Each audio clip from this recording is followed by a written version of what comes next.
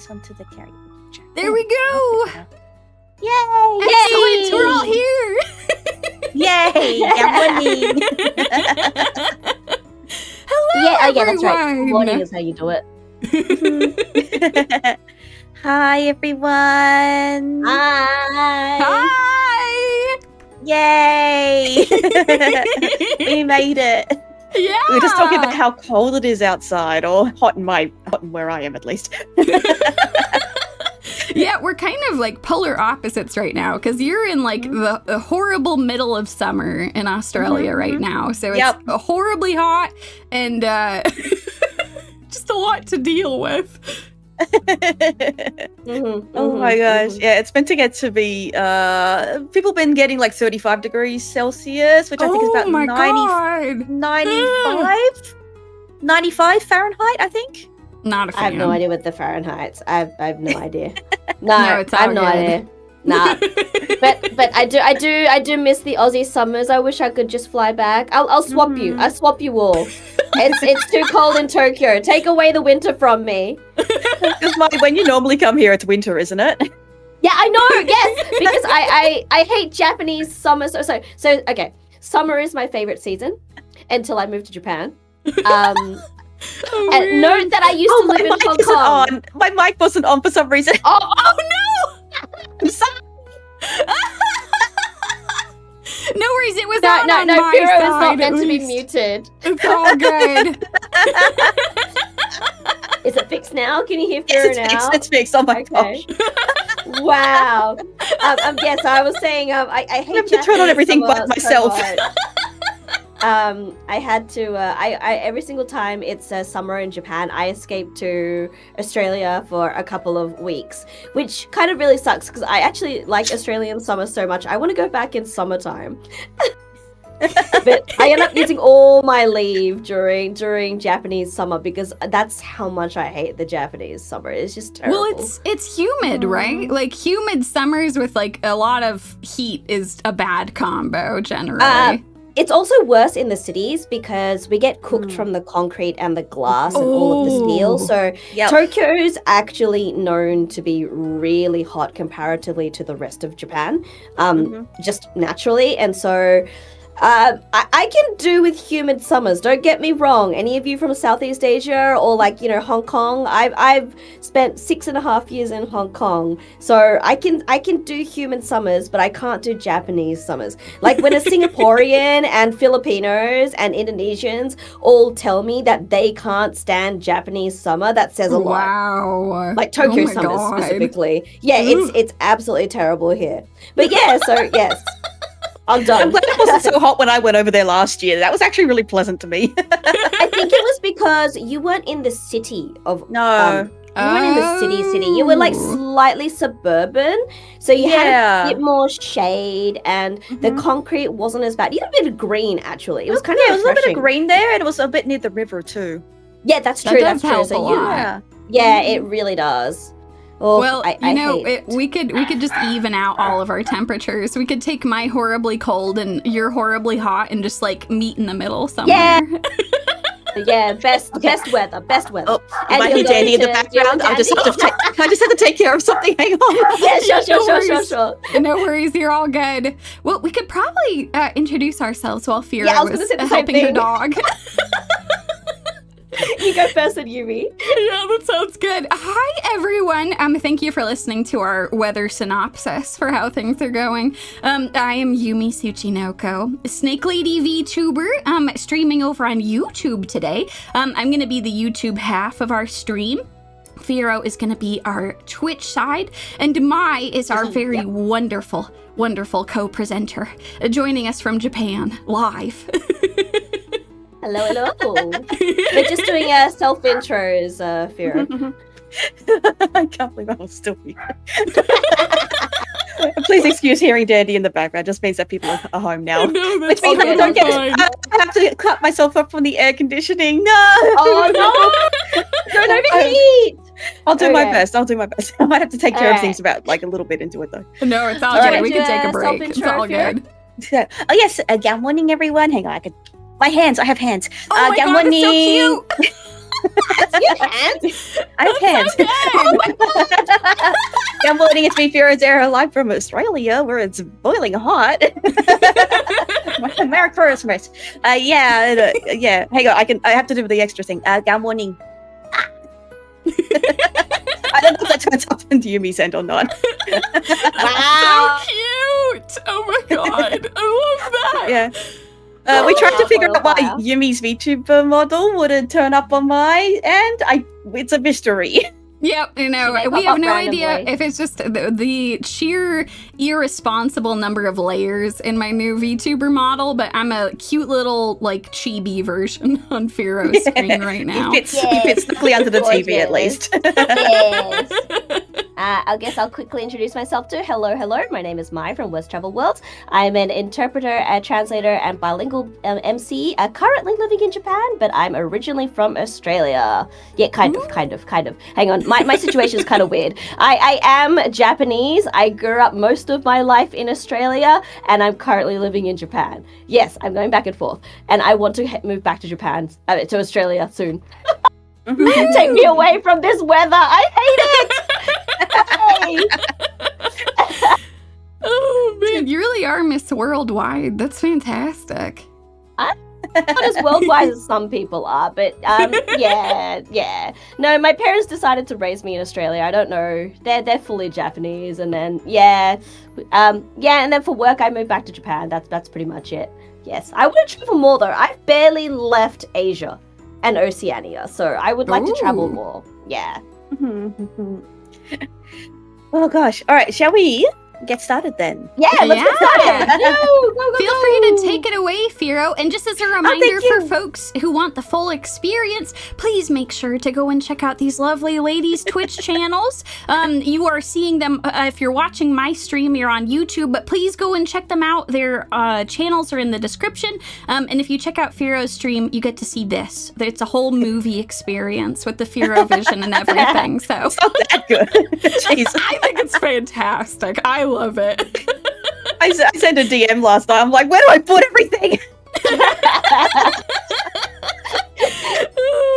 But anyway, feel free to take it away, Firo. You've got all the slides and everything prepared on your side. I've got live chart over on mine. So yeah, go for it. Okay, so welcome everybody to 2025 Anime Wrapped. Maybe I should have called it Anime Unwrapped, maybe. No, anyway, it's a wrap-up. We're doing a wrap-up. I think unwrapped would mean a whole bunch of other things, so which we're not doing today, so maybe wrapped is fine. Yeah. Yeah, we're going to be listing our top faves and a couple of our shames in this year. So yeah, let's see. I got a whole slideshow thing. Here we go. It's all fancy. It's got transitions and everything. There we go. All right. So what we're going to be doing is we're going to be going through a few categories, and we'll be saying what our top favorites are from each of those until we get to the best of the worst. We'll go through that later. So yes, I'll go over what the how we've categorized everything as well. So I'll get to those. Yeah, our categories for today are slice of life, fantasy, comedy, action, drama, rare gems, and best of the worst. Ooh. Yay! Each of us have got 3. There's going to be some overlap, of course, because some anime are a bit harder to define. So maybe one of us has got something in slice of life, and someone else has got it in drama. So we'll see about that. And where we hit something new, if we when we're going through the list, if we hit something new, we'll discuss it. Otherwise, we'll be like, oh yes, this is my number 1, my number 2, number 3. Yeah.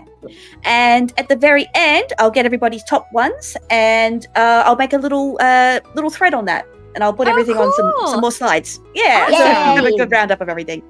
Sounds good. Mm-hmm. Firo's usually much more organized than me, so I let Firo just handle everything. Yeah. Some of it's a bit of a last minute scramble, though. I'm like, oh my gosh, I forgot to include this. Yeah.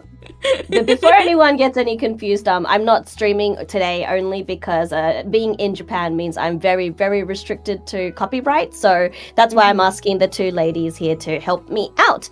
But I do stream otherwise, yes. Yeah. Mai, you need to get back into Pokemon again. I will be. I promise. I've got a bit of break now, so I will probably start. I might actually stream tonight even, really. Let me play Pokemon. Anyways. I hope that we can play Dinkum in the future as well. Yeah. We got to fantastic. get back to Dinkum. Yeah. Okay, so just for each chat, because we're going to be doing these presentations and discussing stuff, we might not be able to get around to everybody's like questions and comments. So just be aware of that. So yeah, just sit back and enjoy the show. Yeah. But please do chime in if there's any thoughts you have on each of the shows that we bring up, because that would be really good to hear everybody's feedback on that too. Like, what did you enjoy? Yeah. So let's get to our first category. Someone threw something. I put that on. Okay.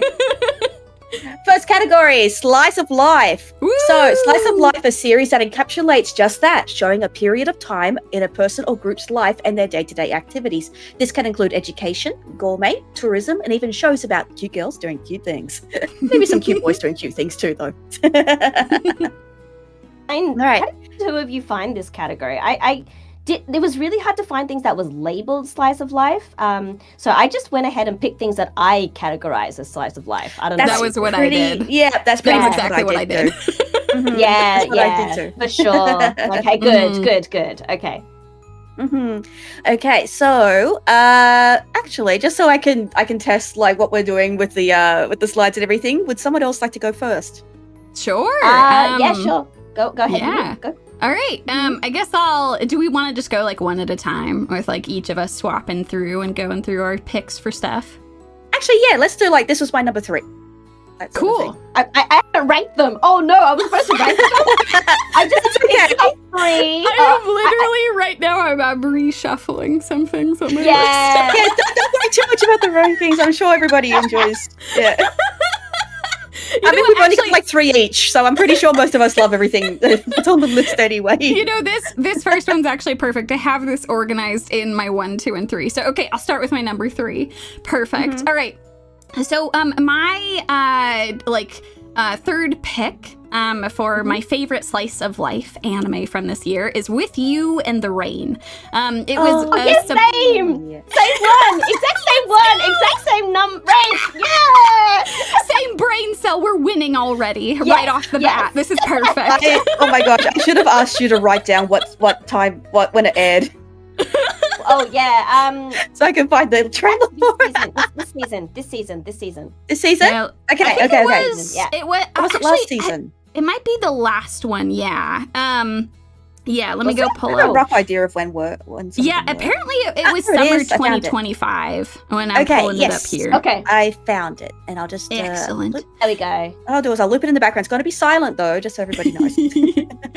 That's good. So yeah, With You in the Rain, I guess I'll talk a little bit about it, and Mai, you could talk about it too. Yeah, sure. Yeah, because this was actually one that I didn't get around to watching myself, so I'll let you two take it away. Okay. No problem. I think that you will enjoy it a lot. It was just a really pleasant surprise. Something that I had no expectations about going into, and I just always wanted to watch this every night before bed. It's such a relaxing show. There's a lot of elements of it if you're listening to it with headphones on. They have like a lot of really good sound Foley work that's almost ASMR-like, which is really, really nice. But more broadly, it's about a writer who spends a lot of her life alone. She's pretty socially awkward, like to the point where you kind of almost think she might be on the spectrum in some capacity. She doesn't have a lot of connections in her life, and she ends up adopting a dog, quote unquote, Quote she finds on the side of the road, and it's actually a tanuki. She has adopted a tanuki, and the tanuki can write very well, actually. Brings a little notepad everywhere they go, and the tanuki will just write a bunch of stuff like, oh, yep, no, I'm definitely a dog. Oh, what are you doing right now? Oh, hello. It's so nice to meet you. And it's just a very charming show about like found family with her and this tanuki. It's a really great catalyst for like renewing her friendships and like her familial connections, and it's really wonderful. I think this show is very charming, very relaxing, and the tanuki is just so insanely cute. Like I can't even properly describe how adorable the tanuki is. I agree with that wholly, for sure. It's so cute. Oh my gosh. Yeah, I think you'll really like it, Firo. The Tanuki handwrites better Japanese than I do. He knows more characters than me. So yes, so impressive. The handwriting is so good. It's so neat, you know? It looks nicer than mine. Look, before anyone gets wrong, because I'm an interpreter and translator of this day and age, I type it very well. And I read it very well. But if you ask me to handwrite it, oh God, no, just, yeah. But yeah, no, I totally agree. It's something, yeah. For me, it was, I know this author, and it's, I do like the styles that they work with, so I've kind of kept an eye on the animes that happen of their series, and this one in particular, I think it just struck me by surprise on how well it was animated. So, you know, when I did my list, it wasn't just, you know, do I like the story and the characters, because I'm more of a manga reader. So most of these I'd already read in the manga, or even if they have light novels, I may have even read the light novels. So it's kind of hard to say I like this anime if it wasn't well animated at the same time. So I had to put my biases aside. But this one caught me by surprise by just how well animated it was. And as Yumi said, the sounds, oh my God, the audio was just blissful to listen to. I have to agree. Really relaxing, really nice. Yeah. So that's fantastic. Also, that is incredibly based that you go and read a bunch of this stuff first. As a fellow manga enjoyer who ends up getting super hyped and also nervous whenever my favorite manga gets animated, it is nice to actually see like when they do a really good job with it. Like they not only like do a good service to the original source material, but they elevate it through animation in some way. 100%. Like, I mean, it's really good to, like, you know, keep, like, really important frames or, like, really key frames in an anime, but it's something to revamp it so that it looks awesome on the TV as well, because they're different mediums. So the delivery has to somewhat be different to sort of, like, own the show, right? So I do enjoy it when they do change it up a little bit, just so that, you know, an animator it takes advantage of the fact that it's an anime, and I think this one definitely did that. The audio was just absolutely beautiful. 100% agreed. I always appreciate really good Foley work in an anime. 100%. Well, that's crazy that was both of our number 3 pick for this category. I'm curious. Good start. What did you pick for yours? Okay, mine is My Awkward Senpai. But yeah, okay. All right, I can see I'll go up to this one. Now, did anyone else watch that? Yes! Where is it? Oh my God. My Awkward Senpai. It's here somewhere. It's from this season. It's actually behind a paywall for me, so it's on a different stream. I haven't watched it yet. But no, yeah, I can see you liking it though, for sure. It's such a hero show. It's a very me show. So yeah, the basic premise of it is a workplace, and you have this lady, the blonde girl here, who's she's very on top of things, but yeah, that's her. Everyone's like thinks she's really scary because she's like very competent, but she's actually very she is very actually awkward. So she's the sort of person who, like, I don't want to go to the social parties after. I don't know how to talk to people unless it's like this sort of thing or that sort of thing. And then they get a new recruit in, and he's so cute. Like, he's just he really is. Yeah, he's just this guy, and he's just very he's very, I don't know, soft, I guess, in a lot of ways. Okay. I guess I don't know the best way to describe him, but like he's got a little bit of a puppy. Yeah, he's got like a bit of a puppiness to him, where he likes to follow senpai around, and he's caring about her a lot. Yeah, that's a great way of putting it. So end up like this is really the first person that she's ever really developed a relationship with at a workplace, and they have like he actually understands her because most people see her as scary, and he's like, oh no, she's actually just really really awkward, and that's cute. Oh, that's a great pick. That show is really cute. It's like very unassuming in a lot of ways, which is nice for like just taking it easy, watching something that's cute, something that'll make you laugh, and something that's very relatable. I think that's a great pick. Yeah, I do love the senpai. she's very me coded, I feel. Yeah, I agree. 100%. 100%. I'm gonna go home and I'm gonna go play my gacha games. Like, oh, I have to go out and go shopping. It was like, oh no, I ran into my guy. I don't want him to know how bad I eat. I was just gonna get cup ramen. I feel like we all have shows like that where we just see ourselves in the character and we're like, I can't help but like this. It's too relatable to me. 100%. So I'm really happy with that. I love the color palette as well. It's just I love all the colors, especially like all the characters have got like the inside layers of the hair have got different colors, which really I was gonna say, yeah, it's very nice. Yeah, it's good. I like it so much. And of course, they do it. They work at a company which I'm not too sure how this company is defined exactly. Like they're kind of like an event management company, but they started off with like anime merchandise. Oh, so it's very right. Yeah, it's kind of interesting. A lot like in Japan. Yeah. No, that happens a lot in Japan. They always start with one business, and then when they get successful in one business or they need more profit, it's one or the other. They usually dive out into a second option as well to help. It's kind of like how if this was like Crunchyroll does like anime as well, right? They usually do licensing of anime, but they've recently developed into they also now have studios where they record dubs, but they also do an event to make sales, for marketing purposes. So it's a little bit like that, and that's very, very common in Japan. Oh, I had no idea. That's some good background then. Yeah. Because I do like it because they're talking about the sort of event stuff that I really like too. Yeah. I'd always just assumed it was kind of like the author just didn't want to come up with what the company did.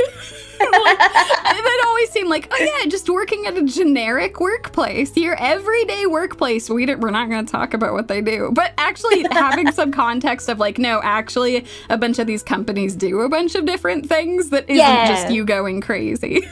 Well, it's a proper workplace anime. I mean, if you look at the trailer just then, I just saw it said Sendenbu, which means marketing department. So that's probably why. Okay, yeah. She works in the marketing department. So there's like gacha games that approach them and ask, "Can you help with a collaboration pop-up cafe sort of thing?" Yeah. So she helps do those. Yeah. So she probably does licensing out. So in Japan, it's a little bit awkward because Japan doesn't really care too much about a person's actual job description as much. When you introduce yourself to someone, you don't actually say your title. You actually say what department you belong in. Yeah. So a lot of us don't really have job titles a lot of the time in a Japanese company, and that's regular. Yes. That's interesting to hear. Okay. Yeah, but if you actually watch a lot of the animes that are, in like with a office or a company setting, usually a Japanese person can tell what kind of company they are. They usually tend to exist. Ah, I see. That's super That's cool. Really cool. That makes the show a lot cooler for me.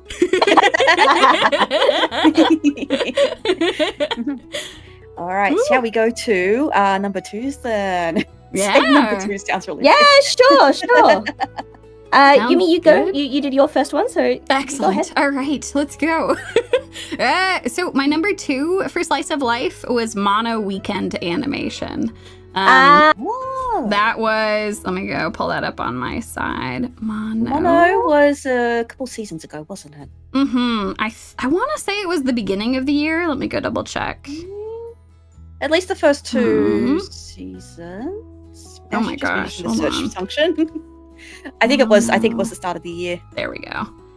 Yeah, it says, apparently it was spring 2025, and it might be kind of far down on the list, because I think it flew under the radar from some folks, which I think is such a shame, because this show is so impressive. So this is the original manga is by the same author as Yuru Camp, my beloved. Yeah. Oh, really? And so this is another one of Afro's works, and it's something where after the kind of I want to say, disappointing season 3 of Yuru Camp. On my channel, we say it does not exist because there was a lot of like production issues with it, like reusing of music, a lot of animation issues, and just like not capturing a lot of the manga super well. Mono, it was made by a completely different studio. Studio Soin, and this was their very first anime ever. They are impressive. Yeah, so they're a collection of a bunch of animators from other studios who have come together to create this studio. And Afro, I'm assuming, knew them in some capacity and was comfortable enough with letting them animate this.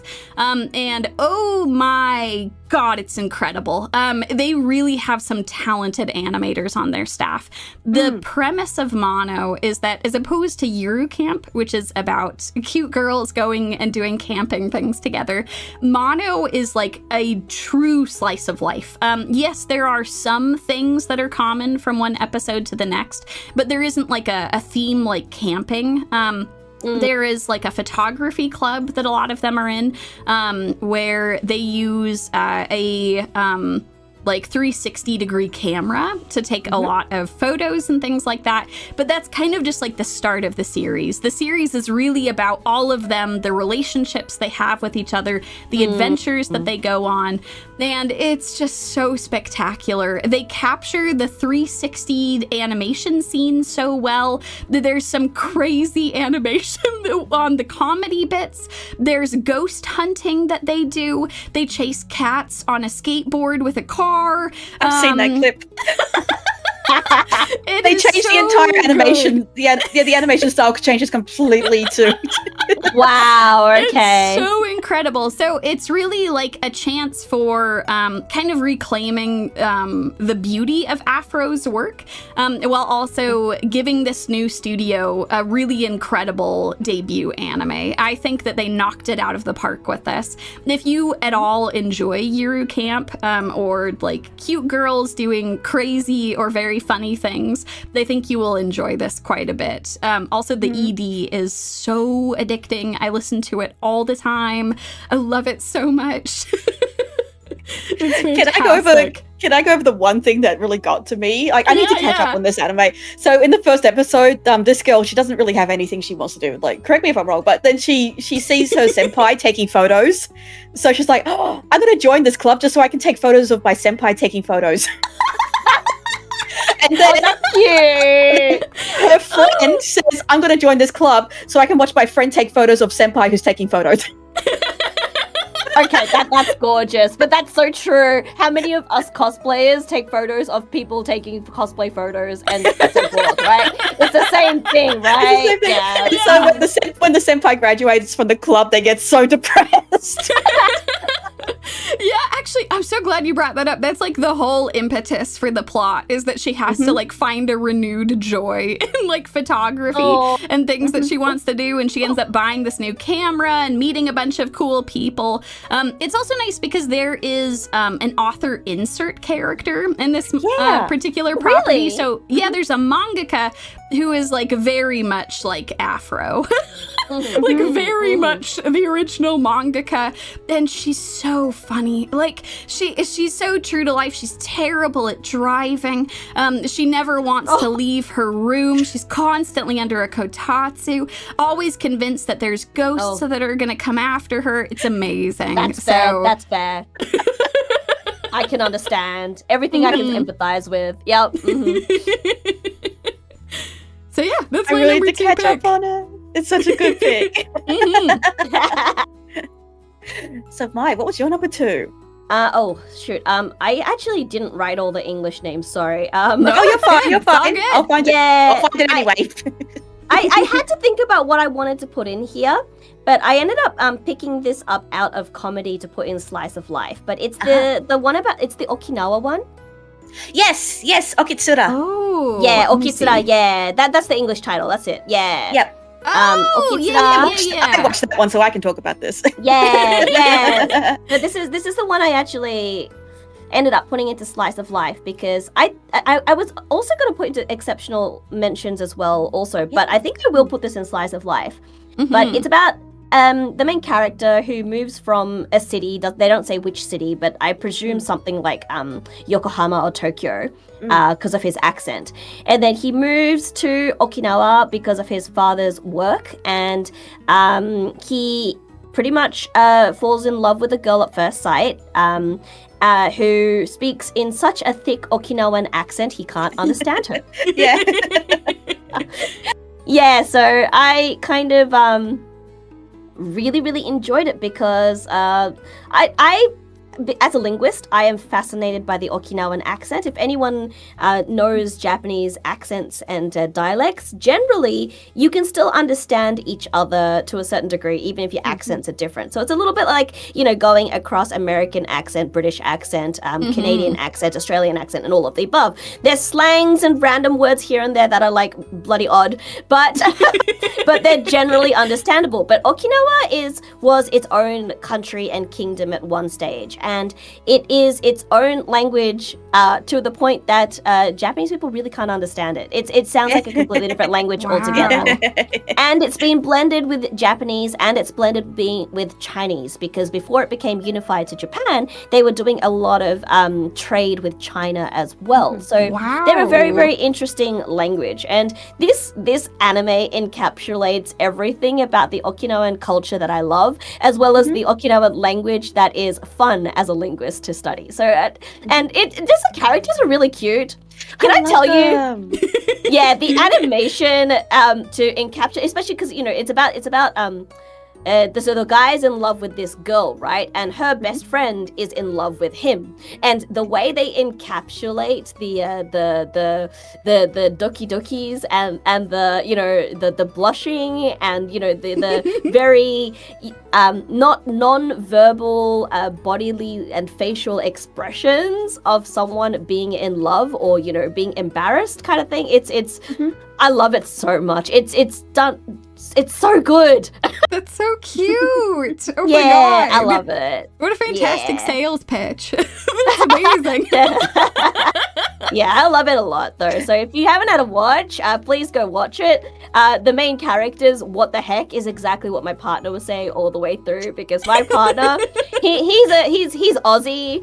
And he's N1. He's the highest level of a Japanese learner that you could do. He can live and work in Japan perfectly fine with no assistance, except him listening to Okinawan dialect was just like, what the heck, all the way through. Watching his reactions was really funny. Yeah. I really like this show because they honestly did put so much effort into teaching you about the different quirks of the they really there. did. It's so good. Like, there's been quite so a lot cool. of anime recently that's, like, tried to do, like, pick up on the best parts of certain prefectures to try and entice people to, travel there or learn more about the culture. But this one, I have to say, is probably one of the best ones I've seen so far. It made me want to go. Oh, good! We'll go! You'll love it! I would love it. Yeah, I love how they even go into some, like, negative aspects or things that are, like, kind of weird. So things like a lot of their ghost stories end up the same. Yeah, Or like we don't have any trains, so a lot of people are overweight here because we drive everywhere and we use the drive-thrus. It's like, oh wow.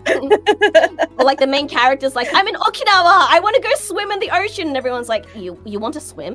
What do you mean you want to swim? And then he turns up and he thinks all the girls are going to be in bikinis. They're like, no, Okinawans just swim in their clothes. Yeah. He's like, oh. I love it so much because it's also like so much. The reason why I want you to go, Firo, is because Okinawa is literally like lazy Australia. Yeah, I can imagine. Oh, It's laid back Australia in Japan. Yeah, it really is. Like, I feel so at home when I'm in Okinawa. We went in January earlier this year because, you know, it's off peak, it's winter. Most people go to Okinawa in the summer kind of thing, right? It felt like, the temperature was exactly Sydney winters, sorry. Yeah. And it was nice and sunny, lovely blue skies, and everyone was so laxed and chill. It literally felt like I was back in Australia. I could keep going back. Anyways, I'm done. That's so cool. That's so good. Yeah. Great recommendation. Both for Okinawa and the show. I love the color palette they use for it. Yeah, same. It feels so good. summerish. Yeah. But the thing is, go to Okinawa and that's actually the colors people are actually wearing. It's actually just accurate. Yeah. That's awesome. yeah, like this is like of all the educational shows I've watched, like this one's a real proper educational show for like culture. 100%. Best Okinawan show I've seen in anime so far. Best representation. So, Fantastic pick. Yeah, what have you got, Firo, for your second pick? My second pick was solo camping for two. Oh, yeah, okay. Yeah, I can see that. Yeah. Kodo also really likes this one. Yeah, I can see that too. Yeah, I can see that too. Yeah. Let's see, solo camping. Where is it? I know it's here somewhere. Like 2 seasons ago, yeah. Oh, yeah, it's on the same season as the other one. Let's Yeah. see. Okay. This one. Oh, I love this show so much. I did read the manga at one stage. Yeah? Yeah, so that's why I remembered it. So yeah, it's basically what it says. It's Okay. This guy likes to go camping a lot. He's been going camping with his dad ever since he was a kid. Then his dad passed away. So basically going camping is basically his legacy, like remembering his father, and just he loves his alone time in the woods sort of thing. but then he stumbles across this girl and she's like, I want to go camping, I have no idea what I'm doing. So he has to save her, and then she proposes, well, how about, I want to learn more about camping, and you're the person I think will help me the most, so how about we go camping? He's like, no, I don't go camping with others. And they're like, well, how about we just go solo camping for two? And he's like, oh. So they just have this cute little system where they both set up and then they just come together for meals. Oh. Yeah, and he'll teach her some stuff, but yeah, they mostly just enjoy their alone time. They eat their food together because she's a cook. And yeah, it's a nice relationship. And there's a bit of romance in there, and they meet some other characters along the way. A little bit of drama as well. So someone from his past turns up and they go into like his personality. It's really, really nice. And I love how the characters like progress with their relationships. It's really cool. Not gonna lie, I'm just watching the trailer. The food looks so good. The food's so good. It makes me so hungry. No, you're fine. I was actually gonna say, I appreciate your perspective on this, because this was not something that I personally enjoyed as much, but the thing that I loved about it was the food. I think they did a good job of like showing off all of these different cultures, all of the different, like that's something that I always really appreciate, is like showing off like a wide variety of foods and things like that. So I appreciate your perspective on it. Yeah. I do like the characters, though. I mean, there's one point where we figure out that some of the characters know each other, but they don't know that. Oh! This whole time I see them. Oh, I can't wait for the next episode. It's gonna be so fun. Yeah.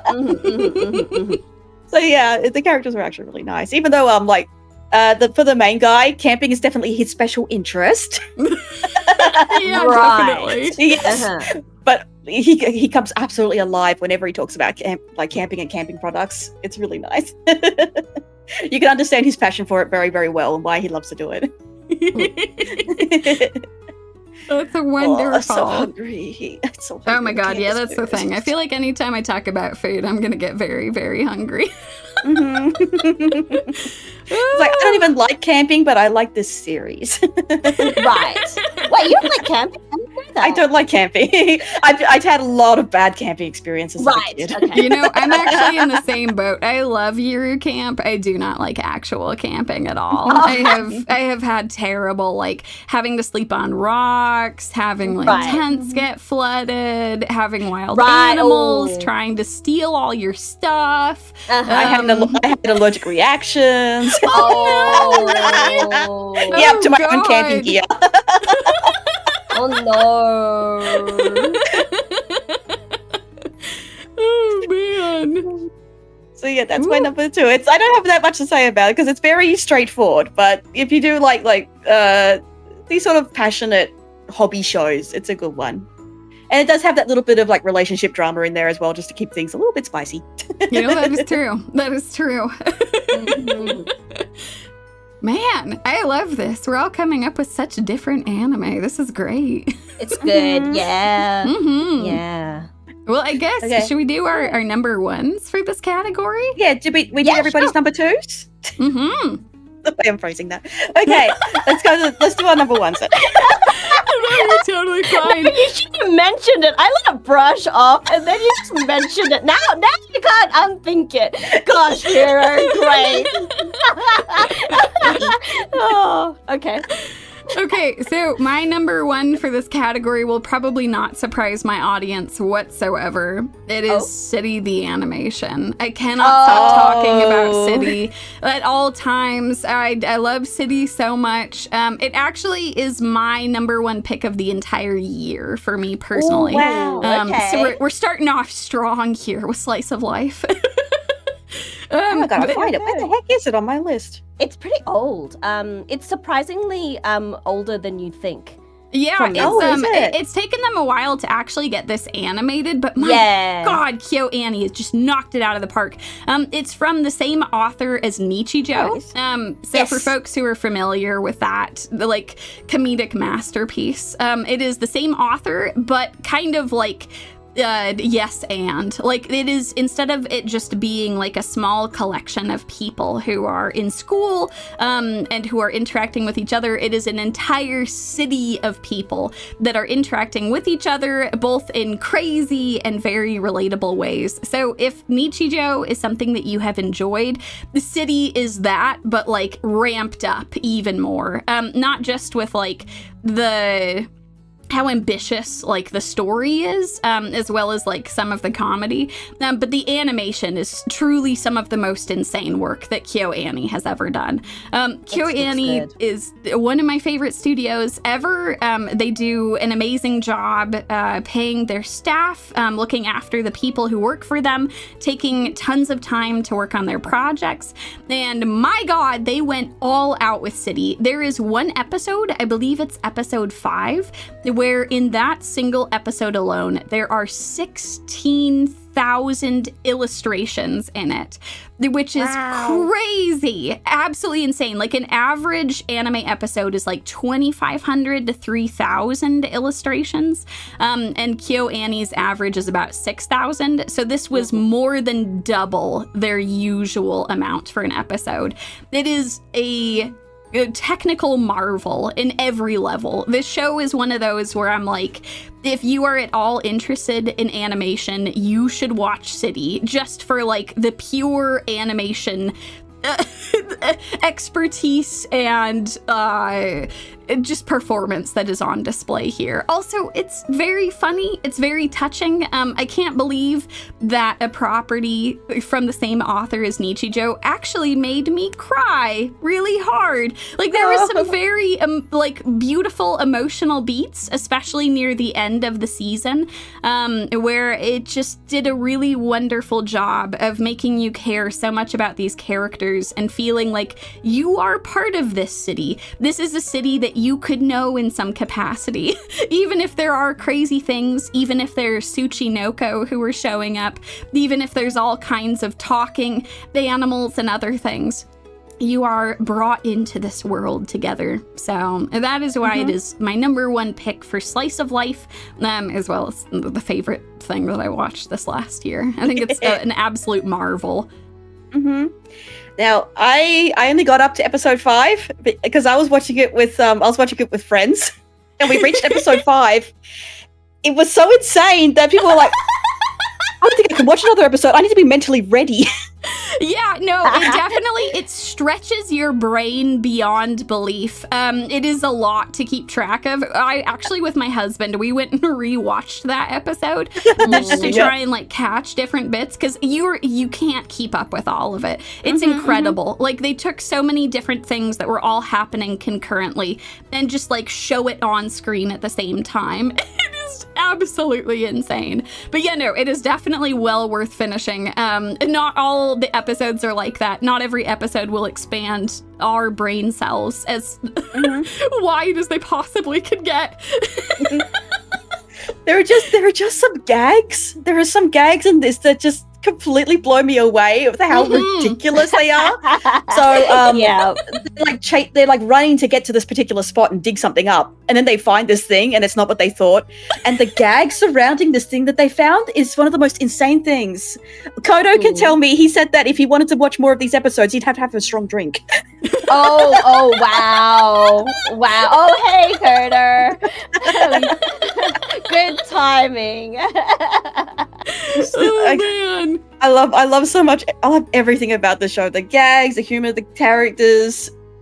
Also, just the color palette that they picked. Oh, it's so good. Amazing. It seems like it stepped right out of a manga panel. Like, they do such a good job of capturing the style from the original work, while also making it move so well, because it's KyoAni. They spend so much time on all of their productions and like lavishly illustrating everything. Even for like very simple gags, they just go absolutely insane with it, putting way more time and effort than you would think possible, and just making it look so good. Yeah, I love with the color palette especially, you can kind of like when you look at it, you feel like you know what paper it's been printed on. Do you know what I mean? You can kind of imagine all the images as part of like a certain book with certain sort of like paper type and everything, and I really love that. Like, I feel like it's all hand drawn, even though I can feel the ink. I can feel the ink. That's it. Yeah. I also like the animation because it does look like manga that's been moved, if you know what I mean. Like it, like a moving manga. Yeah. It's also cool because I feel like it's one of those shows that, like, if you have someone who is kind of on the fence about anime, they feel like this might be something good to show them, because the art style is it's somewhat reminiscent of like Western animation in some ways.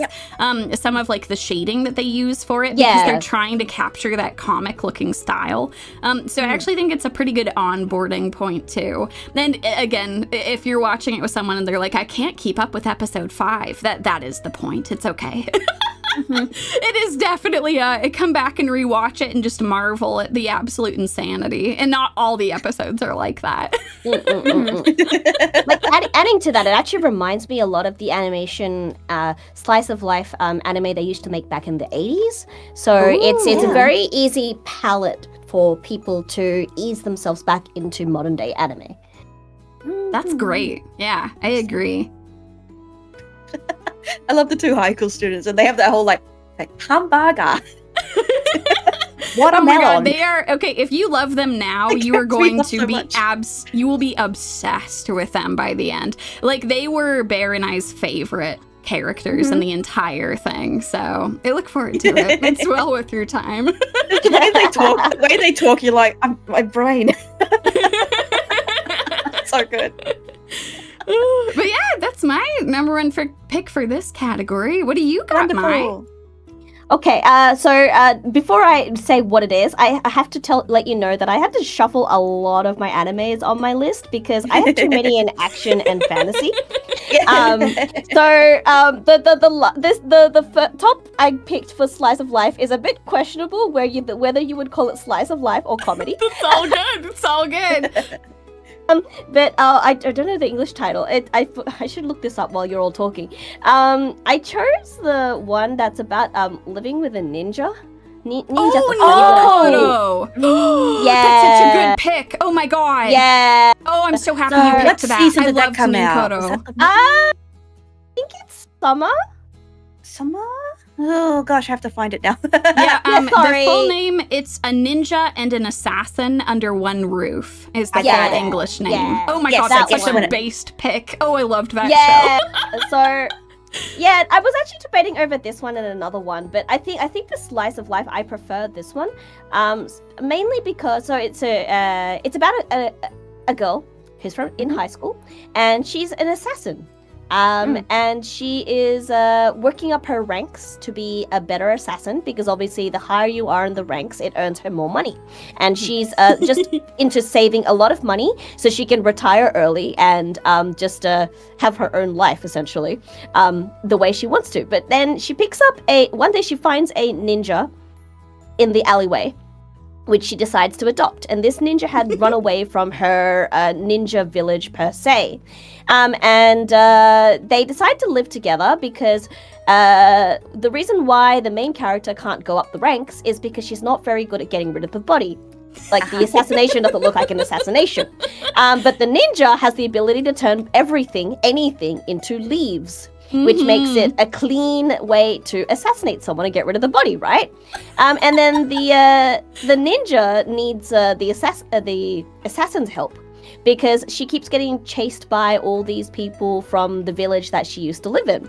And it's just a really nice slice of life of the main character has a bit of a issue with showing human emotion, and the ninja on the other hand has a problem with having too much human emotion, and it's a nice relationship that they end up having with each other in, it's just heartwarming altogether. It's a good laugh. It's a whole bunch of jokes because it's obviously not possible that this is happening, but you can get a giggle out of it, and it's all of the relationship with the characters are pretty cool. And then you have the people who come to assassinate the girl, and they have their own episodes later on as well. It's really cute. I love the characters. There's no way you can hate any of the characters. Yeah. Oh my god, I am so happy you picked this. I was struggling so hard with shows to put on my list, and I'm so delighted that you brought this up. Okay, when good. when I brought this up during some of my seasonal anime stuff, I think that what I tried to pitch this on was it's like a pure dark comedy. It's like what dark comedy actually is. True. It's like you're laughing as people are dying and their limbs are getting broken and they are more broken people. And yeah, I don't know. They just sell it really well.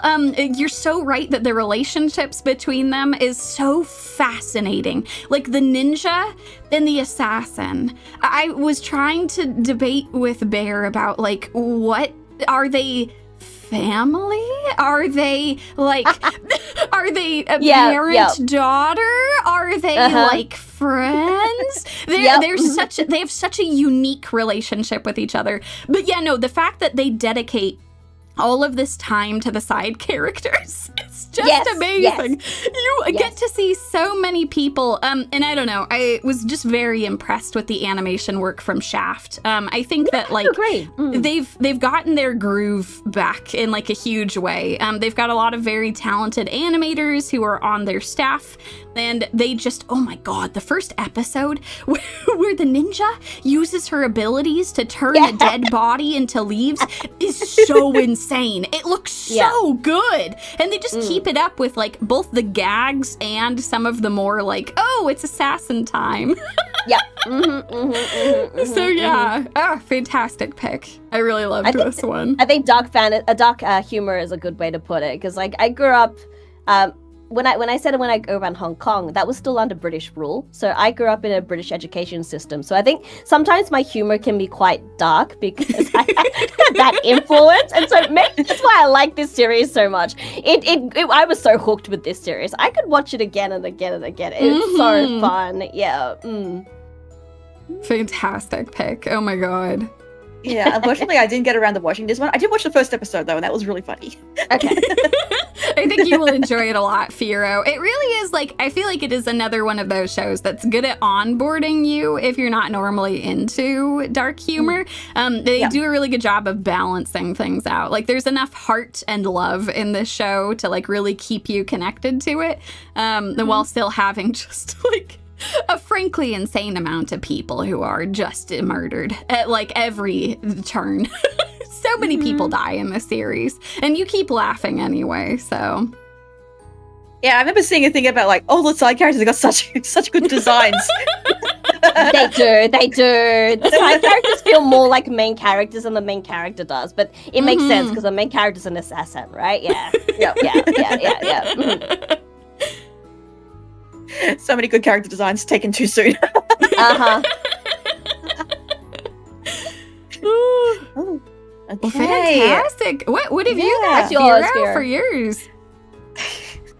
I think mine should be a little bit obvious which one it is. Yeah, I think I know which way it's going. I had a feeling you'd mention it somewhere. I just need to figure out which category you'd put in. I guess it's slice of life makes sense. Slice of life, yeah. It's an educational show. That's true, yeah. Okay, where are you? Wait, there we go. It's Ruri Rocks. Oh, fantastic! Oh my god. I have to tell you, maybe we'll just bring it up briefly when I go to Rare Gems, but that was where I put Ruri Rocks, so another incredibly based choice. I easily could have put it in Rare Gems because it's all about gems.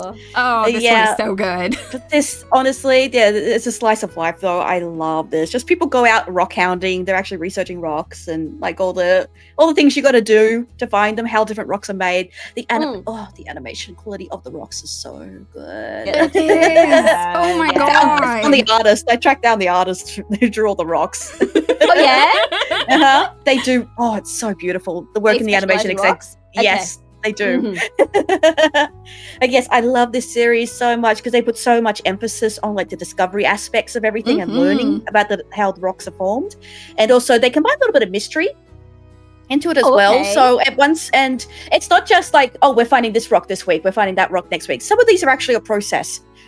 So Rory picks up a piece of a like a sapphire in the river, and she's like, where did this come from? So she goes to the university girls, and she's like, I want to find where this came from. They're like, okay, well, let's make this into a project for you, and this is what you have to do in order to find them. So she every episode she's finding other rocks along the way and how they're made, but the overall thing is like, I want to find these sapphires, and she's slowly working her way up like the river and into the mountains to find where they came from. And then they have this whole story there, and it's really, really nice.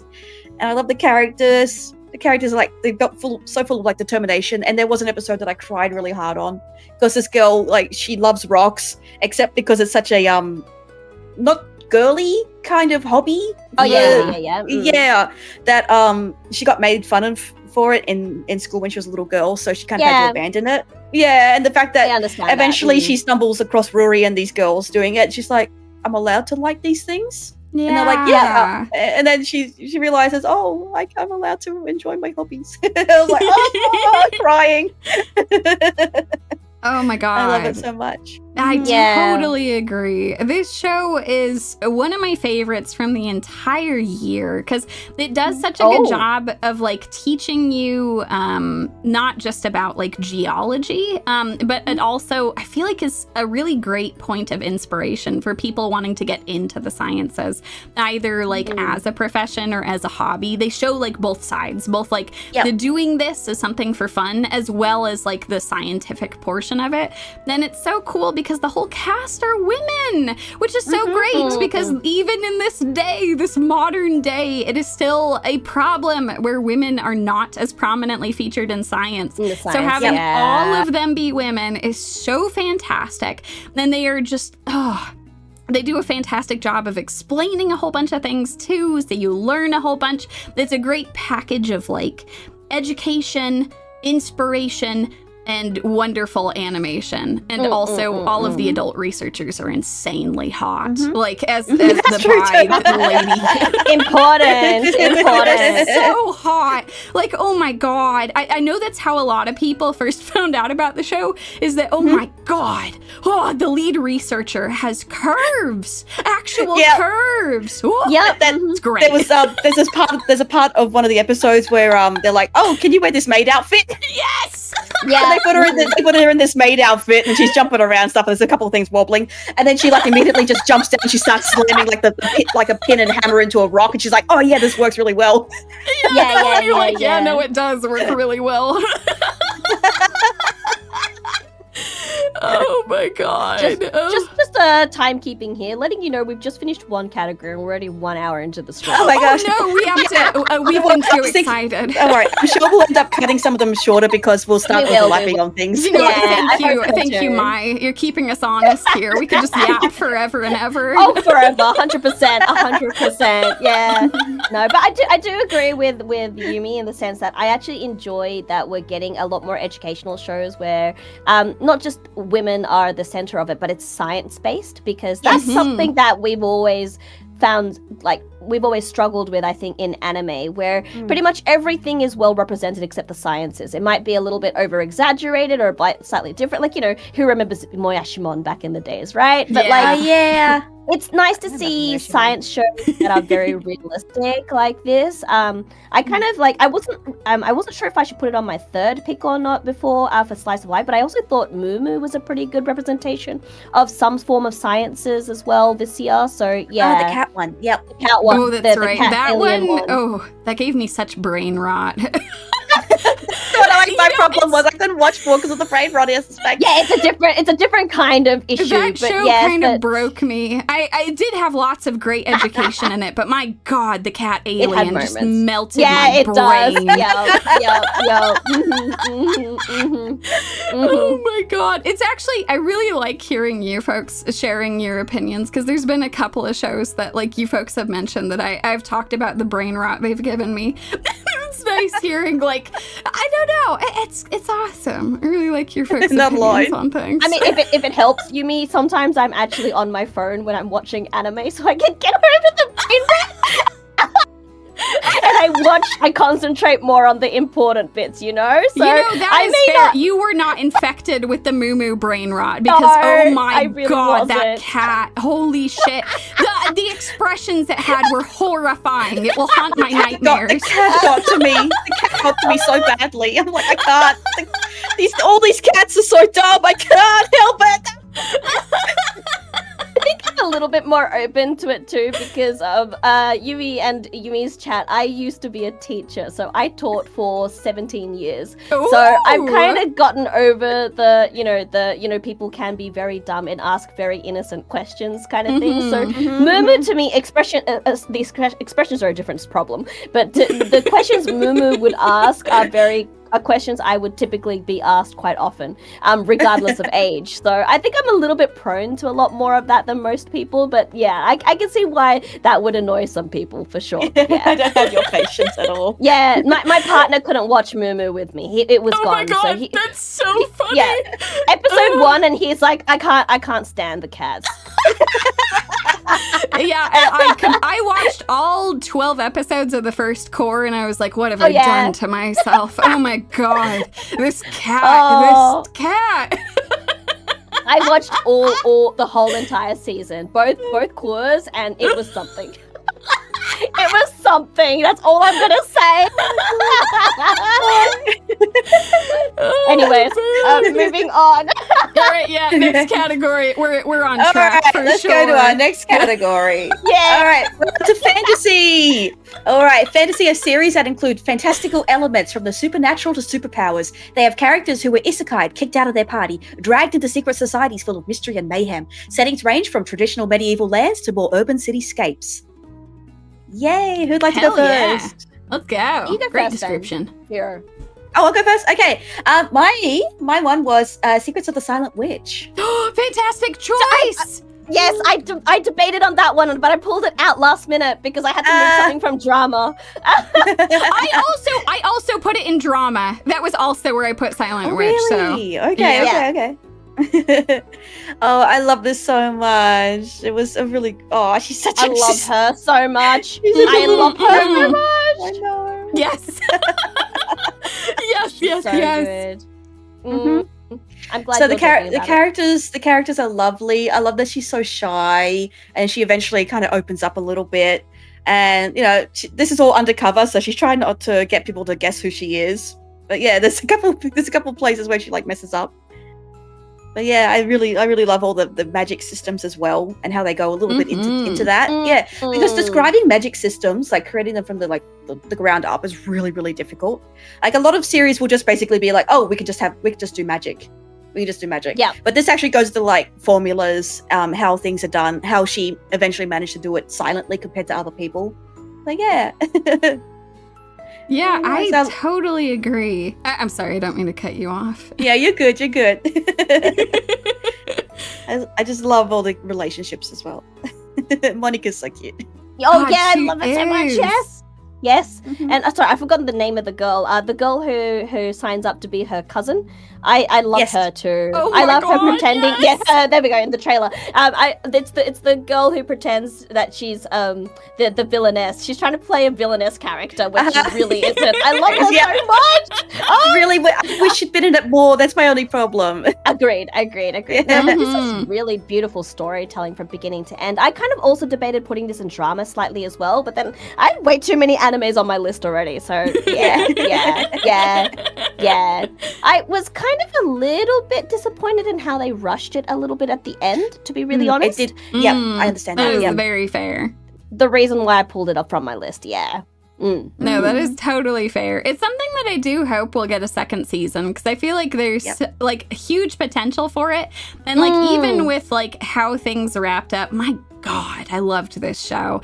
It was like a really great combination of like a very cripplingly shy person who was so shy that she has taught herself how to cast magic without speaking. Like her being such a powerful person, but being so inept with social interactions to the point of like being really badly bullied. Like, oh my God, the things that she has gone through are just absolutely harrowing. And seeing her like trying to like get a second chance at actually having a positive school life with friends, with people that she cares about and who care about her, I think is really beautiful. So I really loved this show. I thought it was so charming. I thought the characters were really believable in this show as well. Like you mentioned the bullying, but the way they react and interact with each other and how, you know, some of them have to put up a face and the way you see them put up a face. It was, every single part of it was quite really relatable and believable. I loved the characterization of all of the expressions and the characters in this whole entire show. It's been good. Yeah, I loved the show. It was beautiful. The animation was so good too. Oh my God, they just crushed it. I need a second season. Oh, I agree. Yeah, same. Or they might as well just make a movie out of it and just up the budget and make a really fantastic, you know, visual, a whole visual movie out of it. They might as well. It's that beautiful. The colors, oh my God. Yes. So nice. Fantastic. Totally agree. Yeah. How about we just keep going in circles? So Yumie, you want to mention yours next? Yeah, sounds good. Let's see. So this is my third one for fantasy. I will put something from a recent season. May I ask for one final thing? Oh, yeah! Good choice. Yeah. This is technically a comedy as well, but it takes place in a fantasy world, and I really adore it a lot. This is kind of like speaks to my soul. It's incredible. It's a show about a woman in a world where magic exists, and her special ability is getting to speed up or slow down time so that she can punch people even harder. And she regularly, frequently punches the worst people. And it is so cathartic. And I love her so much. Everything that she does, all of her expressions, the voice actress that they picked for her is so perfect. It's so good. Oh no, Mai, you have totally disappeared on my mine's screen. disappeared. Oh, what disappeared? Why? I was just trying to figure it out. She's gone. Oh, wait. Okay, let me see if rejoining the You're still on the list. No worries, you're totally fine. I will keep talking about this. You can talk with us in spirit as well. We'll wait for Firo to. I think my internet dropped out. There we go. Hey, there we go. Excellent. Popped up in the same spot you were before. Yeah, there we go. Perfect. Yeah, no, this show is just the definition of very satisfying. Like all the times that you've been watching an anime and you've just really wished that the main protagonist just really slugged someone super hard. This is that show. And oh my God, they just don't shy away from like she'll punch someone and the blood splatters all over her face. And you're just like, oh boy, she just broke that person's face. Their jaw is not going to recover anytime soon. But yeah, she like makes it a point to she's making the world a better place through her punches. And that is just incredible. I love this show so much. It was very delightful. There's one more episode this next week and I am just so excited for the finale. I gotta catch up on a couple episodes. Yeah. Oh man. Yeah. Yeah, no, I agree. I'm glad you put this up because I actually put it in and then ended up removing it after seeing all the list, like Silent Witch, mainly because I wasn't as happy with the way they told the story as they did the manga. This is where my biases kicked in, which I was trying to balance because I love the series so much because the manga is so good. But there were some things that I think the anime didn't quite hit that was like that I could say was a good anime. So yeah, I'm glad someone pulled it up. Thank you. Oh yeah, for sure. Well, I also think that it's just a great advertisement for if you like the anime, go read the manga. You get even more of That's true. That's very true. And if anyone can read Japanese, the light novel is really good language. It's really good language. It's not that high. It's not that difficult of a read either. So if any of you are like maybe N3, N2, might be some good reading material for you to get you more used to reading some Japanese text. It's pretty good. It's pretty good. Okay. Cool. I really do like this show. Yeah, it's a good show though. Don't get me wrong, it was very satisfying. Having the music was even more satisfying. Oh my god, yes. Holy shit. They really crushed it with the Foley too. They did. You know what? I just realized I could keep talking about this forever, but I should pass on to the next one. You know, it's funny because when we were planning this, we were like, it'll be about like what 15 minutes per category. That's and now we're just we love anime too much. We love it too much. Oh my gosh! All right, I'll take the next one then. Okay. Oh, sorry, I keep forgetting to look up the English titles. No, you're good. My third one for fantasy was it's the Salaryman one where he goes to the isekai. Yeah, that was my god, wait, really? Oh my god. Yeah. And he becomes part of the demon, like the top 4 in the demon. I was going to put this one in there. You know what? I thought it was a different Salaryman show, and I'm like, oh my god, Mai, you keep picking all the brain rot ones. But no, this isn't the one I was thinking of. No, there's a few. Oh, I will say, Yumi, I do like brain rot isekai though, because it's a really good background anime. You know how you can predict them? That you don't have to watch every second of it, and you can just go through your dailies of your mobile games. That's what you do with isekai animes. If anyone judges me, I watch all of the isekai, okay? Isekai brain rot is like the best thing you could ever watch in the background when you're doing things, right? That's fantastic. I have to look up, do you know, what is the name of this one? Headhunted to Another World. Headhunted to Another World. Thank you. It was at the start of the year. Thank you. Now, I really enjoyed this one as well. This one definitely I really liked because it is so relatable. It is probably the most relatable thing if you have ever been a salaryman or an office lady, in Japan. Because you become so brain dead from the amount of work that you're forced to do, and no one really praises you in a Japanese office, but they will, even if you do well, they'll just, there's no reaction. If you do well, that's what that's what should happen. But if you don't work hard enough, well, here's some more work, and you will always be told what you're doing wrong or what you didn't do right, but no one's willing to teach you, to give you critical feedback, or to praise you. And it really gets to you in Japan. And not only that, this guy had a really bad life at his office, right? There were people who really didn't like him, like actively going out to get at him.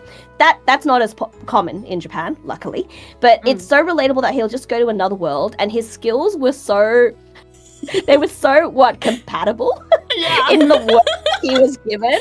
And I love that this demon king is the one guy who really understands him and understands why he needs those skills. And it's the boss everyone wants in Japan, you know? It's just that, and I just love it so much, and I really hope there's a second season because it is so damn relatable. And he's got moments where he's like, oh, I'm useless, like everyone here must think I'm useless because power is everything in this world. But that's like towards the end of the season, right?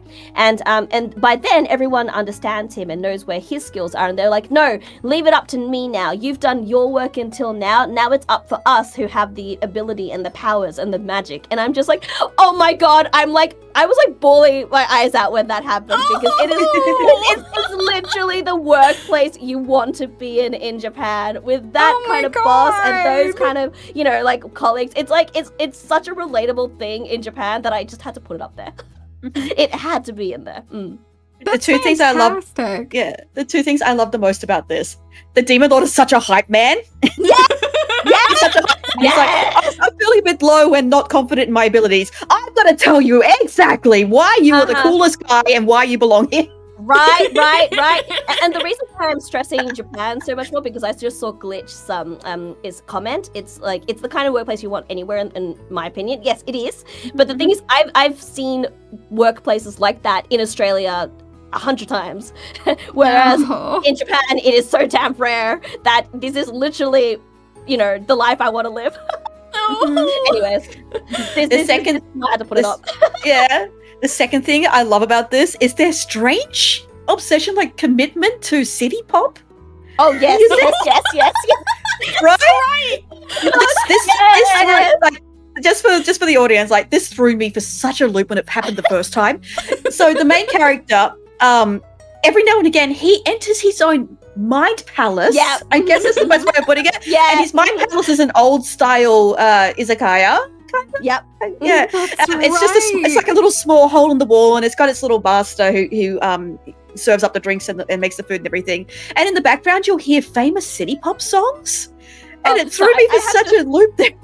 That's actually also a very nostalgic Japanese thing, because you most izakayas in Japan, that's like your local izakaya in Japan will play city pop. That's just stereotype.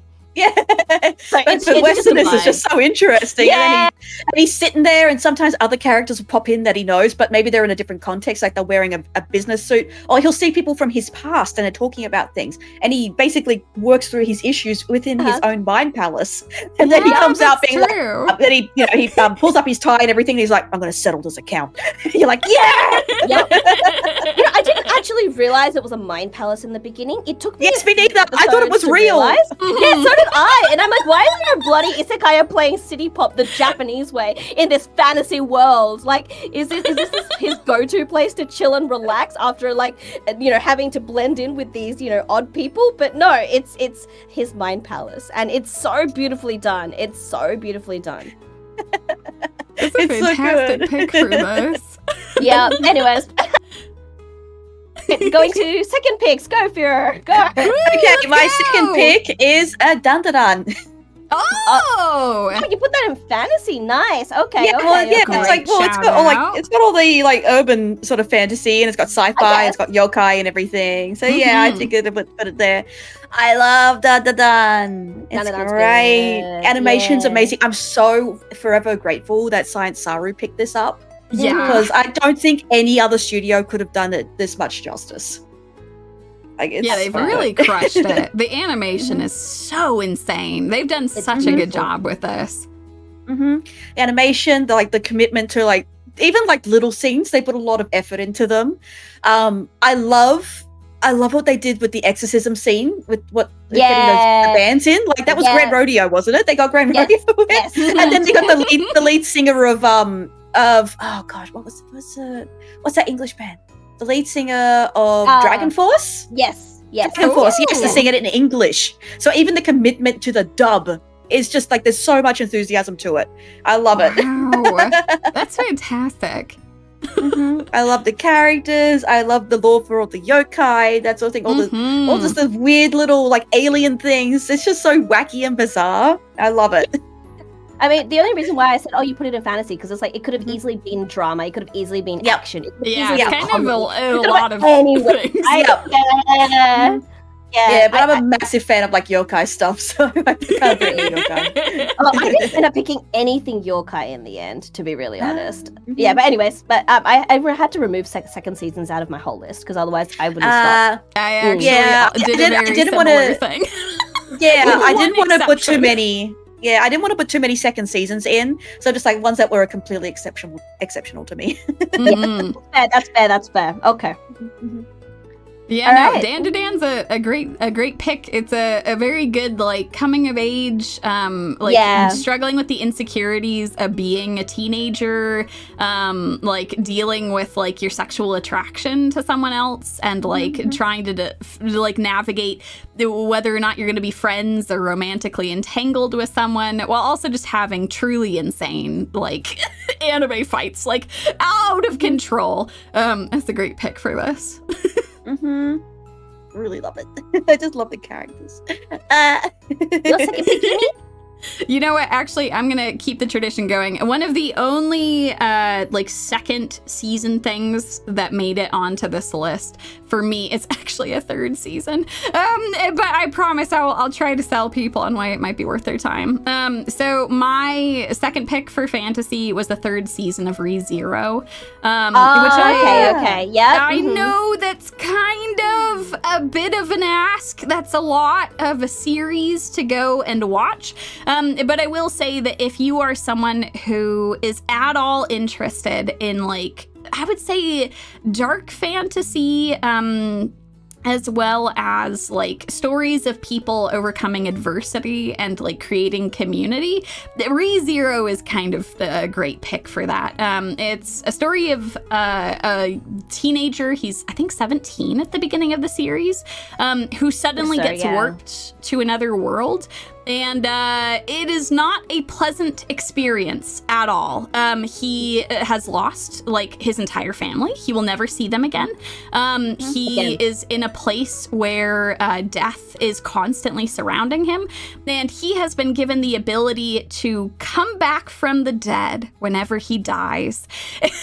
And that means he does have to experience the pain of dying. And it is never like a set point, like a confident point in time that he'll be sent back to, which leads to a lot of tension. Like, even if he can reset a timeline, he might not have as much time as you would think to actually try and fix things. So it's very intense. It is something where I would say if you're someone who doesn't like watching a lot of gore, it's totally okay to skip this one. There is some scenes in this that are like very, very well done, but like it's brutal. You watch him like hit a wall over and over and over again, emotionally, physically, and finally find ways to overcome it. I think the reason I want to bring up the third season is I think it is incredible because it has taken that twist on the story and turned it on its head. The third season, the point in time where he can return back to is minutes before things start breaking bad, as opposed to days or weeks. He has minutes, like I think less than 5 minutes before things break bad. And so it's one of the few times in the series where they have to commit to a timeline. And that is so terrifying because at that point you are like somewhat okay with like, okay, maybe some of the characters that I love, they will be able to make it through in this timeline, or maybe something bad will happen, but maybe it can be reset in some way. Maybe everyone can be happy in the end. And this is a really tense thing where at a certain point very early in season 3, they commit to one timeline and he never goes back. Like, he just has to stay alive. And the consequences of that, all of the characters you've come to love, it's incredible. You can't save Scum anymore. It's really good. A lot of characters who hadn't gotten a chance to shine finally 100%. Get a chance in season 3. And oh my god, they're such badasses. Oh my god, they're so cool. They have such incredible character moments. I sobbed so hard throughout it, just like I do in every single season. So if you are even remotely interested in ReZero and you want something to binge, go for it. There's tons of it. There's several seasons. There's some movies if you're really interested in some extra stuff. But yeah, I this was one that I'm like, I have to talk about ReZero. Season 3 was incredible. And I think it is well worth your time if you're interested. That's my sales. Can I add to what Yumie is saying? Go for it. If anyone got lost on season 2 just because it was a drag, I swear season 3 is worth it. It's definitely worth it. Season 2 is there's a lot that they have to accomplish in season 2. Oh my 100%. God. I think it was long also because it was 2 cores, but what ended up happening was they didn't account for some special programs that was going to happen in Japan in between season 2. So if anyone noticed, season 2 was broken up into 2 parts if you were watching it live. So a lot of people got lost after the the first half of season 2 because of the random break that happened. But in real time in Japan, things happened, and the animation team was unfortunately not able to get 2 seasons in a row to make season 2 work it like as a bulk. That's why there was this awkward gap between them. Yeah, but it's definitely true. Season 2 is. I'm not a ReZero person. I just like fantasy. I just like trashy isekais, which is how I decided to watch ReZero and was like, oh, okay. Season 1. This was a lot more than a trashy isekai. Yeah, it's more commitment, but at the same time, that's what I liked about it because the gore and stuff doesn't actually distract me. Yeah, I keep getting disconnected and connected. Please ignore that. No, it's all good. I hope that's not my fault. I hope not. No, I think it might be my internet. It's been a bit. Oh yeah, I can see the little gauge on the Wi-Fi. I think it says 1 bar. No. Yeah. But yeah, so that's what's been happening, and then and then I watched season 2, and I stopped after the first half because I was watching it real time in Japan. And then when season 3 came out, I'm like, I don't think I finished season 2. So I went back and watched it. The second half was a lot more palatable, to be honest, in season 2. Yes. And then season 3 came out, and it was just, oh, yeah, that's what I expect ReZero to be. Mm-hmm. Like, season 3 is the definition of what I wanted from ReZero right from the beginning. So I think, I agree with Yumie, season 3 is definitely worth your time. And if you can bulk watch it, it is even definitely worth your time. ReZero is a good series to watch from beginning. Yeah. That's such a good point. Like, binge watching it is great because then you don't, like, ReZero is a series that goes many years between seasons.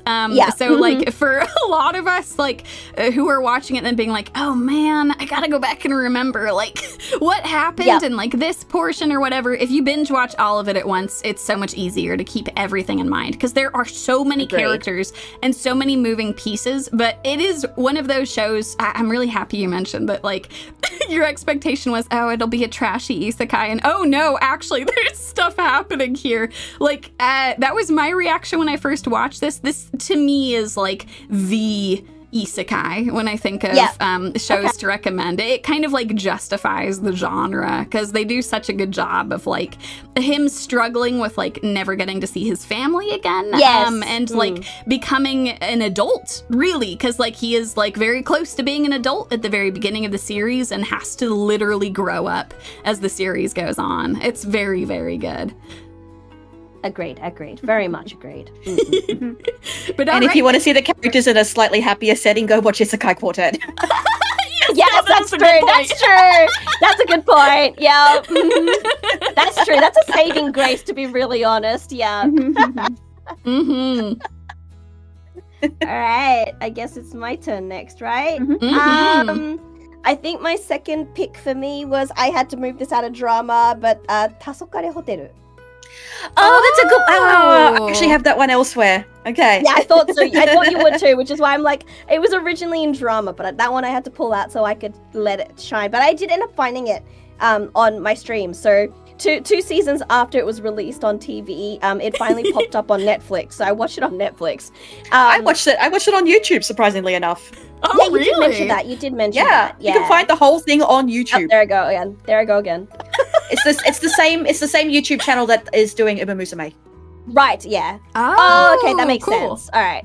But yeah, so I ended up watching this, and to be honest, I almost put it into slice of life even, but what I enjoyed out of it was the whole story.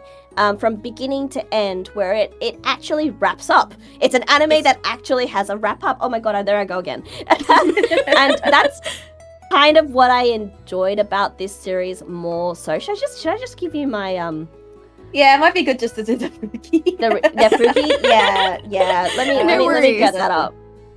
But yeah, so it's I really, really, really enjoyed this one in the end. I think it was definitely trying fit in here somewhere because it's definitely it had something to tell that wasn't just that wasn't just what would you call it, it's not just fantasy, it's not just drama, it's not just about, it almost was like a one shot per character kind of thing, which is not what it is either.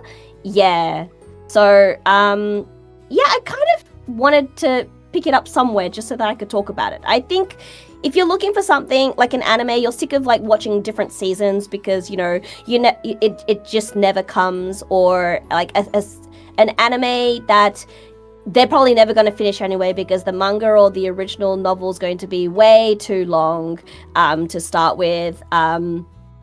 And so they're going to end the season funny or strange, and there's going to be years before they produce a second season, things like that.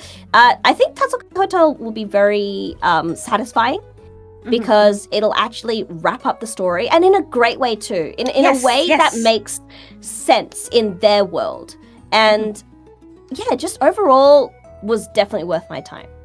Yes. That's awesome. Yeah, I love the mystery aspects of it. I love 100%. the character dynamics as well, especially since you learn that not every my god, my spooky Jason scared me. Sorry. Not everyone that's in the hotel is a good person. So you have you have to work out what are the motivations behind these people, and like, why are you telling me this information and what is it going to lead to? That sort of thing. I love how the main character is like this nerdy little girl who loves idols, and she's been put into this situation.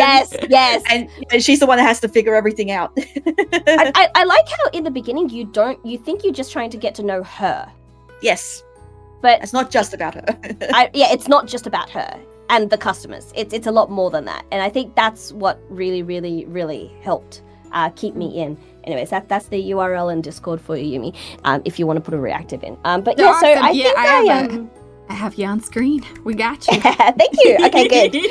But yeah, so I think I think it was just something I really wanted to talk about. I just enjoyed it a lot more than I thought I would. I knew I'd enjoy it, but I didn't think I'd enjoy it this much.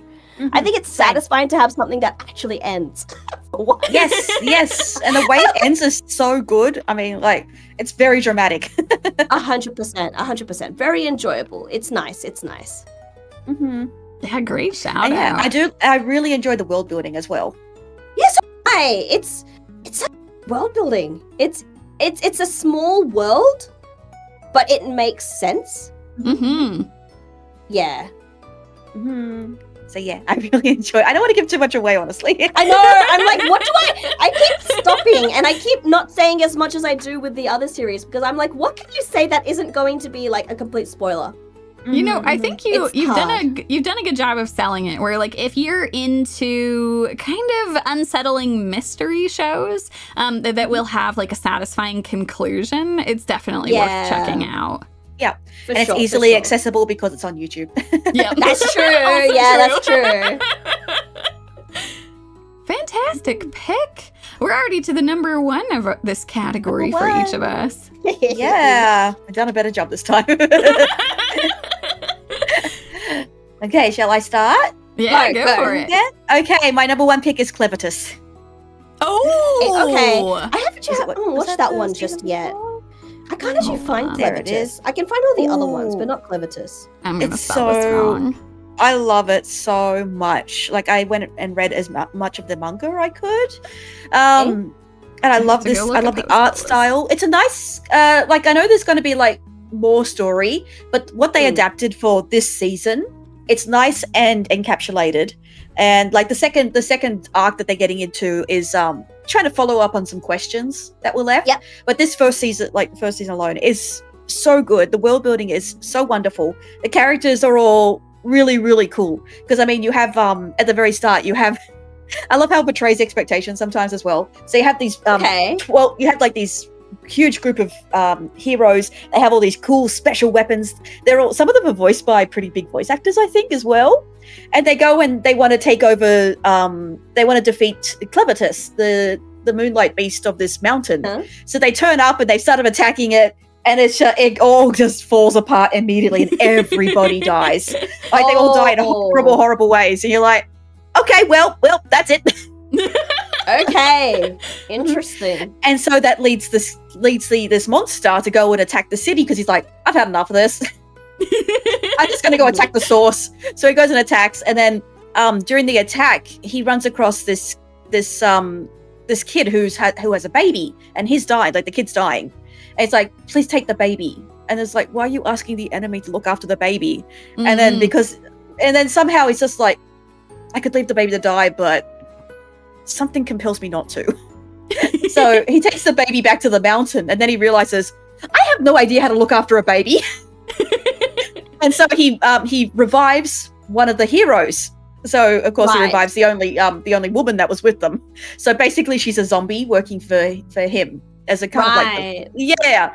And it's all about them having a relationship together and working, trying to raise this baby and getting back to because of course, because he's destroyed the city, there's all this political turmoil now. Yeah. And there's these other things happening. He realizes, oh, wait a second, like there's all this other stuff going in the world. I can't stay in my mountain anymore. We need to fix this. So they go out on this big grand adventure. And yeah, it's really cool. Like he's trying to work out what humans are. She's trying to come to terms with what is a hero. Yeah, okay. That sort of thing. Yeah, it's really cool. The animation's great. I love their commitment to like this older look. It's really cool. Like there's parts of the animation where, you know how normally in traditional animation you would layer things on top of each other and then they'd be scanned with like transparency and everything. Yeah. With some of these pictures you can see like a slight bit of shadow behind the layers. Oh, So nice. so you actually can feel like that's a character sitting on top of like a transparent layer. It's really cool what they've done. That is super cool. It's a good shout out too. I don't know if it's fair to like give a similar warning to this as with ReZero, where like it does get pretty violent. Like there's some like really intense moments in it, but are very well done. Actually, it's an interesting pick because both this and Dan to Dan do a pretty incredible job of highlighting the anxiety of being a woman in some of these like societies.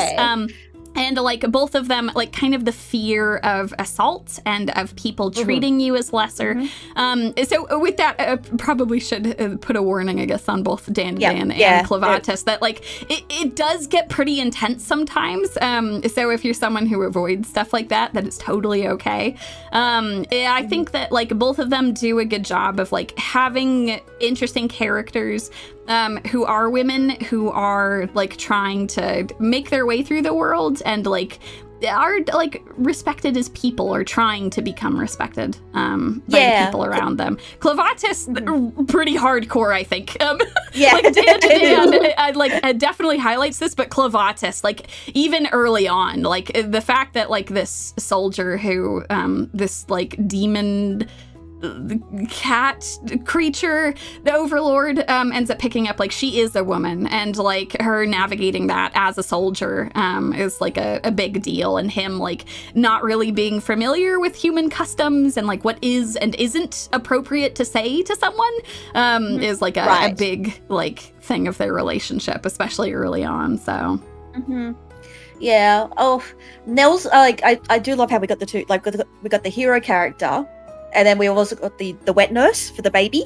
Her story is like so, like you feel so bad for her. Oh my god, her story's so dramatic. I think that her story in particular, it is very shocking, but like they do a good job of like showing like how kind and strong of a person she is. But definitely some content warnings on that. It is okay.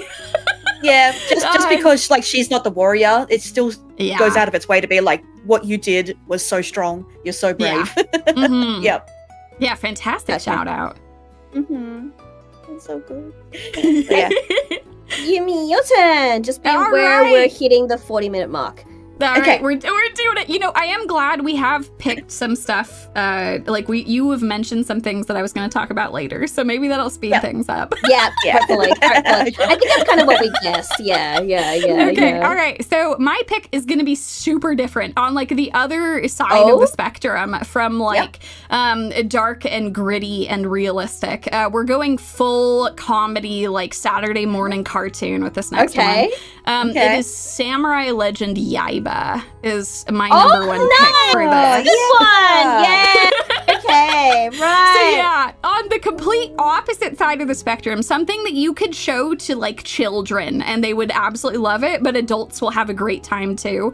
Yaiba is incredible. It is a seminal work in like the shonen manga sphere. It's something that's inspired a lot of the greats. It had like a very old, very brief, I think like in the 80s or like early 90s there was a Yaiba anime. It wasn't super long. They didn't get super far into it, and like they tried to capture some of the manga panels, but like there's a lot in there to try and capture. And Wit Studio has taken up that mantle. Yes. They've taken up this legend, and they have animated it, and oh my god, it is some of the most hype shonen I have watched in so long.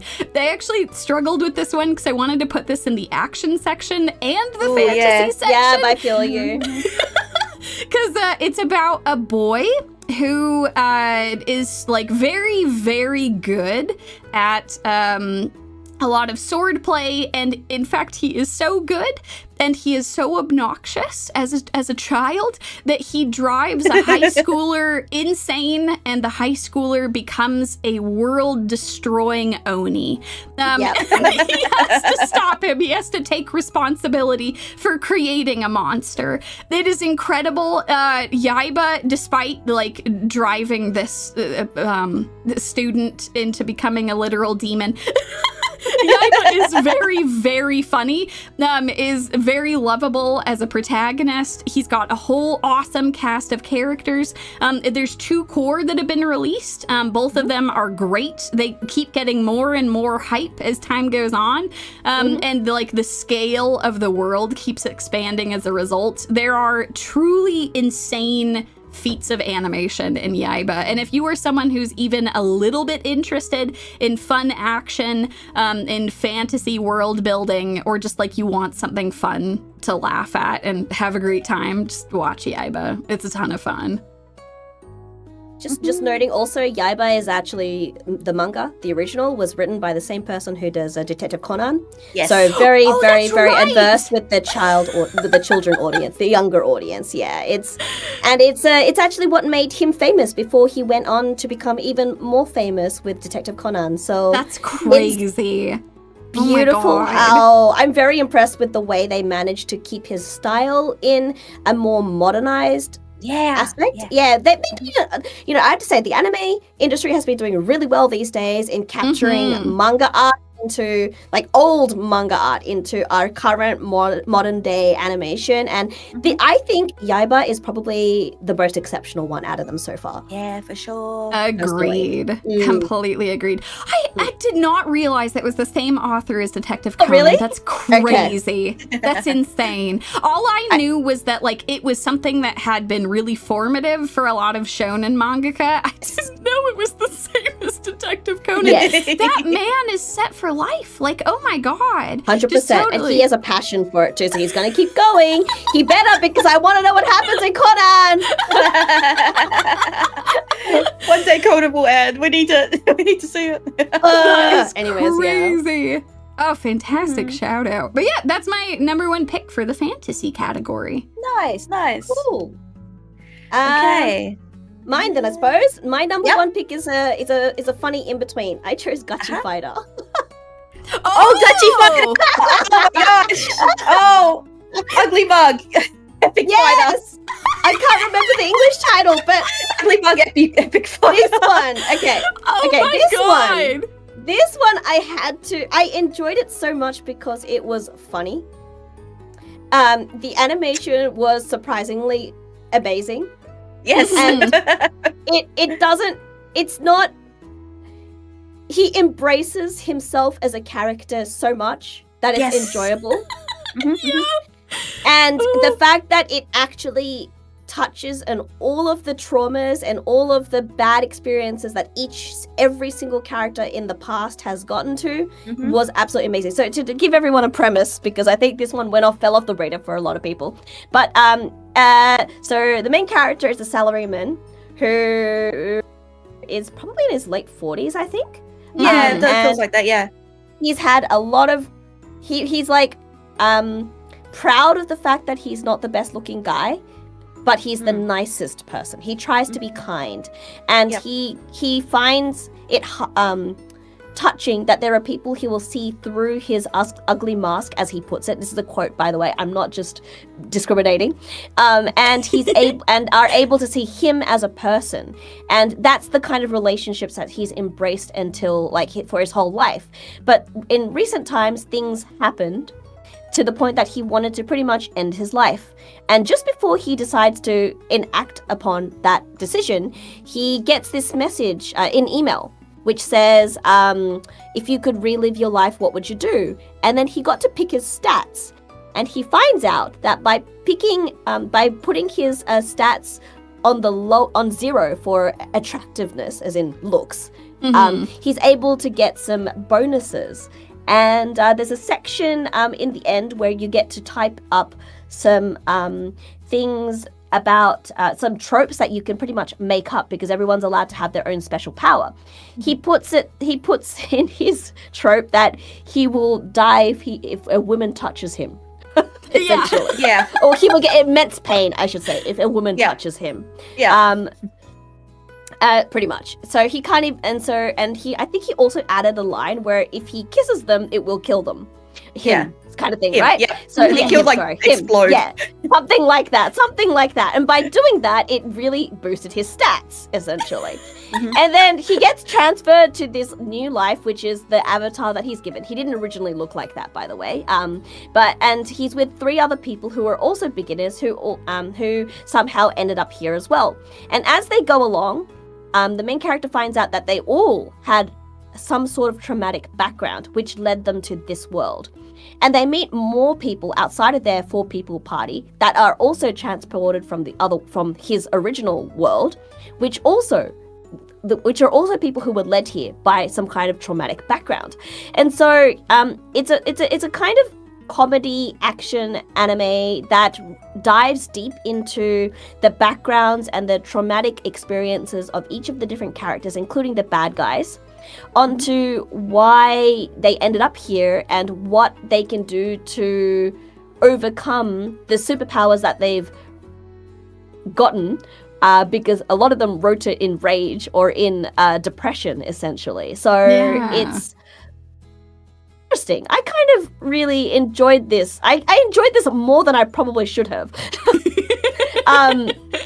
I just enjoyed every single part of it, and I just had to put it up there on my list. It was a very good fantasy. It feels like a typical trashy isekai, but it's done so well, it doesn't feel trashy at all. It does have some moments. It does have some moments, but those are meant to be comedic. Yeah. Definitely some of them have got like a little bit of toony sort of behavior behind them. Oh yes, 100%. Loved it. Man. Loved it through and through. Yeah, I think it's cool too because like they do a really good job of establishing like how all of them like kind of felt like they were at the end of their road before showing up here, and it's really nice to see them actually form friendships with each other, get like excited for life and like doing all of this cool stuff together. So yeah, no, it definitely it's a good shout out. It was a very unexpected fun watch to go and check out. 100%. It's a fun watch for sure. Yeah, the one thing I love the most is at the very start, he's like, oh, I'm a literal god. I don't need these people in my party. And then he realizes, if I leave these people, they're going to die in a gutter. Yeah, I don't need them, but they need me. Yeah. They need me, so he goes along with them. Yeah, like he's the only one with street smarts in the entire group. Like everyone who he has been reincarnated with are just like such nice people who have lived through adversity and are so trusting of everyone. And he's like, oh, so okay, naive. no, let's not go this way. Let's not trust these people immediately. Yep. Okay, everyone, I'm going to teach you how to recognize a scam, okay? No, because that did happen, didn't it? It did. I think multiple times 2 or something. Yeah, there was like scams. Yeah, 100%. Yeah. But yeah, so that was a shout out that I really wanted to do. I loved this show a lot. Yeah. All right, next category. Before we keep going over time, this is almost second hour. Okay. All right, no, we're good. We got this. We'll start overlapping, I'm sure. All right, next. Comedy. Comedy's a series which aim to make us laugh with its wit and wordplay, silly situations, and ridiculous characters. Most times, comedy comes with other genres attached, so we'll mainly focus on shows where the comedy is the focus. Yeah. Sounds good. I had to cheat on that a little bit because I had too many. I didn't have enough in comedy. No, okay. good. All right, let me start. Go. Where is it? Oh. Okay, oh wait, no, that's my top 1 pick. All right, my number 3 is Catch Me at the Ballpark. Oh yeah, you did like that one. That's right. I love this show. It made me cry as well. I legitimately cried during one of the episodes because it was done so well with the French. Oh! Okay. Oh. I'll have to put the TV up. Okay, there we go. So yeah, basic premise is it's sort of like it's about all the different characters that come to this one place. So it's not about the these individual characters so much as it is like this is what happens at this specific ballpark. Like this is the setting, and we see the people who come to this location, and we follow them around. So this could have been a slice of life as well, honestly, but the comedy aspects of it are really, really good. Okay. And yeah, it's basically just like, we all do these different things at the ballpark. I come and watch this because I'm stressed out about my work, so I'll go talk to the lady that serves me beer. She'll make fun of me. This is what the security guards do. I do. They actually have like some foreigners as well, because a lot of baseball group teams hire foreigners as well to be part of their league. And you have the little funny moments, including them. So there's one character, because he never speaks Japanese, so he feels very disconnected from his team. And his fellow teammate, who's I think he's like also American. He gets a lot of ass pats from people. Oh, okay. It's just one of the things their team does, and he's like, I really like to get ass pat as well. Like, when he goes over, it's like, what can I do to make sure like I can be more friendly with my team? Oh. And he's like, he sort of like gives him tips and stuff, and eventually he like speaks a little bit Japanese to the rest of the team, and they're like, wow, like you're so good, that's so amazing, and they all give him ass pats, and he's like, oh, I'm so happy. So it's things like that. Like, I really love these little character moments between them all. And there's like these people that feel really down, and they get these really nice, encouraging things told of them by other people at this ballpark. Like, they might have run into them at this one specific place, and this is their only connection. But they like the way that they connect to each other through their love of baseball is so sweet. Right. That's wonderful. Yeah, this was one. I had some folks in my community who were talking about this show as like baseball fans, and how they loved that it really encapsulated like the experience of like going to and enjoying baseball, like as a thing for recreation, as like a fun thing to do with friends or by yourself, which I think is really cool. Baseball's not something I know a whole bunch about, so I'm glad that there's like a show like this that really captures that essence. I think that's super cool. Nice to have something like this that isn't about the sport only. It's about the other things that happen, which is nice. It's just it's different. Yeah. It also really makes you want to like have an enormous beer like every single episode. You're just like, God damn, look at that. That looks great. Made me want to go to the ballpark and get like a huge bento of like fried chicken and just eat it. Oh my God. One day you two are coming to Japan with me, and we're just gonna go for a ball game, just then. Amazing.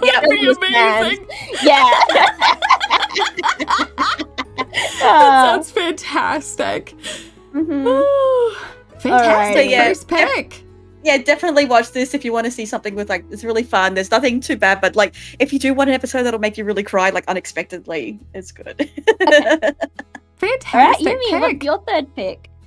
So my third pick, this one, oh my God, it was so hard to order these. These are all very close together as far as like enjoyment, I think. But my third pick was bureaucrat to villainous. That's a good pick. Yeah. I absolutely adore this show. I love villainous shows, even if they're incredibly trashy. I think that they're like kind of an ultimate guilty pleasure. Like that and like trashy shoujo just bring me a lot of joy. Like things that are not very good but still very funny to watch. This is not one of those. This is actually good. This is a very fantastic comedy. It's about a salaryman who has a family, a loving wife and daughter. They're all nerds. They play video games and talk about anime. They do all sorts of Sentai poses together and are just like super awesome. And he, on the way home from work, there's a child that runs out in the middle of a road. He jumps out, saves the child, and is struck by a car.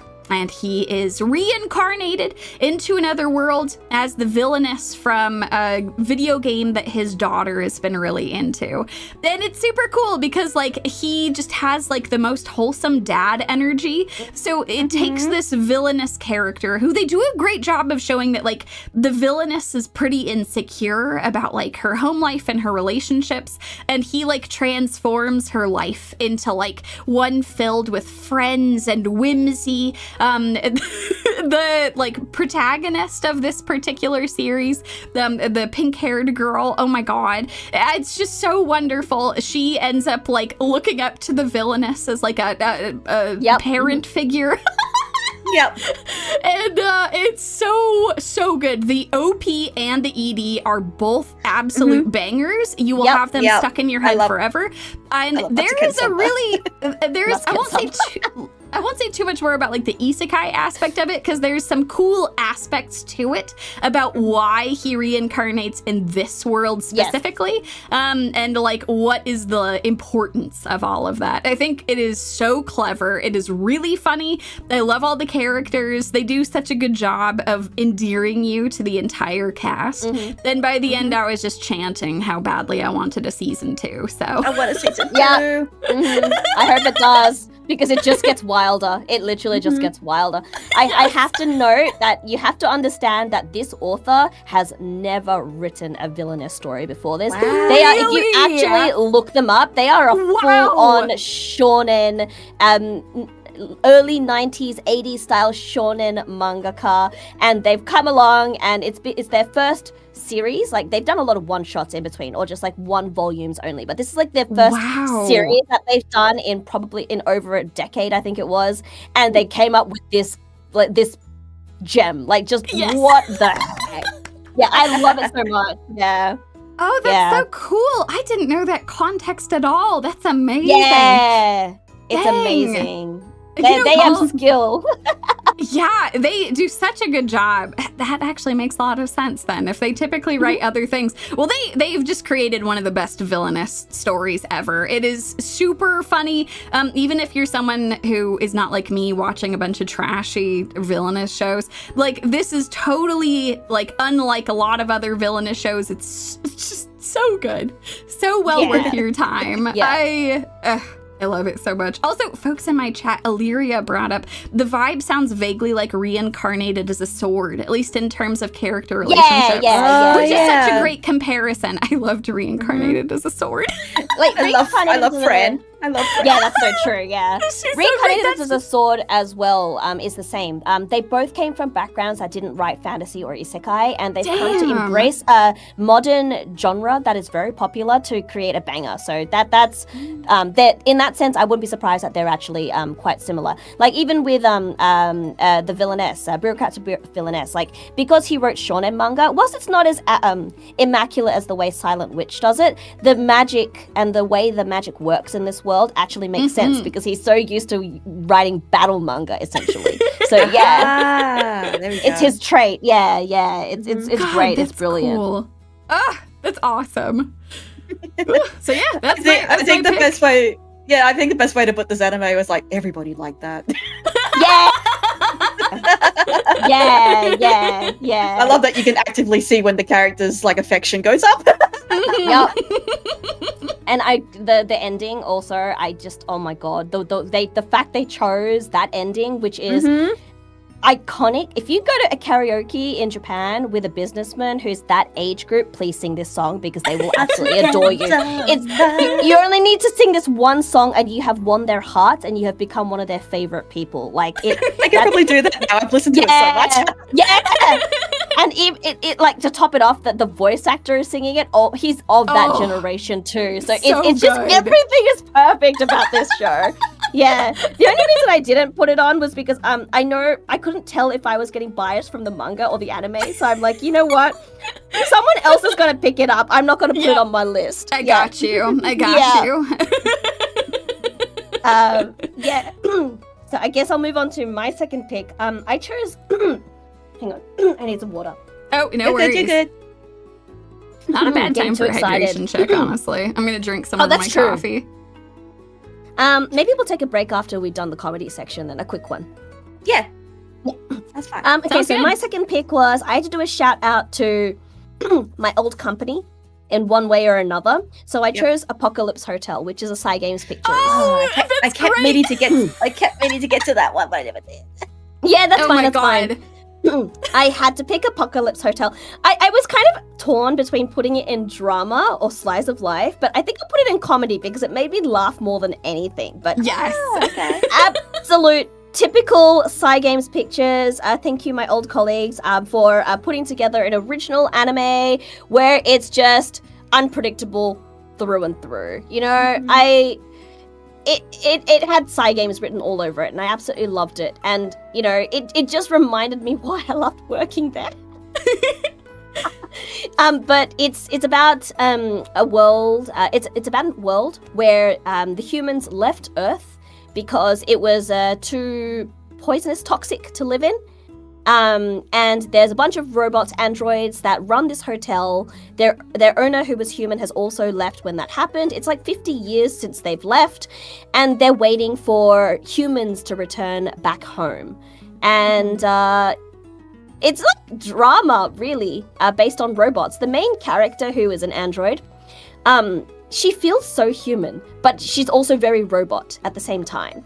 And in the end, they end up becoming a hotel that specializes in customers from outer worlds, essentially.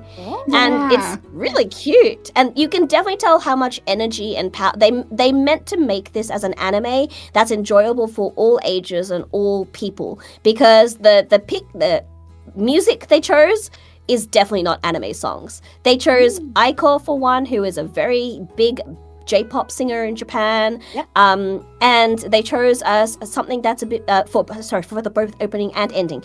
And they asked her to make something that was not anime song, but more classic, like more what you would find in a drama in Japan kind of music. And it's done so well. I kind of really liked the way they put it together, so I really wanted to bring it out there. It was definitely a top pick for me this year. That's awesome. I'm so happy that you brought this up. This was one where I was struggling to find a place on my list for it. And I'm so happy you've put it in this category too, because I feel like the mark of like a truly revolutionary comedy is how many memes it spawns. And my God, there's so many memes from this show. Like if you just search in like tenor or whatever GIF area you're looking for stuff, type in Apocalypse Hotel. If any of those GIFs, you're like, oh my God, I need to know what that is from, go watch Apocalypse Hotel. It is like a trip in more ways than one. It is so well animated. It is so funny. There's a couple of episodes, too, that are genuinely heartwarming. I cried through a couple of episodes. I did. Yeah, there's a lot of tear-jerking moments. There's a lot of pure comedy moments. There's pure slice of life moments where she just goes and fishes. Making me want to go watch it right now. Yeah, it's really, I really think you'd really like it, Firo. No, I need to. Really, I just kept forgetting. Yeah, it's just so good. It's just so good. And she actually has a moment where she actually pretty much rebels against everything, essentially, at one stage, and that was like a true essence of back in the days mecha anime gone bad. So there was a lot of like references to like 80s anime that even you would recognize, like pretty much anyone would recognize if you like anime enough. So it's such a Cygames thing to do. It just kept making me laugh all the way through. Yeah. Oh, it's nice. Fantastic pick.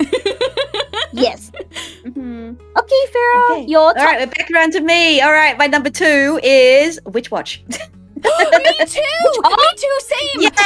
Number 2. Oh, this is Number perfect. 2. Perfect. I considered Witch Watch. All right. Okay. Let's talk about it. All right. So I had no idea that the creator of Witch Watch was also the creator of Sketch Dance.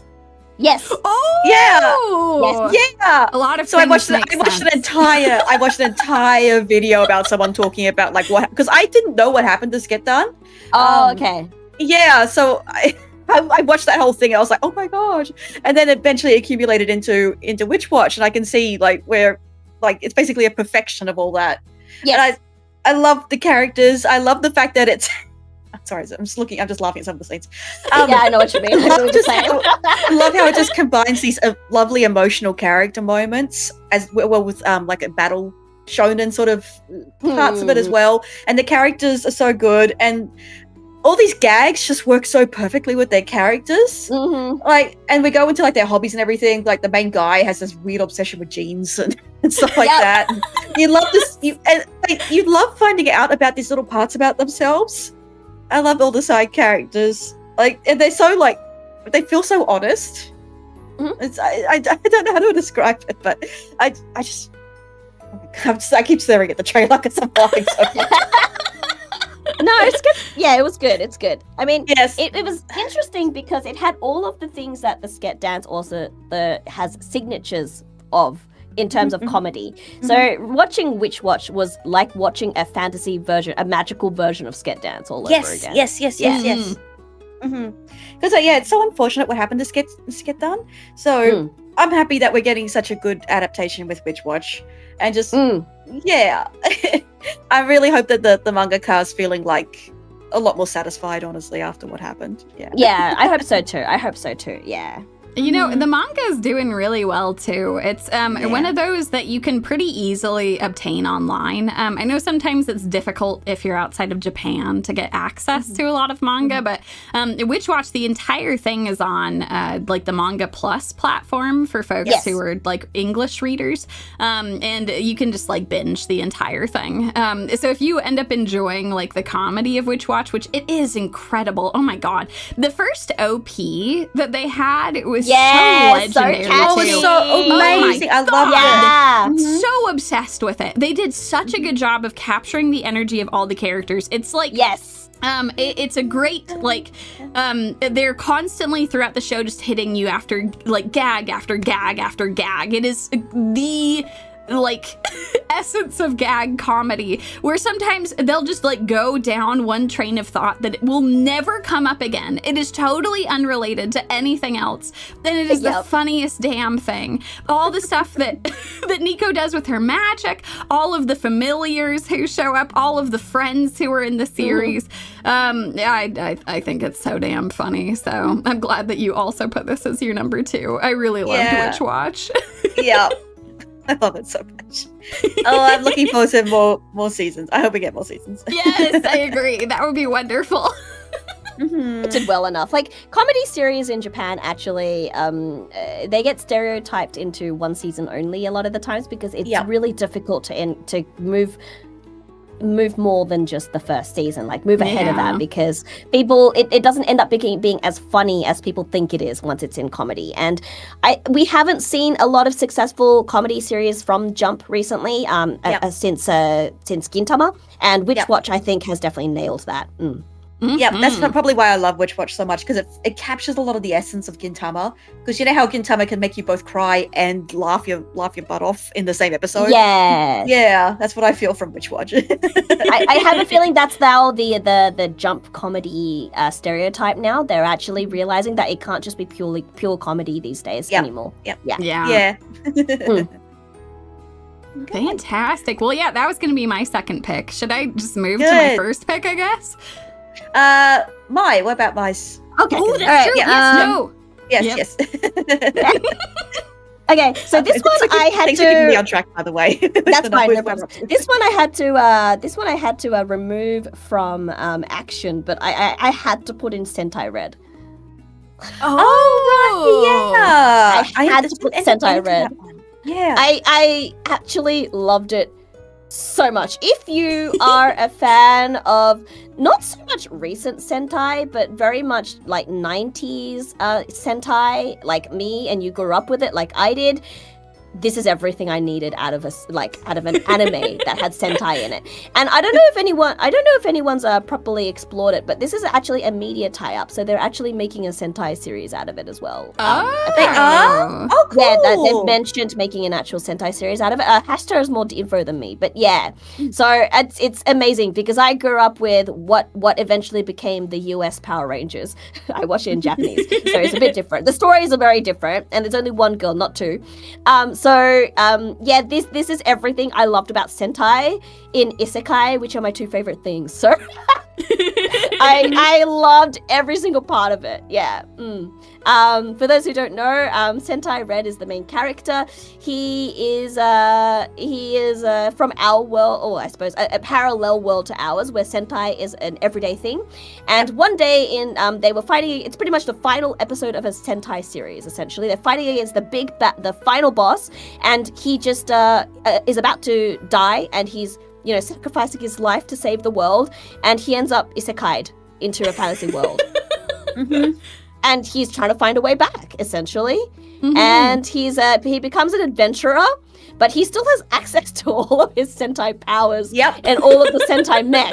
And so imagine all of that in a fantasy world where he's not a mage or anything. He's just a Sentai character in a fantasy world. It's brilliant. Yeah, and his entire power system works off. Yeah, his power system works off the same thing it did in our world. It's a friendship power. No, Kizuna power. Bond power, I think it was. Yeah, bond power. God, yes. I love how, like, all the magicians in the series are, like, trying to understand how the hell his stuff works. Where they do such a great job. Like, I'm not someone who grew up with a lot of Sentai, but even, like, watching it, you just, like, see, like, there's a lot of really great in-jokes of, like, random explosions happening every time he does stuff. And they're like, why did it explode? Why did that just happen? And he's like, that's just part of the deal. This just happens. God, sorry, I'm awake. Hi, Ashtar. We just talked about you briefly, but no, Sentai Red is it was probably one of my top comedies this year. I loved it so much. I just laughed all the way through. It's good. Now I'm wondering, I don't know if this is like giving away some of your other picks, but if you're really into Sentai, I'm curious if there's another show from this latest season that you have watched. I'd be curious about your opinions about it, because it seemed like really heavily like trying to like celebrate a lot of Sentai and Kamen Rider and like a lot of that. No, I haven't actually watched that one yet. I want to actually watch it in bulk from beginning to end. So I'm planning to watch it like in the new year when everything's all. I think based on what you've said, I suspect you might be like the exact audience for it, because like every like thread that I've read, if for folks who are curious, the show is Tojima Wants to Be a Kamen Rider. It's happening right now, and it is just like instead of it being an isekai, it's like real people who are so obsessed with Kamen Rider and the entire franchise that they kind of like become the characters. Like the main character is like a 40-year-old who has spent his entire life punching trees and bears, and now he just is Kamen Rider. It's really, really incredible. It's pretty much a Chuny who never grew out of the Chuny. Which is awesome. Like, I mean, I'm actually really into Kamen Rider as well. Probably not as much as Firo is recently, but I'm definitely into the older Kamen Rider series, which is what the anime references a lot of. It's because I watched the first 2 seasons growing up. I just repetitively watched them out of my tapes. I'm really, really looking forward to it. Really, really looking forward to it. That's awesome.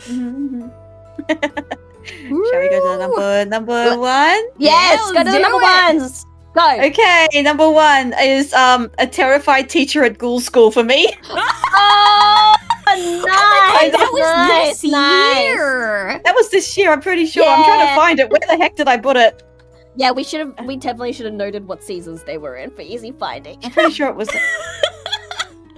Where is it? I can't find it. It's pretty early on, isn't it? Yeah, I'm pretty sure it was January. I think it was like one that got split up. It started in fall of last year, but it ended in January. So I think that does still count. If you go back to, it says it started in October 2024. Okay. Okay. Did I get this right? It's fine. Okay. No, you're fine. There it is. Yeah, the main character is the scariest guy in it. Yep. Loved it. You think it's all the yokai which I'm worried about. No, this guy is a menace. Yeah, they say he's human, but he is the most creature out of anybody. Mm-hmm. I love these characters. I love how they go into little bits of yokai lore as well. Yes. Everything is so ridiculous.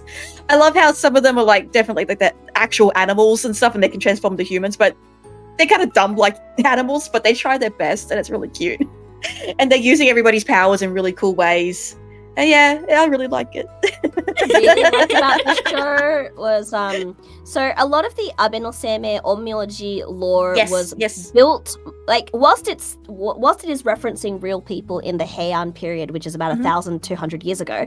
A lot of the legends and the stories that made Abenoseme a hero in Japanese history came from the Edo period, which is about which ended about 200 years ago. So it lasted 400 years. So you can imagine.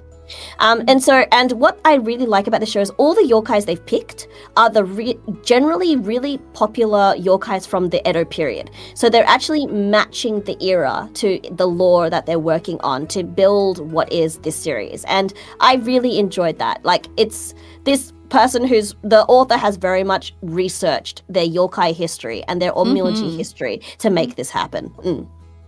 They really get creative with it too. Like, some of the yokai are like things that I don't know that I've seen in other series, because like they really go deep with some of the yokai they pick for this. And it leads to some very funny interactions between the students and the teacher. And yeah, no, that's a good pick. Yeah, they definitely... Oh, go on. Yeah. No. Oh, I was just saying, they definitely picked yokai that is no longer popular in a lot of yokai media. Yep. So they were very common in Edo period because, but they no longer talk about them anymore because there is yokai lore that was developed in the Taisho era, which is about 100 years ago. Which have created yokai that are more popular to be used in media than they do now. But definitely watching this show reminded me of the yokai that I haven't heard of in quite some time because it's so old and they lost popularity in recent media. If you love yokai stuff, this is one of the best series for that, even though it's all comedy. 100%. I love that the main character is just the biggest weirdo out of all of them. Yeah. So yeah, that's my number one pick. I know it's been unexpected. Even the teachers are funny. I love the teachers. Yeah, the other teachers are really fun too. Some of them are just little creature guys. Yeah. All right, Yumie, what's your number one? Yeah, so I'm cheating again. I'm doing a season 2. I'm sorry. It does require watching season 1, but I promise it goes by very quickly. And my number one pick, it's something that I made an entire video talking about. I think I know how much I love this. It is 100 Girlfriends. I love 100 Girlfriends. I love 100 Girlfriends so much.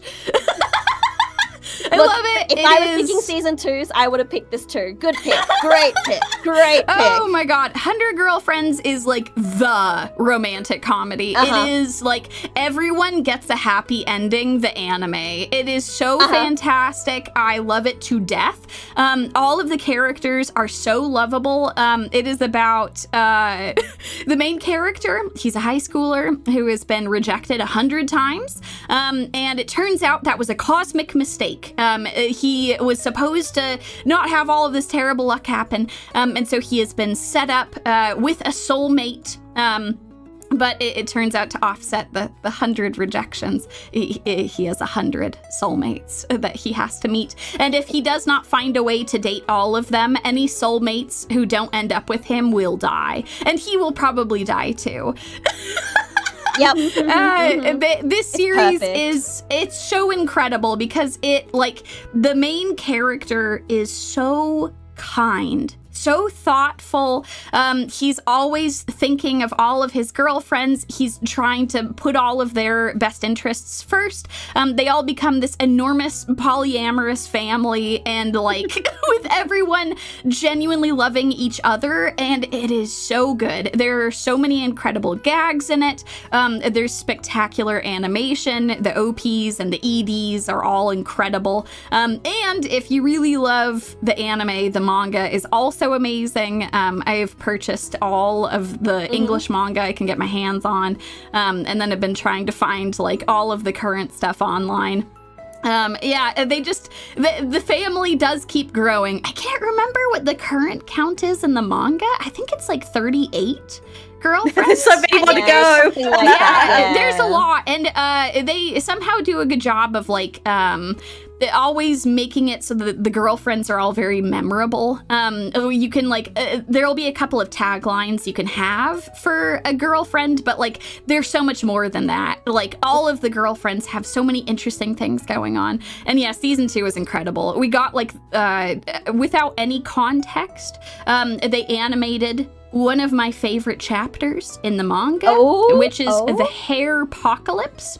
I think the hair apocalypse is so damn funny, and it was incredible. With like such a great conclusion. So huge fan. Also the main character becomes so powerful through his love for all of his girlfriends that he kind of like becomes a super person at a certain point in the series, being able to pull off incredible feats in the name of being there for his girlfriends. So it's so good. If you like romantic comedies in any capacity, go watch this one. This is my number one romantic comedy. It just makes me so happy. I'm glad you picked this one because I'm not a person who reads romance. But I'll watch a rom-com here every now and then. It really depends on the story. But I'm not a person who will voluntarily go up and pick up a romance. But this one is definitely up there for me in the rom-com because like what I'm really impressed about is there's no number one girl. Like, there are episodes where there is one girl who'll be the main, but there is enough love for every character by the author that every girl has an equal amount of show and love from the main character. It's that good. It's well written. I really enjoy. It's a stupid premise, but it's an amazing premise at the same time, if you know what I mean, right? Exactly. Yep. And I'm so glad the main character looks after every single one of them because this is good. It's a good pick. Yes. Yeah. Yes. Exactly. Everyone is best girl in this series, and that is like the best thing ever. I really love that like everyone gets a happy ending. They all like it's wonderful. It's so worth your time if you're interested. Yes. Oh, nice. All right. Okay. Well, that was my number one pick. What you got, Mai? Someone had to put it in there. I put Sakamoto Days. Oh, okay. I was debating because the second season in particular is more action than it is comedy, but still comedy. I think it I has would still enough count it tropes. Yeah, I'd say it's comedy, but yeah, for me that's God, like how well they animated it. The way they animated was just amazing. It was beyond what I expected them. It's a season 2, isn't it? I'm not wrong, right? Did they do season 1 this year? It did- says there was here, two- yes. It was season 1 this year. Yeah. Okay. Yep. Anyway, so you're um, safe. okay. Then they took a good, break and then they good. came back with the second cour. Yeah, but either way, I still probably would have picked it because season 2 was so drastically different to season 1. Yeah. That I think it could practically be categorized as two different like series to a certain degree if you weren't already a big fan of like Sakamoto Days. But this is one manga. When I read the manga, I wasn't into it as much. But the anime just, it just blew my mind. The anime does it justice so well. It's so good that you could probably watch this over and over again, still call it a comedy, and still enjoy it. But the manga, I struggled a little bit. It's probably because of the author's habits when they storytell. I wasn't too into it as much. But the anime is beautiful, and not gonna lie, the voices don't help. The voice acting in this show was absolutely immaculate. I loved it so much. Yeah. It's funny. I actually have the opposite problem. actually really liked the manga, and I struggled a little bit with the anime, but I'm really happy that like it's a show that like more people are checking out, because I think that it is so funny and like so worth people going and checking out, that like you can, if you enjoy the anime, you can watch the anime. If you enjoy the manga, you can read the manga. Yeah. You've got kind of the best of both worlds. So that's a great pick. For sure.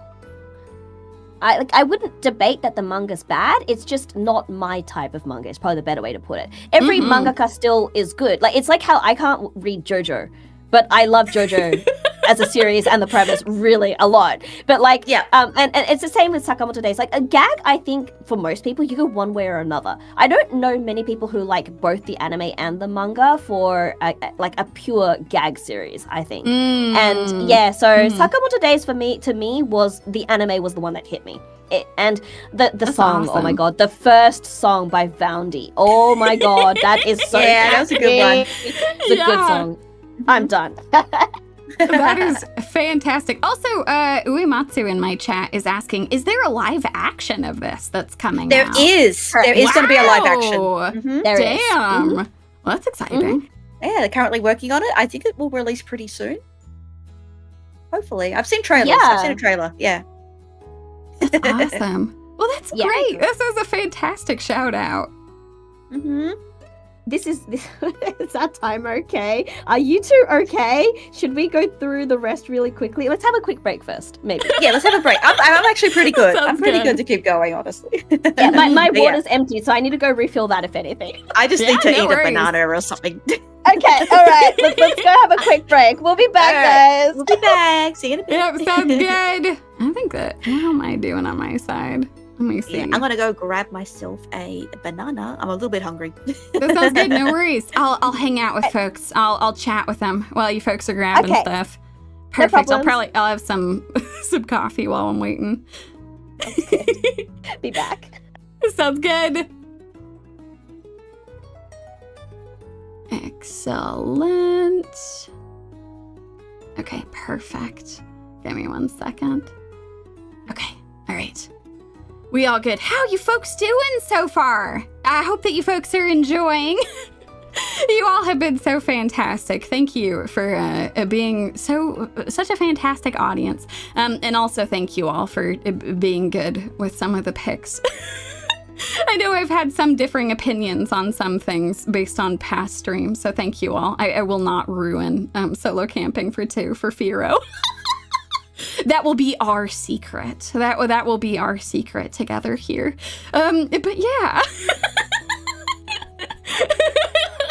This has been super fun. I don't know. I love Firo. And this is my first time meeting Mai. She has been such a delight. Oh my god, the extra context for everything has been incredible.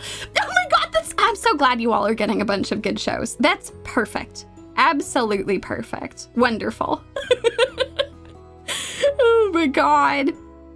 But yeah, this has been super good. That was kind of the intention of this, honestly, was just to give you folks a chance to see some of the different shows that we have really enjoyed over the year, and what things we would hope that you all would go and check out. Because I think that especially this time of year, it's a nice time to come back and be like, okay, so of all of the shows that you've actually talked about, what are you what are you the most interested in recommending? So yeah, I'm very delighted that we have been able to do this with y'all. Yay! I'm glad you all have enjoyed this. Please remember, go and check out both Mai and Firo on Twitch. They are spectacular people who have wonderful streams, both with education and playing fun games and things like that. So yeah. Oh my god, Draconic Kaiser! It feels like a podcast of genuine love for the shows. Also, I have the villainous guilty pleasure. You're not alone, Yumie. Yes, it's not just me. Excellent. I don't know. I read so much villainous manga. It's a problem. I also read lots of trashy shoujo because I think it's so funny. Oh my god. There's actually, with our seasonal anime review that will be coming up next month, I have a show that is kind of like the shoujo. If you ever wanted to watch a show that gives you the full shoujo experience, I have a show for you. Yeah, Actually, fantastic question. Let me go. I will pick this up out of my stream description. Okay, I got you. Let me give you... Thank you so much for asking. I'll make this a pinned comment for y'all. Okay. I'm back. Excellent. Hello! Okay, there you go. What are you all chatting about? I was telling them to go check you folks out. I was gassing y'all up. I was checking in, seeing how they were all doing. They've been having a great time with us so far, so I'm very happy for it. It's great. Three anime nerds who have a lot to talk about. Yeah. Exactly. Yeah. If you guys like behind the scenes kind of chats too, I usually have a lot up my sleeve, so we can talk about those too. Excellent. Yeah. That's what you like to hear. Yeah. Hey, I'm back. Oh. Hello! Oh, welcome back. Yay! Okay, let's get Firo's stream back up then, maybe. Okay, I'm ready to go back to the screen if you're happy with that. Yeah, let's do it. Okay, 3, 2, 1. I'm back. Hello! Hello, Firo's stream. I love Firo's stream. We're back. I'm back as always. I got banana or some Greek yogurt. So. Oh, nice. Yeah, I got myself some rice crackers as well. So sorry if you hear some crunching. That's great. No, that's fantastic. I am just pulling up on my side. I think the next category is action. I think. Yeah. Okay. Hell yeah. My dog walked into the room, took one look at what I was eating, and was like, "No." Oh, Danny. He's like, "That's not anything I can have." She knows. Oh gosh. All right. I'll. Do you want me to read the description while you're setting up? Action series are those that focus on movement and stun us with its choreography and flashy animation. Shonen battle series are usually the first that come to mind, but we're also including shows that are all about sports and performing arts. Ooh. Okay. Hell yeah. I'm just eating a piece of banana. No problem. Do you want me to start then next so that you've got a bit of time? Sure. Okay, sorry. Again, I didn't rank mine, but third one is I guess the first one I want to shout out to is it's currently on this season is Tougen Anki. Oh, Tougen Anki. Okay. Yeah. The story has, I think, a little bit to build on, but I love the world building, and I think the action is really fun. That is true. It's very reminiscent of like your typical mainstream shonen series, which I like a lot of. And I think it's 2 quarters, so they're doing their second half at the moment, and it started in October, I think. Maybe? Yes. I was just looking for. I thought it started earlier, but I didn't. No, it started in autumn, I'm pretty sure, because it's on its second tour. Yeah, and we're just waiting on the last episode, which is happening, I think, this weekend or like Monday or something. Yeah. But it's almost done. But it's a play on of the really old Momotaro folklore that we have in Japan, and I like looking at the way I like watching things being adapted, and like that includes like, you know, how are they going to do 2.5D, or how are they going to change things for live action and things like that. And Tougen Anki is a play on of an old folklore that we as Japanese people grew up with as kids. This is probably one of my favorites because there's always a monkey and a quail and a I just lost and a dog, which everyone will know I like my animals. And whilst those animals don't come up in this show, it was just interesting to see what kind of abilities they came up with to build on the story of Momotaro. So I really like the action. I just really enjoyed the battles of this series. Yeah. Yeah, they really crushed it. Also, a special shout out to the first core OP and ED were extremely good. The first core OP was like very like Dan to Dan-esque. Like they really went crazy with that. My husband and I also called the ED for the first core the TikTok dance ED. Yeah, no, I agree. That's exactly what it looked like. And like, am I gonna go on TikTok and see a whole bunch of people people doing the dance, like because the dance and the song is both catchy, right? So that was so funny. Like it's definitely like a very like teenage shonen. I feel like it gets pretty really raunchy sometimes in like kind of insane ways. But if you're like fully on board with that, or you just want like some crazy action that's going on, I think this is a good shout out.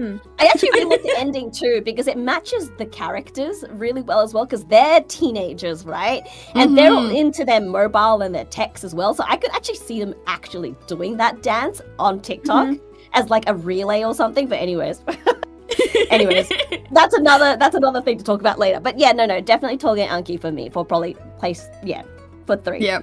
Yep. I'll hail the TikTok dance ED. That one was the best. Wish they'd kept that for the second core, honestly. I was like, where is the TikTok dance? I was expecting it. They didn't do it. I was so disappointed. It's just a bunch of still images. I'm like, come on, just repeat the TikTok dance. Just do it again. Yeah, for sure. I watched a little bit of it. It's been a while since I caught up, but the two things I've seen the most on like Twitter or what people talk about is number one, that scene where she with a blonde girl turns out to be like completely crazy. Yeah, the yandere, and also the TikTok dance. The TikTok dance. It is like the full embracing of, I don't know, like all of the characters look very good in the TikTok dance. All of them, all genders. They all look great. The outfits are amazing. Yes. Yeah. All right, next one. Okay, me. All right, action. I'm gonna say Tojima wants to be a Kamen Rider. Okay. There we go. Someone else can talk about we already talked about it. Fantastic. We talked about it a little bit already, but oh my god, this show, like the enthusiasm and the passion of it is so good. Like, it's like when you were saying before, like these people love Kamen Rider so heavily, deep within their souls, that they have transcended their own humanity to internally become Kamen Rider. So gone wrong. Shunibyo gone wrong. All right. And right, but yeah, the scene, like in the first couple episodes, like the scene where he's at high school, I love that they moved that scene from further in to close. So you actually, because if you didn't have that one scene where he's at high school and he shows off like, this is what Kamen Rider has become to me, and he beats up so many people despite him being like completely bloodied and bruised. It's like, this is my transformation. He puts the little thing on and everyone's like, what? And he beats them all up. Oh yeah, okay, go. There you go. But yes, it's just so much, it's funny. It's so much, the action is so good.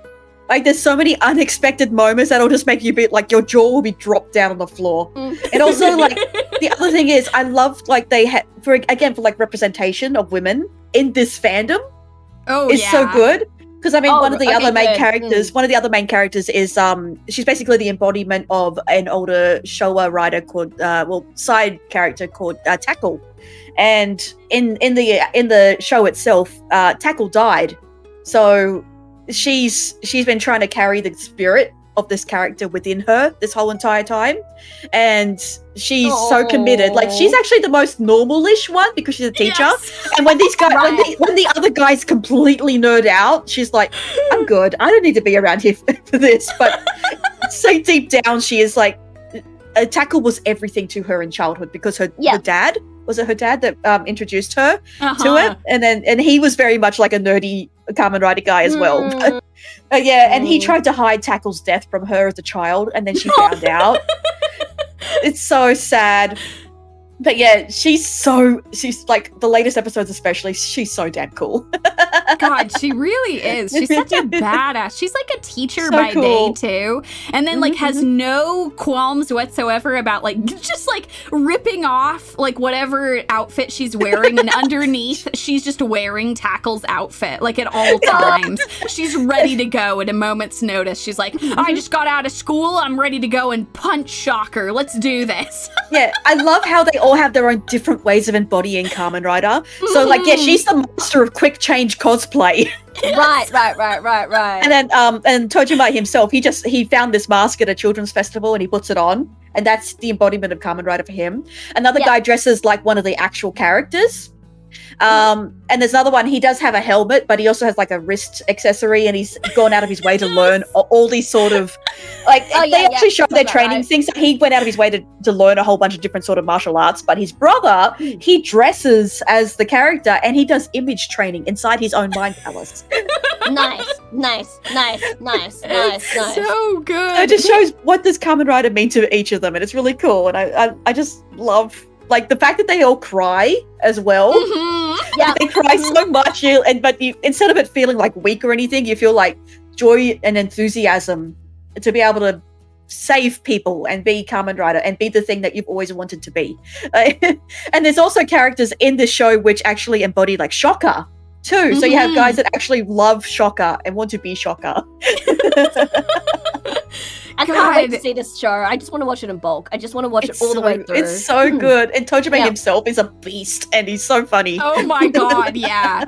Like, if you have even like a passing interest in Sentai, Kamen Rider, you should definitely check the show out. They also do, oh my god, when they show off like footage, like they got permission to show off old footage from Kamen Rider, and they rotoscoped it. Like, they did such a, it's even like kind of blurry. Like, it's artifacting like you're watching it on a VCR. Oh my god, it's amazing. There's so many small touches. They also remixed a bunch of Kamen Rider songs. Oh, the songs are so good. The songs, so the music is a collaboration with Teddy Lloyd. Oh, damn. So it's so good. It's so good. Oh. Yeah, okay, I can get behind that. Good. I love the ED so much. Like, they've done a stop motion of a little like takoyaki with little takoyaki legs. Guy. He's doing the Kamen Rider thing, and you're like, do it, little takoyaki. Punch that bear. It's amazing. Fantastic. Oh yeah, as Hasta says, Kenjiro Suda voice acts as a reoccurring character. Hasta, that is my thing. Yeah. I am even more hyped about watching this damn show. Yeah, so good. So yeah, I think everyone should watch this. Like, even if you like anime but you don't really know anything about Kamen Rider, this is a great place to start. Yeah, that you know what? That's a very good shout out. All right, who is next then? I think it's me. My number 3 pick for action is coming out this season. It is Sanda. I've been needing to catch up on that. That's a good one. So speaking of Science Saru, they've been busy cooking this year. In addition to Dan, they have also made Sanda, which, oh my god, this show, it is at sometimes a fever dream, at sometimes a grounded discussion of growing up and being okay with growing up, being okay with having like that childish part of you inside.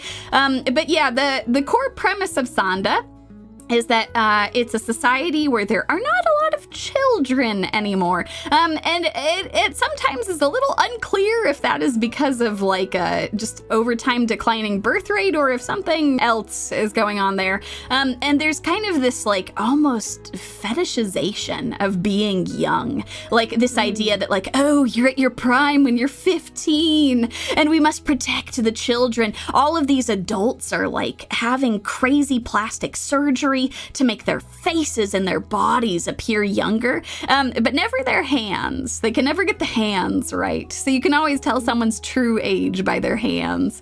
And in this like kind of twisted world, you have a group of teenagers. They're all like 14 years old, about to turn 15. Some of them like turn 15 throughout the series. And they are at a boarding school where they are like being taught about the ways of the world. And one of the children is a descendant of Santa Claus, who has been banned everywhere in the world. And he ends up discovering this, transforming into Santa Claus. And he now has to navigate the world as someone who, at a moment's notice, can transform into like a 50-year-old man who like finds this drive within himself to protect children and protect the people around him, fulfilling their wishes. It is insane. It is super funny. One of the characters has pipe bombs that she constantly sets off, and she is the greatest person in the whole series. You have like the really smart member of the group who's always trying to keep Santa or Santa hidden from the eyes of the adult state, who are trying to stop Santa from fulfilling the wishes of the children. It's great. It's insane. There's some really great explorations of like not just growing up but sexuality too. Yeah. Because this society is trying to like get more children into the world, they've, I don't know if I'd say illegalized, but like you are not allowed to be gay.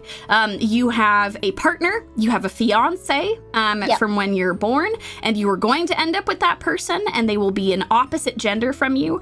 And one of the characters is gay, and like she is grappling with that. She's grappling with her attraction to another cast member who is like the most like the non-binary ace person.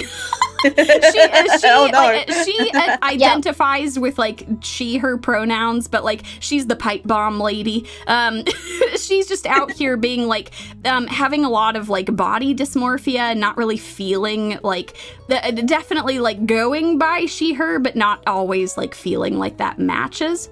It's really clever in a lot of ways, exploring the consequences of a society that's built like this, as well as a society that demonizes growing up. Like, going through puberty is a bad thing because it means that you're not a child anymore. It's a bad thing to grow up, be an adult, and, like, have your body start developing. And, like, the psychological damage that does to people is pretty real in this. So, yeah, it's cool. Santa Claus is trying to save the kids from psychological trauma, the show, with like some of the most insane action animation. Yeah, for sure. Yeah, for like sure. This definitely could have been in drama based on what I've said, but this is an action show. There is a lot of action that happens in it. It is extremely hype. I look forward to every single episode that comes out, and I would highly recommend checking it out.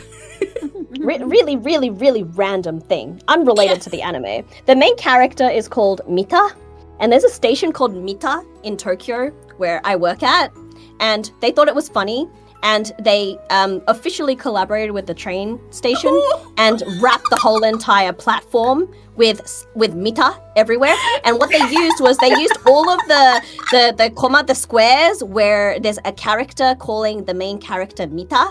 And they just clipped all of that and just pasted that all over the station. I was so of it. I'm so angry. I was rushed that day. Otherwise, I would have taken like video of me just running through the platform of all these characters saying Mita simply as advertisement for this anime. Anyways, I'm done. Sorry. God. Random side note. That's so cool. Yeah. Oh my god, that's incredible. I don't know, I feel like that's something that, like, I wish existed more in other parts of the world. How cool is that, to show up at a train station and just have a meme just plastered all over the place? That's so funny. Yeah, it was really good. And my partner, who at the time we hadn't started watching it yet, he was just so confused. And he's like, "Why is the character actually called Mita, or are they just doing that because it's funny?" And I'm like, "No, he's actually called Mita, and it's hilarious." Yeah. Anyways, my real point was, I think the world, like the dystopian world that they've created, my partner actually described it being pretty similar to Promised Neverland. That's the vibe I got from it as well. Yeah, that's a really good point. It's a much more shonen, because it's still jump. Promised Neverland is still jump, but it's a much more typical shonenized version of that with action, I think. That's a really good comparison. Yeah. Ooh. Interesting. Yeah. Because I think at one stage they note that children shouldn't sleep at night. Yes. Oh my God. Because if you sleep, you grow up. Yeah, that's scary. Ugh. God, so freaky. Like, there's a lot of really creepy things that happen in Sanda, and it is so satisfying to see Santa Claus come and try to save these kids. It is so great. Mm-hmm. So yeah, sure, that's my pick. Yeah. Okay. Back to me? Oh. Back to me? No? Wait, back to me? I think so. Yeah, go for it. Yeah, go for it. Who cares? Go, keep going. My number 2 for action. I should have put this in drama, perhaps, but you know what? Emma Musume Cinderella Grey. Oh my God. Okay. I put mine in drama. Yeah, actually, drama for me, this is my number 1 pick for action. So. Oh, okay. Okay. Let's talk about it now, then. Oh my gosh. Okay. I love it. I love this. I've caught up with the entire manga because of this. Oh, okay. Nice. Yeah. I love this series so much. Like, they do such a good job. Like, considering what we've had from like Pretty Derby and how that was presented to us, for them to take like this very serious take on the whole franchise, and then like I feel like with Cinderella Grey they have properly found what they're looking for and what the fans are looking for in this as well. Yes. Like, yes. A lot of people love season 2. They didn't quite like season 3 as much. People did like the Road to the Top and beginning of a new era, but I felt like they still had a little bit of what they were trying to figure out there. They felt a bit like the Road to the Top and beginning of a new era were kind of like the in-between from Pretty Derby to Cinderella Grey. So yeah, and I think now they've hit Cinderella Grey and they know exactly what they're going to be doing with the franchise from now on. It's difficult to say because they're all by different people. So yeah, that's true. The first 2 seasons were definitely a Cygames thing, but they were made by an external animation company and publisher. So it's out of Cygames' hand, even though they had a lot to do with the suggestion of which way it should go. Road to the Top and Journey is 100% Cygames Pictures through and through, and then Cinderella Grey is a Jump manga. It's a spin-off based on that. So it's difficult to say if they will continue. If they will continue anything the way they do, or if they will change it up again, or if it will continue going that way. So there's nothing you can say about that. But in terms of Cinderella Grey, it's also a hype because it's Oguri Cap. Yes, that's true. Yes. A lot of Westerners don't really know about Oguri Cap in the same way. No, they don't. No. Yeah, so for them, this is the introduction to a legendary character. And I've seen...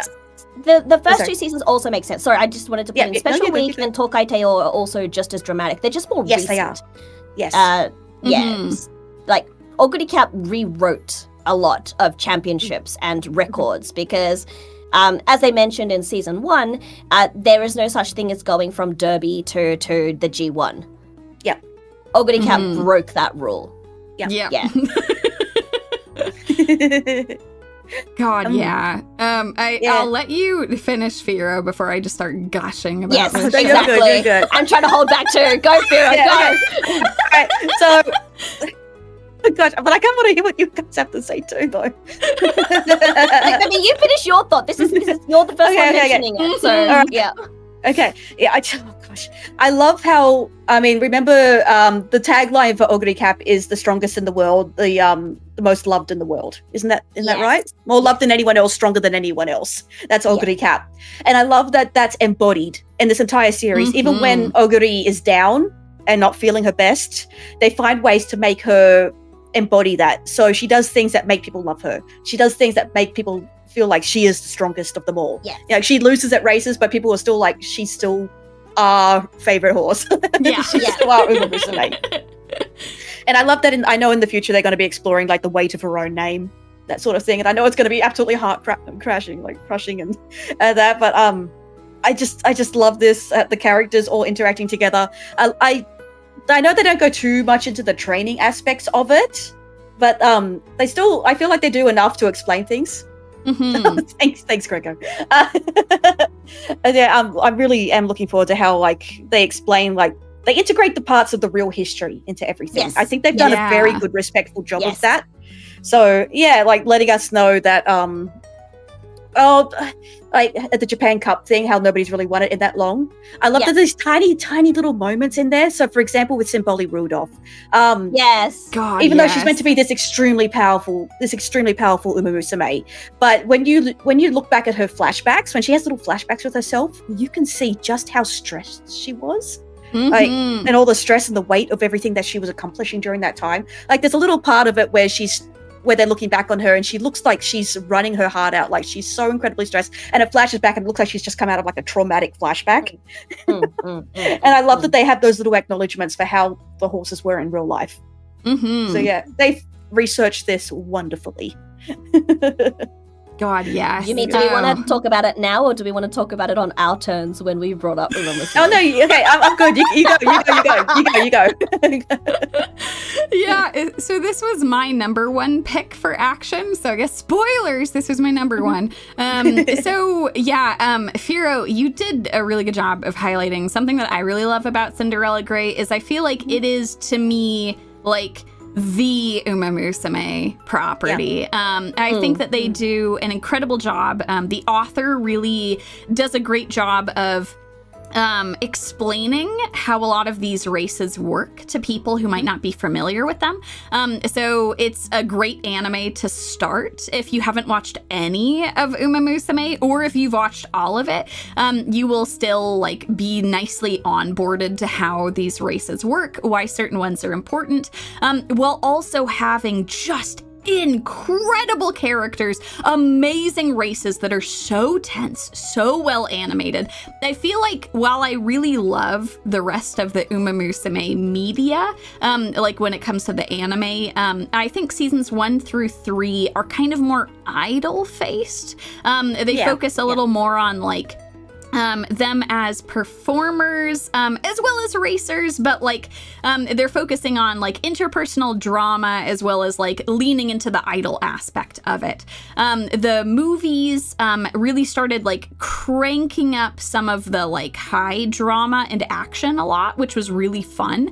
I really like Beginning of a New Era and Road to the Top. I think they did a really good job, as well as like letting the animators flex their muscles. Like, oh my God, those movies look amazing. And then you have Cinderella Grey, which is like the best of all worlds. It's not only well animated, it's not only hype, it not only has amazing characters, but it is so well written. The story itself, they do such a great job of capturing the real life sagas of these horses and jockeys and transforming them into something where every single race you're just like leaning forward in your seat, grasping your hands like, oh my God, how is this going to turn out? Oh my God, this is so intense that I really, really badly want like so many different girls to win this, and like I don't know how this is going to turn out. But yeah, all the voice acting is spectacular. Oguri is an icon. There are so many memes of her that exist online. They do some of the best set dressing for the series that I've seen. So if you have been on the fence about watching Umamusume, you should watch Cinderella Grey, is kind of my pitch. And if you really enjoy it, you can check out the rest of the series too. It's very different, but still very fun. You're kind of indoctrinated at that point, though. Yeah. And I think you'll enjoy it. Plus, Cinderella Grey takes place canonically before season 1. Because Oguri Cap is a legend. She's someone who shows up in season 1, but her journey has already ended, right? Like she's at the end of her career. So a lot of horses will like go up to her and be like, oh, Oguri, oh, it's such an honor to meet you. And this is the reason why. This is the like the prequel as well as like the seminal Umamusume. I love it. I hope it gets a season 2. I am obsessed with it. Huge fan. Yeah. Oh, they've already announced they're going to be doing another season. Yes! Oh, they will be. Yeah, they will be. Yes! They'll be finishing Oguri's journey. She's that popular. Yeah. Oh, fantastic. I really hope in the future as well we'll get more adaptations like of Star Blossom. I really hope so. Oh, yeah. I can see where you're coming from. Yeah. Okay. Ooh, that would be fantastic. We also get to see Inari 1 in the next season, so Yeah, that's looking forward to exciting. that. 100%, yes. Ooh, so exciting. I'm really hoping in the future as well that we'll get some sort of like prequel to this, actually, with like some Bolly Rudolph and Katsuragi Ace and everything. Yeah, no, that would be great. I can't That say might be- much, so well, I'm gonna. Yeah, it might be a little bit more difficult though. So There's only so much I can say on the background of what happens. It's Umamusume. Yeah, I know, right? Because you're like, oh shit, it'll be spoilers, so have to hold my tongue. It's not only that, because I understand the actual legal and the financial and company decisions that are made for Umamusume, so I can't say too much. Makes sense. Oh, yeah. Can I point out one little extra detail? Something that has to brought up.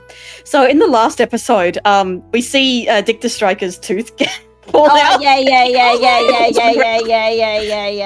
The detail was there during the concert.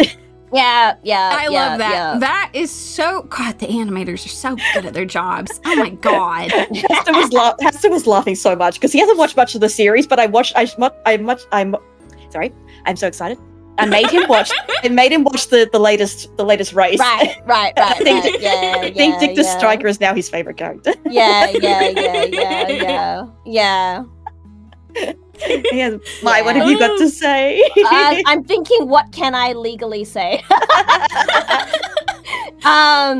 So yeah, for me, I'm a pre-reg of Umamusume, the JP version. So I was one of those people who waited 2 years for the game to release. Yeah. I'm a big horse person. I started horse riding when I was like 8 or something, and I nearly spent my whole entire life, the rest of my life, in equine studies, but I changed my mind last minute. So horses to me are my fascination and my hobby, as well as one of my biggest passions, aside anime and the weeb culture, which I'm also very much neck deep on. But to me, out of all of that, Oguri Cap is my number one racehorse out of all of that. So ever since they announced the game and then the anime, I have forever waited for Cinderella Grey. Yeah. To the point that I saw the announcement for Chapter 1 for Oguri Cap's story. And I'm doing it now as I talk about it, but I literally teared up. Yeah, me too. I was forever waiting for an Oguri Cap story. So to me, it was the most exciting thing ever. And then I was one of those people who waited years before they announced an anime. And again, I teared up because it was the most exciting thing for me. And like, to me, Umamusume is a resemblance of a horse animation done right. In terms of not just the way they animated it, or the way they told the stories, or the way they looked into the lore of real horses to make Umamusume happen, but in terms of they made the world of horse racing actually realistic. Yeah. Like the idol dances and, stuff like that, guys. That's not a joke. They have something like that already at the race courses. They really do something like that. They have a real parade where they show off the racehorses if they win. And that is literally what is made into an idol show, essentially. The winning live, right? And like the literal, warming up and walking onto the turf, and the little chats and bumps they have before they walk into the gates, and the little struggles they have where they're bumping into the gates and things, and where even in Cinderella Grey, when Dictus crashes into the gate and she starts bleeding. Oh my god, these are so all realistic details of the equine world. And this is coming from someone who knows both the negative and the positive of the equine world, especially horse racing, the controversies as well as all the positive aspects that come out of horse racing. And this is to Umamusume to me is such a big deal in that sense. And aside the fact that it paid my bonus for 3 years. Thank you, players. My bank was very happy for a while. But like it's such a series that has a pure dedication through and through for the love of its horses and the culture and a respect for it that also is not scared to show the negative aspects of this industry, because of course we have a history horse racing being banned in certain countries or animal rights jumping in. It's not all positive. And I think Cinderella Grey in particular is not afraid to show the negative aspects of all this all. And don't get me wrong, season 1 was still great. Silent Suzuka was the main show there, to be honest. God. Just because of Silent Suzuka's background. And I am such a passionate horse person that when Silent Suzuka had her injury, I had to stop watching. Because to me, I was so sad. Because to me, as a horse person, when a horse has an injury that bad, I know what's happening next. Right. Yeah. And then when I watched season 2, I try to hope season 2 would be happier. And then Tokai Teo breaks her ankle twice. And I went, I know what's going to happen next. So I had to stop again. And it took me so long to get back into the anime of Uma Musume because it was too real for me, like through and through. And so Cinderella Grey, I'm just happy every episode. And, the reason why Oguri was loved so much was not only his, yes, he's male, not only his winnings and his history, it's also the fact that he was such a gentle creature. Like, Oguri was loved by absolutely everyone. Like, you can go to, like, a lot of people like to visit their retired racehorses. Like, even, like, now it's worse, but, like, back in the days, even people would go in small groups to visit their favorite racehorse, to give a carrot or something, a little pat, to say thank you to their favorite racehorse. But Oguri Cap was everyone's favorite to visit because he was never shy. He was always there for a little pat. He'll always happily take a grizzle of your carrot that you give him. He was the horse that everyone wanted to be at a petting farm with, essentially. He was the gentlest giant. He's a big horse, mind you. A gentle giant that loved people who people loved. And, Cinderella Grey is all of that embedded in one anime. And it makes me happy every episode watching Cinderella Grey. It's not just, the story, his background, the action is great, the animation is great, the voice acting is great. Mind you, the voice acting is fan-bloody-tastic in every character that they've chosen. And the fact that they've even, brought on the international horses, oh my god, they look so great too. Oh my god, they do. It's all of so beautiful. So beautiful. Except, mind you, the international horses slightly are reflective of more of their jockeys, more so than the horses themselves, which is also interesting. Like, knowing all of this history really makes it fun. And my first, how you get plushies? People talk about getting plushies of their favorite racehorses. That's a real thing in Japan. It is. They will sell the plushies of every horse that is currently like running now. And I found a secondhand market of an Oguri Cat plushie when I was in Sydney.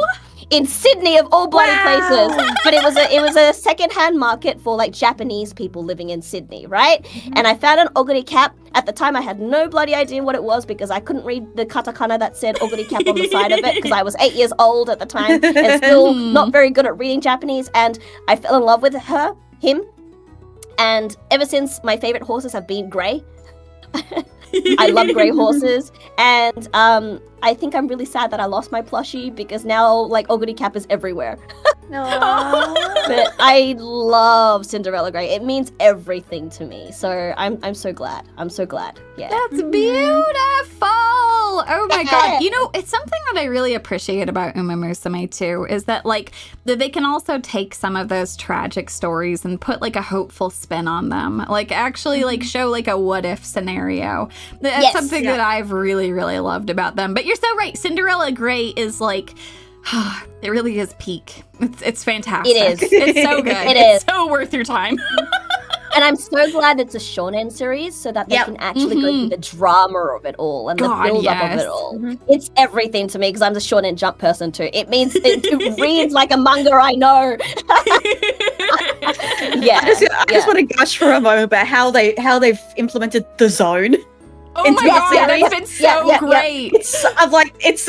I feel like it's the one thing that we needed from Pretty Derby because in Pretty Derby they'll have like little auras and things. No, this time they've gone completely out with giving them all their own individual like unique ultimates that they can pull off. So great. I love the reference from Tony Bianca, originally Tony Bin, and Jungle Pocket because they're actually related. I love that little tie-in. And the fact that they all have like the individual like motifs and everything. Like Dictor Striker's got the fireworks. That's so cool. God, that was so cool. So hard. They should. Oh my god! I hope that they add her to the game. I want like unfortunately, I don't think we'll get Dictor Striker because that's not actually the original name. Yeah, that's the thing. Like, I desperately want a Belno Light support card, like of her like helping out in some way. I don't know if it's possible, but God, I want it. I honestly do hope for future installments of any other like franchises we do have something like with the Zone. God, yes. I feel like that was everything we were waiting for. Yeah. It's such a shonen jump touch to the series that I think I needed it, if you know what I mean. Yeah, I feel like that's exactly what it was missing. Yeah. The special sauce. God, you all are fantastic. You are my people. Just out here gushing about Uma Musume. God damn, that was great. Love every part of it. Yeah, it's so good. The fact that it's real horse people that are the top fans of Uma Musume, it always says something. It means they've done a good bloody job. Yeah. Yep. I completely agree. Oh, good. I'm indoctrinating my community. I've been working hard indoctrinating them into Uma Musume, and we are succeeding here today. This is great. By the way, I've now lost track. Where are we up to? We're on. Oh God! And, that was my number 2. Yeah. Let me go. Okay, that was my number 1. So let me go quickly through my number 2, and then we'll hit the number 1 for you folks. Okay. So my number 2 for action is Medalist from earlier this year. This is my number 2 for drama. Oh, okay. Excellent. I'm a huge Medalist fan. So yeah, Medalist is fantastic. So I know we just spent a long time talking about the world of horse racing. Well, now we're going to dive into the world of ice skating. Yay! Both like professional, like competitive ice skating, ice dancing, and all of that. This show is incredible. It does a great job of showing it's a young girl who is about to give up on pursuing ice skating because she is at an age range where she is about to age out of being able to compete in a lot of things. A lot of people start ice skating when they're really young, and she is 12 years old. So she is like starting ice skating really late, and is worried that like she's not going to be able to make it. She won't get approval from her parents to do it, who are worried about her getting hurt reasonably. Like sense. Like all sports, it's dangerous, but ice skating, like kind of, there's some aspects of ice skating that are very dangerous. And so she's at least like, her parents understand that. Well, the reason that the mother is so against her doing it is because her older sister used to compete and got got pretty badly injured during one of her competitions. So she's got 2 different things working against her. Worries from her parents about her competing, and worries that she is too old and won't be able to catch up fast enough to the other students. And then we have a coach who I think he's in his like early to mid 20s. He is someone who has also been on the verge of quitting ice skating completely. He is working as a construction worker by day in order to make ends meet, and is trying desperately to be a coach for ice skating. And the 2 of them find each other, and they create an absolutely amazing team where both of them are getting to rekindle and embrace their love of ice skating. He ends up being a perfect coach for her because he started ice dancing when he was in high school. So he was started, even later than her. And he made it to some really big competitive levels. And it's really cool because his experience with ice dancing is very different from a lot of the other coaches, and he's able to help her in ways that other coaches have not been able to, with like his attention to detail, his thoughts about how she's moving her body when she's doing certain moves. And it's their journey together of trying to make her dream of being an ice skater a reality, and his dream of being an ice skating coach a reality. It is so hype. All of the ice skating scenes are mocapped from real professional ice skaters and ice dancers. They are super impressive. The choreography for them is so good and so tight. Every time I read discussion threads for the episodes, there were a ton of people who were familiar with ice skating that were so impressed at how they explained the mechanics of all of the different moves, as well as how difficult it is to move up through the ice skating world. So it is a fantastic sports action show. It is very heartwarming, and I am obsessed with the ED. It is so catchy. Her and her little worm friend are just having a great time.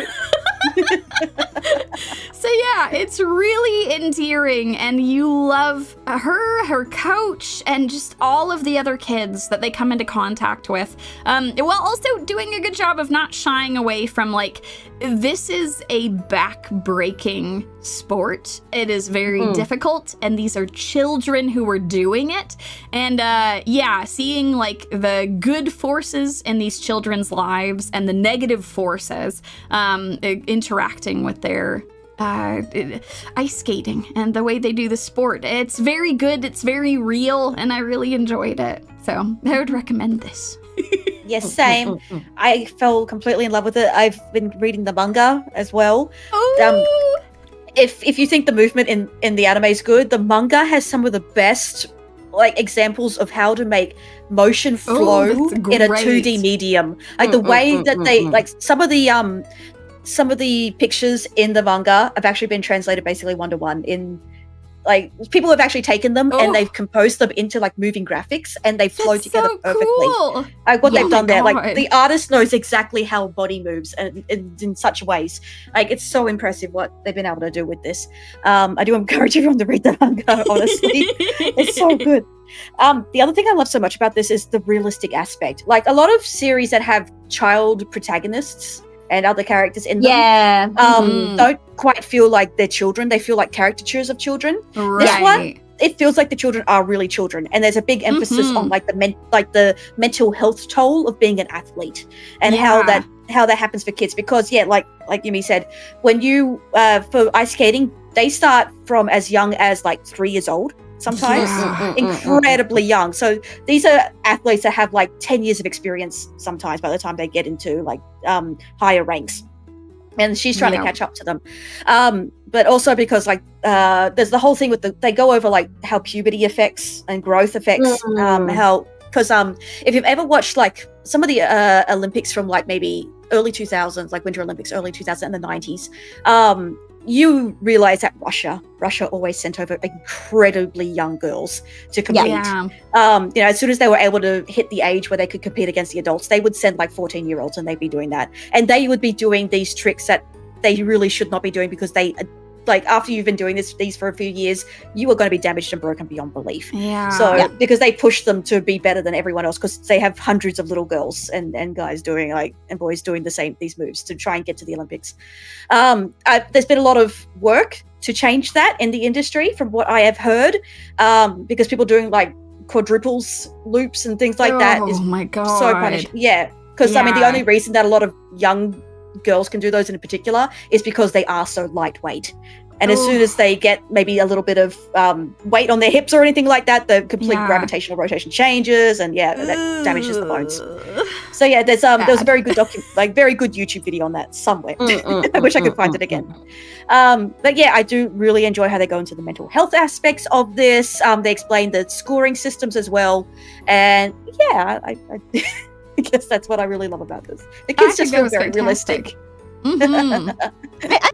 Like on a technical aspect and behind, like, of the animation itself, I'm kind of glad they did this after Yuri on Ice. Yes, because same. Yuri on Ice experimented with the motion capture of figure skating and how that was going to work, and they obviously perfected it specifically for this show. And I didn't watch it because unfortunately it was something I couldn't get into.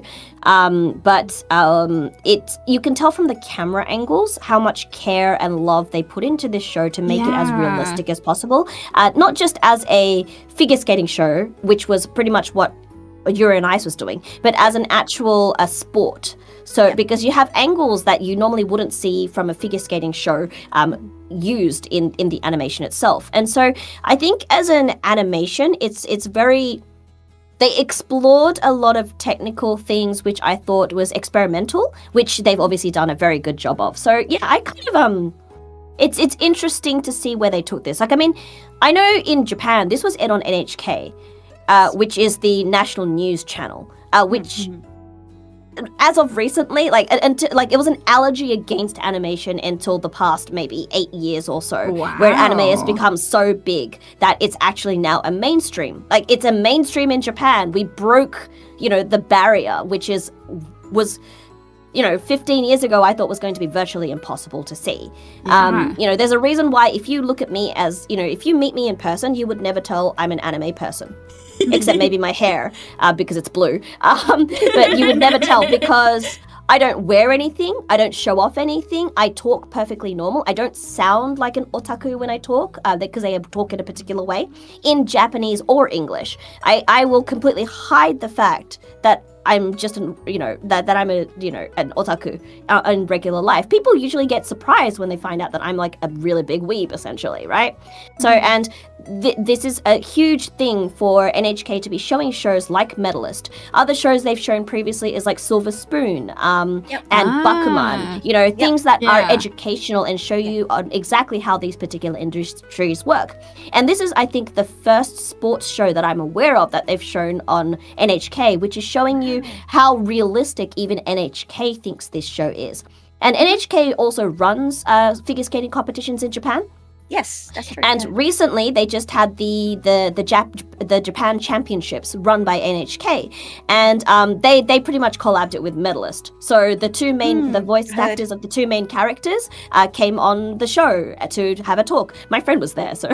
Whoa, that's super cool. Yeah, I have a friend who's really into figure skating, really into Euro on Ice, but she's into figure skating as a sport, essentially. And so she was telling me this. She's like, I don't watch Medalist, but I appreciate the fact that we've broken the barrier and it's become an absolute mainstream. She also works at Saigo's. Anyways. Yeah, so, it's little things like that. So I think, if anything, we have to appreciate the fact of how far anime has come and what series like Medalist is doing to the anime industry in Japan. Because I don't even introduce myself as an anime fan. I didn't used to. Until Demon Slayer, I never introduced myself as anime as a hobby to an ordinary person in Japan. It was something that was a taboo. So, yeah. Look where we are now. Actually, it's a great shout out. I feel like, I don't know, we're all kind of similar to ages. We've been around the block for a bit, and like that's been something that I'm very grateful for, is that I have experienced a very similar thing where like I did not tell people that I was into anime when I was growing up. Like that was a very closely guarded secret. Like that would only come out if I like sussed out that someone was cool, and I'm like, okay, I can tell you. Agreed. We can talk about manga, but now I can actually talk about it with people, which is so cool. I'm really happy that like it's expanding, that a lot more people are like, wow, there's a lot of really cool series. Animation is really impressive. There's a lot of different types of anime depending on what you're into. So yeah, I think that's an awesome shout out that Medalist is like yet another awesome step forward for like making this more accessible, mainstream, and like drawing people in to be like, hey, anime's pretty cool, actually. Agreed. Really awesome stuff. Yeah. Honestly, a lot of pretty much the biggest reason why I got into what I'm doing, like, getting involved with like organizations and charities to do anime convention sort of related things, or like youth pop culture things, running an anime club, was because I wanted to give people a place where they could be nerdy. Same. I didn't have that growing up, so I wanted to create that space for other people. So for Yumi's chat, like wrong name, Firo. Yeah. I stopped myself this time, I promise. I'm glad. So Firo and I both run conventions in Australia because for both of us, it's the community that counts. Like, we grew up wanting that community, so we're building the community we wanted for the newer fans, essentially, and that's where we are. Yeah, that's beautiful. Very big on the convention and the communities, for sure. Yeah. That's wonderful.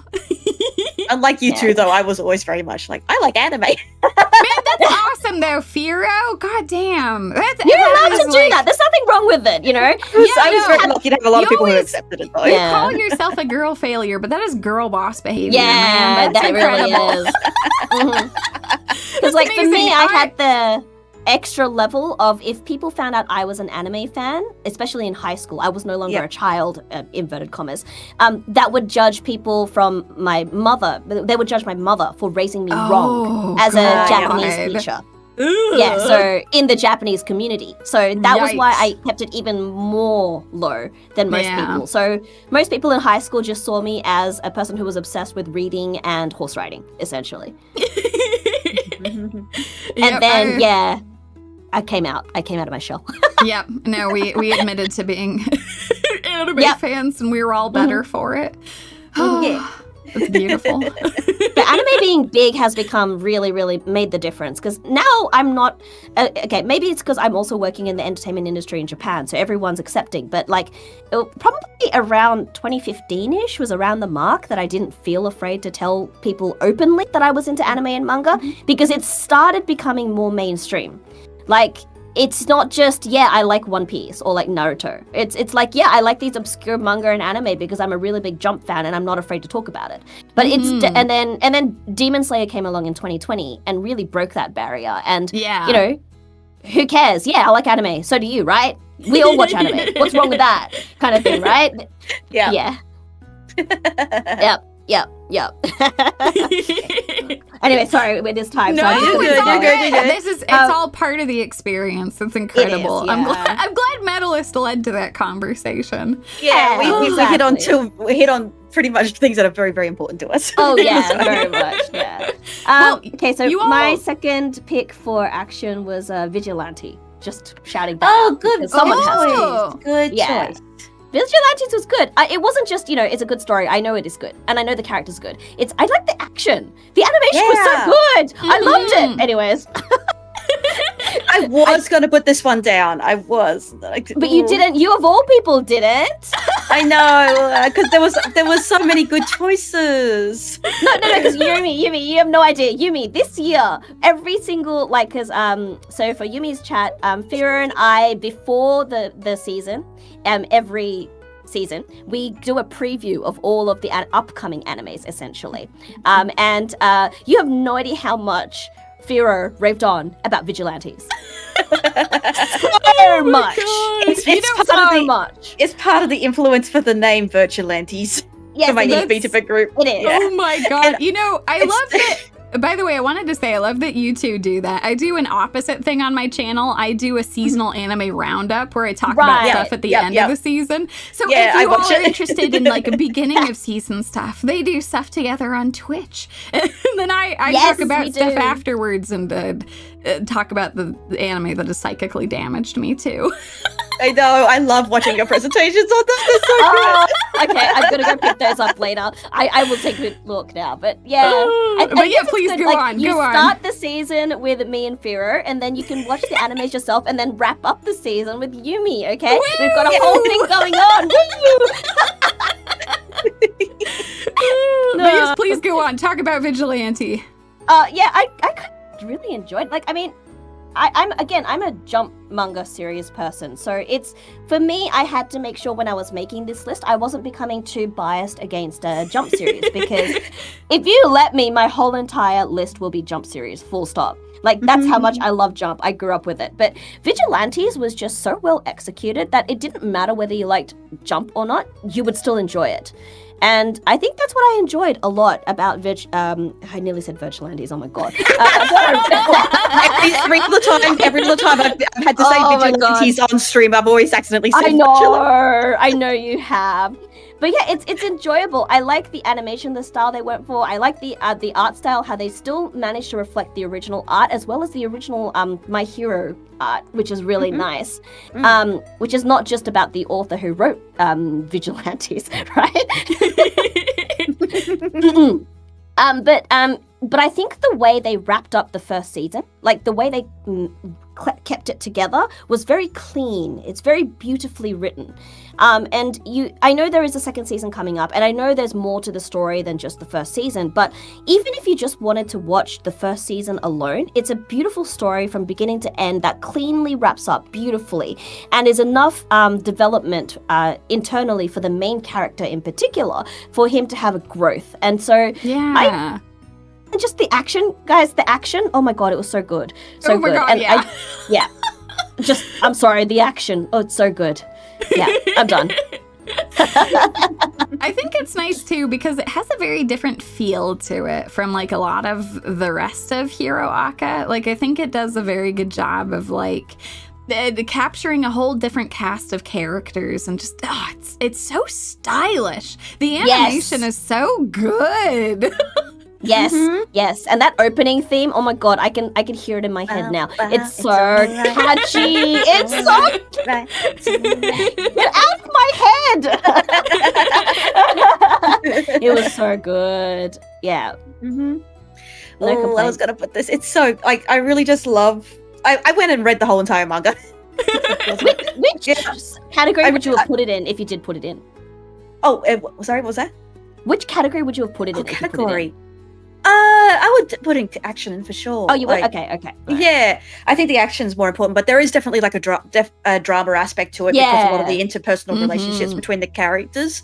But yeah, I love how they all interact with each other, the relationships, just how they create actual like their entire community grows as well along with them because of their actions.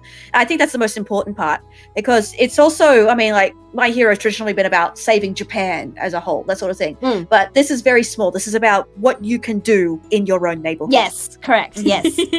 Yeah. I love that. So they're not just saving people as well. They're doing things like going out and creating community cohesion with like events and things like that. It's really cool.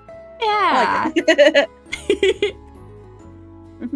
Yeah, that was definitely my top pick. One of my top picks, yeah. Hell Okay, yeah. all right, number ones. Let's go. Number one. All right. You already know mine. It's Uma Musume, so we can skip me. We've all talked about our love of Uma Musume.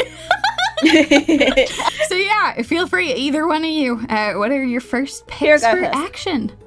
My number one is Gachiakta. Oh, that's a good pick. That's fair. Yeah, that's a good pick. I had to pick Gachiakta. I was actually debating between this one and Tougen Anki. Ooh, okay. I was also I really wish I'd been able to watch the other season of Windbreakers. Okay. Yeah, or else that might have ended up on my list, but that was good I do like Windbreaker because of the whole the delinquent. I love delinquent sort of media. You do, yeah. It was good, by the way. But Gachiakta is just it's such. I mean, it's written by a female mangaka, isn't it? From my understanding, correct? Yes, yeah, I'm pretty sure. I love the graffiti artwork. I love this. I love the art style of it. I love how it subverts so many expectations as well. So the character growth comes from moments where they have to persevere through things that normally in another shonen manga they might overcome instantly to meet that sort of thing.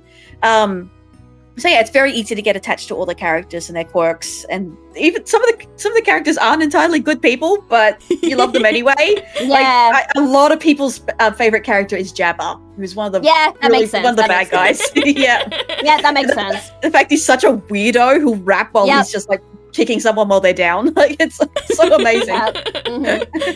I love the power system. I love all these mysteries.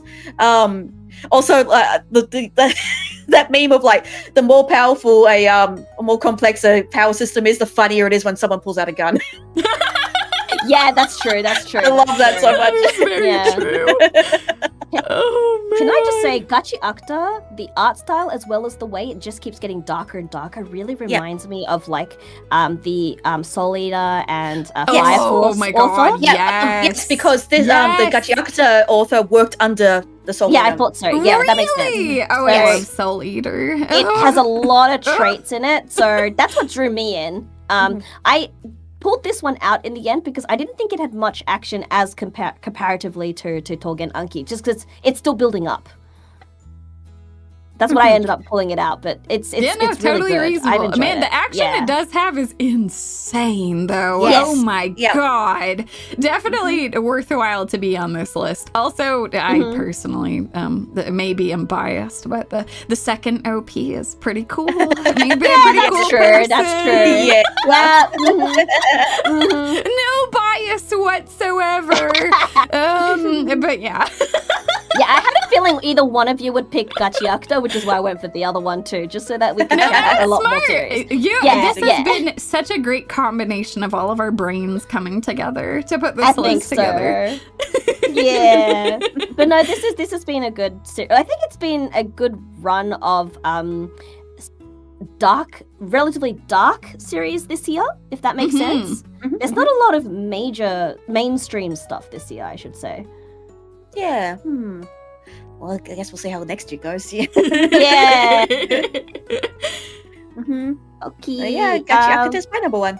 Woo! Sounds good. We'll go to my number one then. This is also dark, I have to say. I ended up picking Zenshu. What's it called again? The English? The completely. What's the English title? Say it in Japanese. I might remember. It's called Zenshu. Oh, just Zenshu. Oh, right. Yeah, that's its title in English. Oh, okay. Yeah. So I ended up picking Zenshu because the animation blew me away from beginning to end. Every single part of the animation just was beyond what I was expecting, especially as of late, recent animation to do, because like she's a mangaka, right? So there's this mangaka. Oh, no, she's not mangaka. Sorry. She's an animator. Let me get that correct. People get angry at me. She's an animator, and she's in the middle of thinking about her next movie, because every movie she's made has been a hit. So she is the star of the animation studio she works at, and until she comes up with something, they can't continue. She's like that big of a name, but she's also very young. And she's kind of on a burnout at the moment. She's in a bit of a slump. And one day, the person who runs a production company decides to give everyone bento as a way to keep them motivated. And she eats an oyster, which gives her very bad food poisoning. And the next thing she knows, she wakes up in the middle of this desert with weird-ass monsters. That looks kind of recognizable, but she can't fight against it because, of course, she doesn't fight. She's an animator.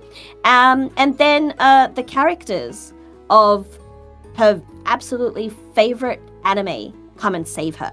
And what she realizes is she's pretty much isekai'd over to the world of her absolutely favorite series, which was to her a masterpiece in every meaning as an animator. But apparently the series itself was it was a bit of a controversy by the fans. It was people who love it, but the people who hate it is allowed a voice. And so it didn't do as well as it should have as a masterpiece in her definition. And so the pretty much the premise of that movie or that story of her favorite series is that it's pretty much a dooms thing. It's a hero thing where there's a main character, the blonde guy in the trailer, who is the hero, and he's joined by 6 other heroes, and they're like the destined ones by the stars, essentially, and they save the world. But along the way, pretty much all of the characters that the main character fights with dies one way or another. It's a traumatic series. Sorry, this is not a spoiler. It comes out in episode 1. It gets mentioned in episode 1. And so she's sitting there going, well, I'm a fangirl, and she's going around fangirling over all of the setting and everything that she sees, including the food that they're eating. But at the same time, she's like, I shouldn't interfere because it's a masterpiece. It's fine without it. But then she also is like, but do I? Because, I don't, apparently what she mentions this in episode 1, but there's a moment where the main character loses his best friend, and he practically goes into like this emo mode, essentially. And he practically changes character after that because of how much depression he goes through and overcomes, essentially. He doesn't really overcome it really either, because then he just becomes a hero of rage, essentially. And she's like, so do I really want to see in person my hero go through the same thing? And then she finds out that this one item that she took with her from her real world, from her animation desk, is talking to her. That ruler, it's talking to her. And is like, yeah, draw. And she's like, oh, okay.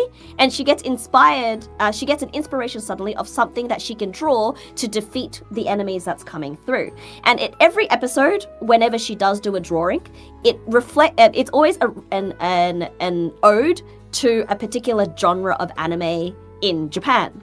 And so the characters, the things that she draws, some of them are characters, some of them are items. They're animated in the same way you would expect 80s and 90s animes to have drawn in that genre.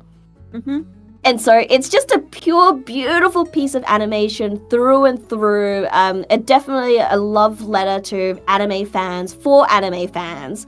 And it's just, I just really loved it. It's definitely up there for action for me. It was beautiful. Yeah, it really is. Like, I feel like they just kind of flexed their artistic muscles with this one. Like, it's sometimes, like, it's just so insane what you're watching on the screen. They really went crazy with a lot of this. So, yeah, I actually forgot this even came out this last year. But you're right, that was in winter. That's a good shout out. Yeah. Yeah, I actually thought it was last year as well until I double checked the list. And I'm like, oh, no, that's going on my list now. Year. Yeah. But it was damn good. Yeah. Okay. Ooh. That was number 1. Yeah, that's such a good pick. I wish I'd watched more of it. Well, hey, now you have more fun stuff to watch. I feel like that's what we're all coming away from this with. Is, ooh, I'm gonna go check this out now. Yeah. Well, let's go to the next section then. Yeah, so we're up to drama. All right, drama is complex relationships, misunderstandings, all kinds of love, one-sided triangles require charts with dozens of arrows to explain. We've extended this category to include romance, mysteries, thrillers, series that set at home or at the workplace, and maybe we'll see a few villainesses thrown in. Yeah. We've already gone over a few of mine actually. Yeah, same for me. Yeah, a couple of mine are already crossed off. Yep. So my number 3 was Tasokare Hotel. Oh, okay. All right. Okay. So what was everyone else's number 3? And my number 3 was Silent Witch. So we've done that one already. Oh. So that's perfect. Yep. Yeah. Mine's new. I had Hotel Inhumans. Okay. How was that? Because I never even watched the first episode of it.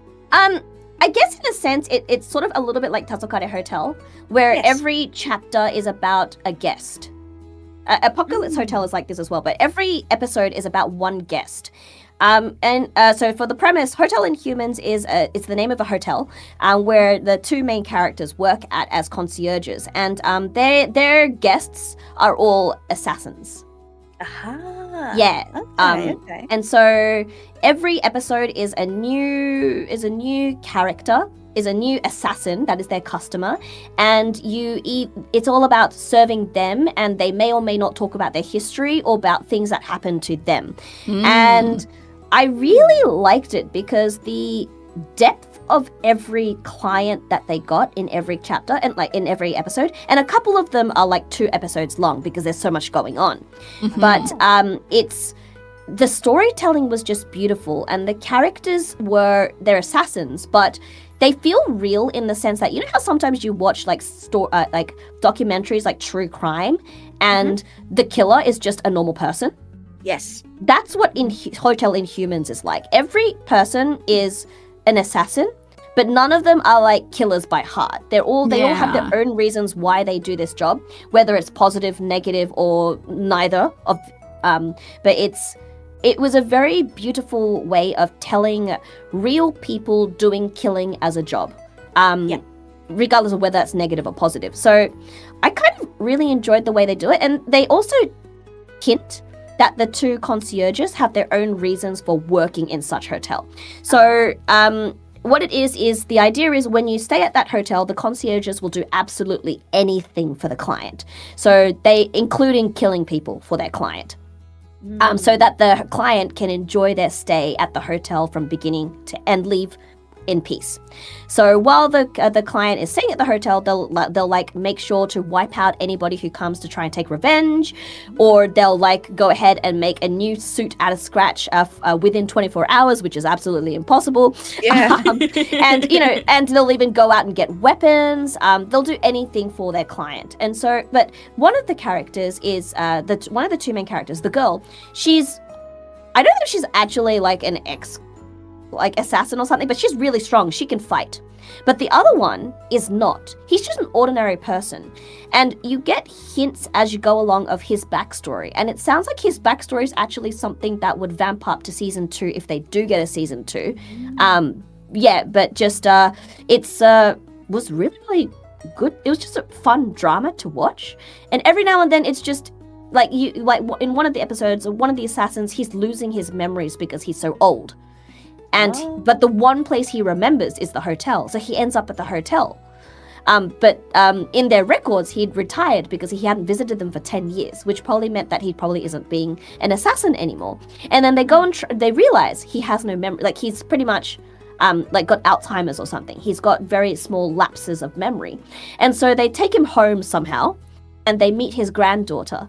And you learn more about their relationship and how she deals with knowing or not knowing, they're not sure, of him being an assassin in his past life and things like that. And so like it's a nice real almost slice of life kind of drama that happens, and I just enjoyed all of it. I just enjoyed the vibes of just watching this show. So I thought I'd put that in as my drama. That's my number 3.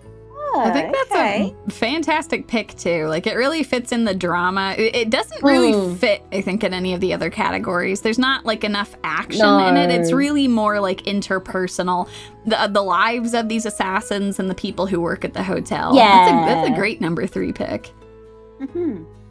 Okay. Ooh. And my number 2 was Medalist. Which Okay. already talked about a lot, yeah. Yeah. Well, this category will go by so fast. That's It incredible. really will. My number 2 is actually a new property we haven't talked about yet. Because it didn't fit in any of the other ones. It fit perfectly here. You had mentioned that this drama category also includes romance, and that is what my next one is. Yep. My number 2 pick is The Fragrant Flower Blooms with Dignity. That's my number 1. Nice. Okay. So that's all of Firo's choice. That's all of mine. You got him. So I guess I'll talk about this first, and then you can just gush all about this show. Go for it. While 100 Girlfriends is my recommendation for a romantic comedy, this show is like one of my favorite romances, period. There is a lot more serious drama to it, a lot more like figuring out who you are and what you want from the world, a lot of wonderful character growth. And it's so well animated. Oh my god. Fragrant Flower is so incredible. I would say that Fragrant Flower and The Dangers in My Heart are like probably my favorite dramatic romances. I think they're both incredible. So if you liked The Dangers in My Heart, I think you will really like The Fragrant Flower Blooms with Dignity. It's also a personal delight of mine because the two romantic leads have very similar height difference, like I do with my husband. So, it's kind of incredible. Rintaro even dresses like Bear does, which is really funny. Like the whole time I was watching it, I'm like, I'm just watching me and Bear. This is crazy. So yeah, it's really adorable. It's about 2 high schoolers who they go to opposing schools that are right next door. The girls' school is very uptight and proper. They close their curtains so that the students won't look upon the boys' school that's next door. The boys' school is like kind of for, I don't want to say like the dropouts, but the kids who kind of flunked out of a lot of other schools. They definitely struggle a lot. Yeah. And it's nice because the teachers at that school don't treat them like that. Like they're like their homeroom teacher is so kind and so thoughtful while acknowledging that like some of these kids like might not have had like the same education compared to like their next door neighbors and things, but they don't treat them as like stupid because they're not. Like they're kids who have like struggled in school for one reason or another. And I think it's really cool because like it's a romance between someone who is going to a school for boys who have struggled academically and the valedictorian of like the proper school next door. And their relationship is so beautiful. It just like with both of them getting more comfortable being themselves around each other and their friends. It's also an awesome romance because it's not just about them. It's also about their friend group. Each of the friends really gets their time to shine, and it feels organic, like a group of people coming together and very honestly having conversations with each other. I actually think this show is really awesome in a similar way to Dangers of My Heart because it shows healthy ways to form relationships and like good ways to communicate with people. I think that The Dangers of My Heart does a really great job of showing like someone who was really unfamiliar with being around girls and had some very toxic views of women coming around and like being a good person, like actually coming into his own confidence wise, and like being the kind of person he always wanted to be. And Fragrant Flower is like that for like all of these characters. Like one of the female characters of the show, I'm not gonna spoil too much about it, but like one of the side characters goes through a just beautiful character arc. I was sobbing through her episodes. It was so good. So yeah, I would highly recommend this show. I'll send it over to you, Firo. You did such a good job, Yumie. I don't know what else to say. Okay. So yeah, like Yumie said, this is basically a bit of a Romeo and Juliet sort of thing, like two opposing groups, and there's the biases behind, like, oh, what are you doing hanging out with these violent boys, these violent, nasty boys who are, they're stinky and whatever. Like, but the thing is, that's just their biases because we actually follow like Rintaro and his group mostly, I would say, and his friends are some of the most emotionally intelligent. Oh my god! Okay.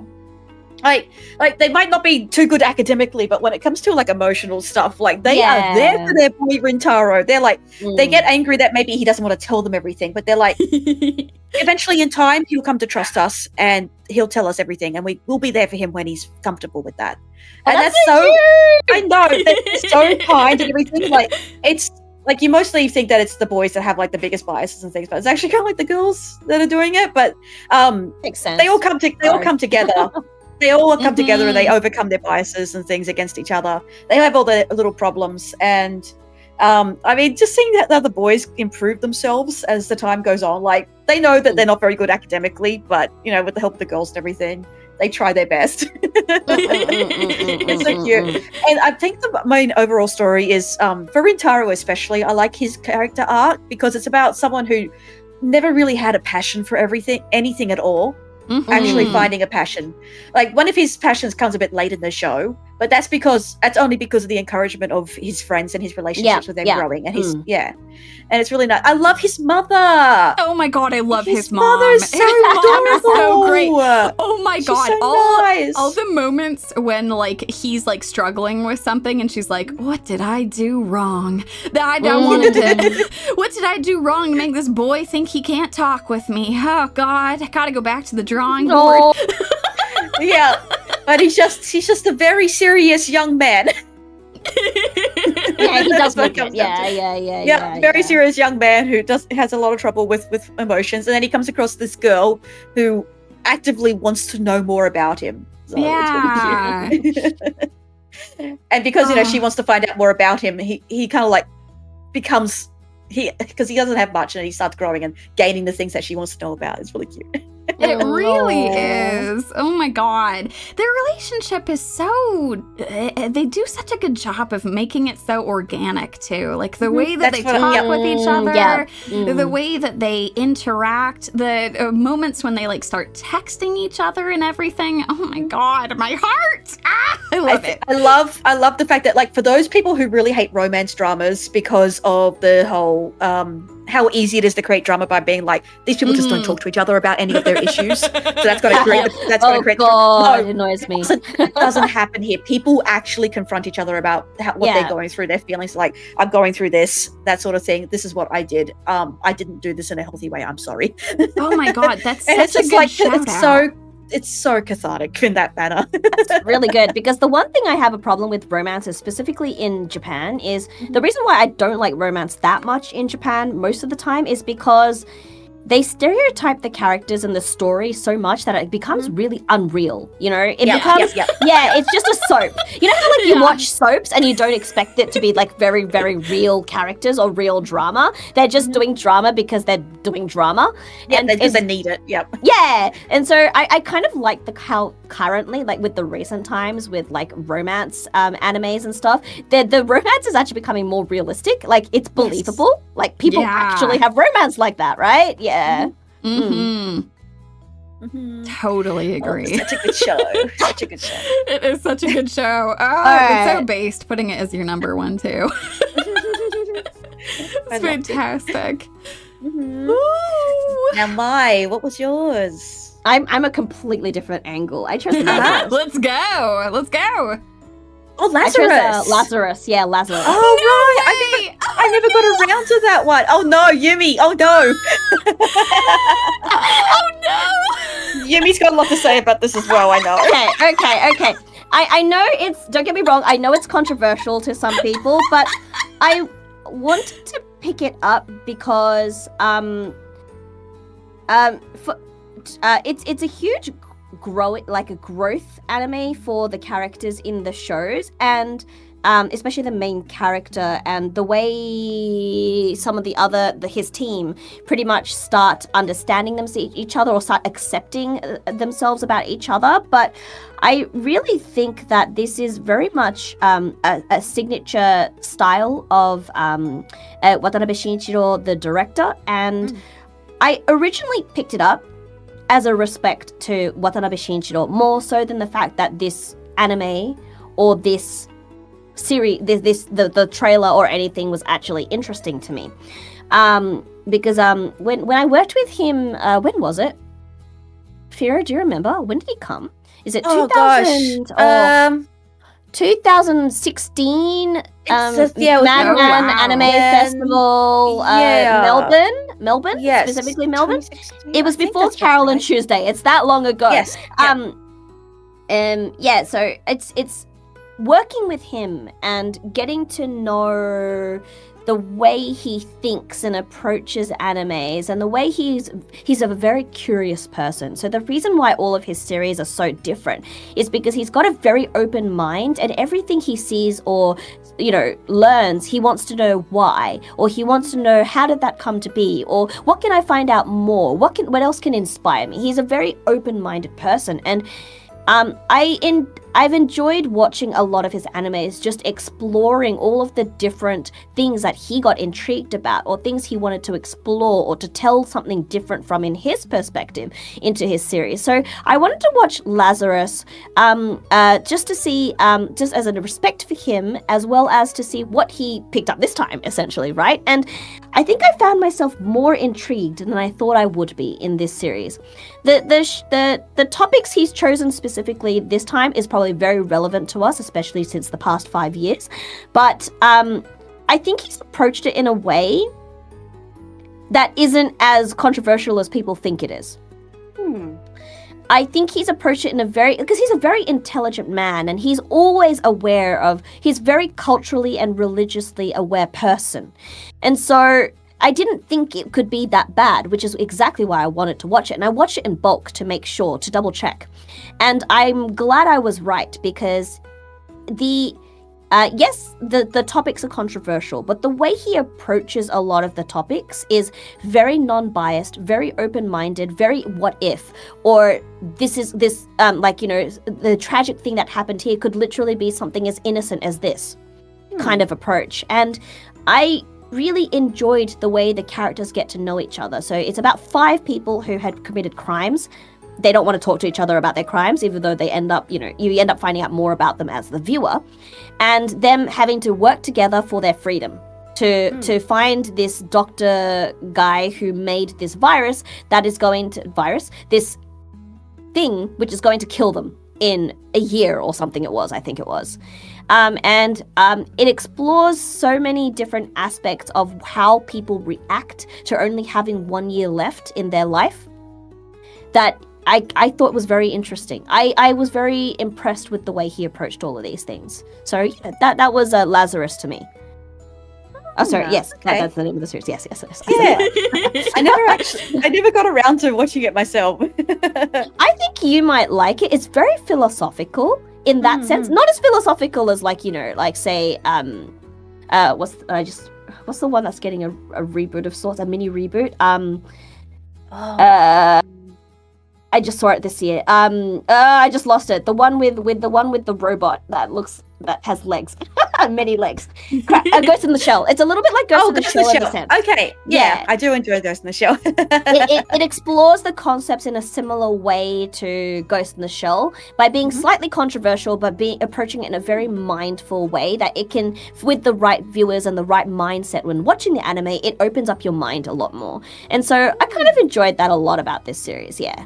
Yeah, it seems like the Japanese reaction to it was a lot different to the reaction from the West, and I do think that a lot of people in the West, especially, were just expecting another Cowboy Bebop. Yeah, they were. Which I think destroyed some expectations for people. Yes, Yumie. About it. I do think that I think that is a very reasoned and very fair analysis of it. And I do think that for folks who are interested watching it, if you are curious about it, I think it is definitely worth a watch. Oh no! I know, Yumie. Personally, you weren't a fan. I didn't expect to have such a radically different opinion. I don't want to. That's fine. I don't want to say my own thoughts. I guess if you're interested in my thoughts, I have a whole thing.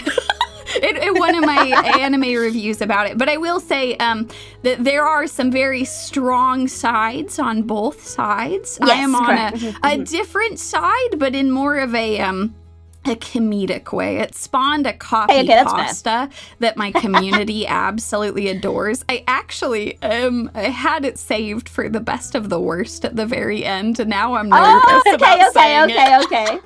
No, it's fine.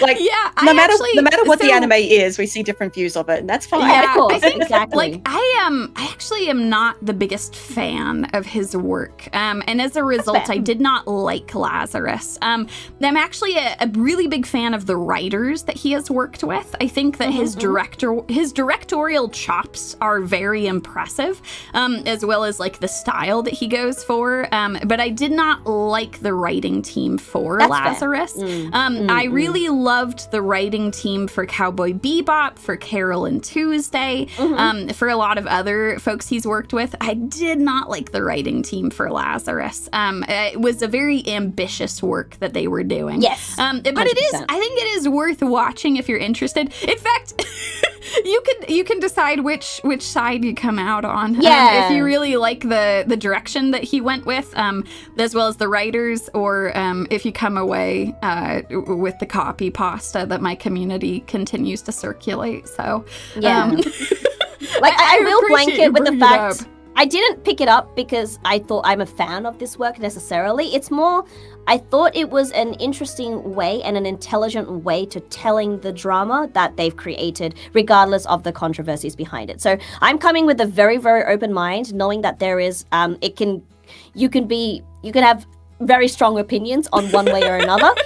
which I'm 100% for because I'm open to different opinions. But it's I'm sitting in a very neutral. Well, when you really think about it in a very neutral way, putting aside whether I liked it or not on a fan level, I thought it was a very smart way of putting together all of these very, as Yumie said, very difficult things into one series to explore all of these things. It like, you know, there are moments I didn't like about it as well. Don't get me wrong. There were some moments I wish they didn't explore it in the way they did. But having had done it that way, it makes you think. It makes you actually think about it, and that's what a lot of what Watanabe Shinichiro works does. It's trying to make you think.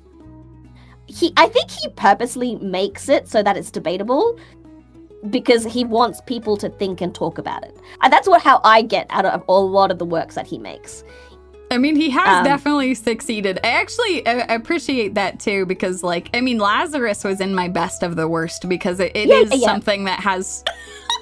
It has forever ruined my mind as a result of watching it. And like in a way where like I will always remember this anime. So I appreciate you bringing it up. I guess I'll save my copy pasta for later. I got it right. Oh, welcome Raiders. Welcome. Hi Raiders. Hi Mongoose, how you doing? All right, let's move on to the firsts. Yes, my first right. came up, right? Let's go. My first came up already. Mine was Cinderella Grey. Oh, nice! Yep. Oh, fantastic! Oh my god! Yeah. Firu, your first was mine was too? Fragrant Flower Blooms of Dignity. Yeah. Oh my god! So I'm the last one. Okay. All right. So my first. I guess I'm cheating again. It's a season 2. I'm sorry. I've cheated multiple times. That's all right. Multiple times. It's Apothecary Diaries. Okay, done. Yep. Hands down. Good. You know what? Yeah. I really should have put that one. I just kind of forgot that when it came out. No, it's all good. It's because like and I have a feeling someone will have it. Yeah, Apothecary Diaries is so good. So the second season came out this year. It was incredible. Apothecary Diaries is like part detective drama, part historical drama, part exploration of the struggles of being a woman in like imperial China, and it is so damn good. It's not quite China. It's not quite China. We'll just have to be politically correct here. It's not exactly China. It is a fantastical China-inspired. Yes. Not exactly China. But very much pulling, China. Pulling from fantasy China, sort of. Like pulling from that history. I appreciate that. It is technically not. Yes. I had to correct you because of all the things that's going on at the moment. Yeah, not like it's not actually like a historical piece, but it's drawing on a lot of historical traditions and things, and in a really wonderful way. So it is technically a fantasy world, but it is so smart with how they present everything. It is. The entire series is centered around Mao, who's wonderful. Mao.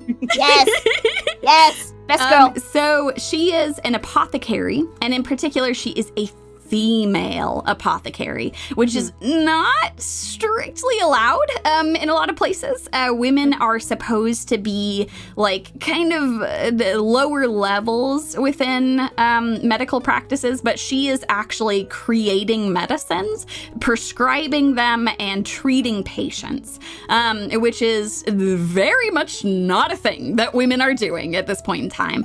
And it is her being forcibly abducted into the imperial rear palace, where all of the concubines and their maidservants are kept.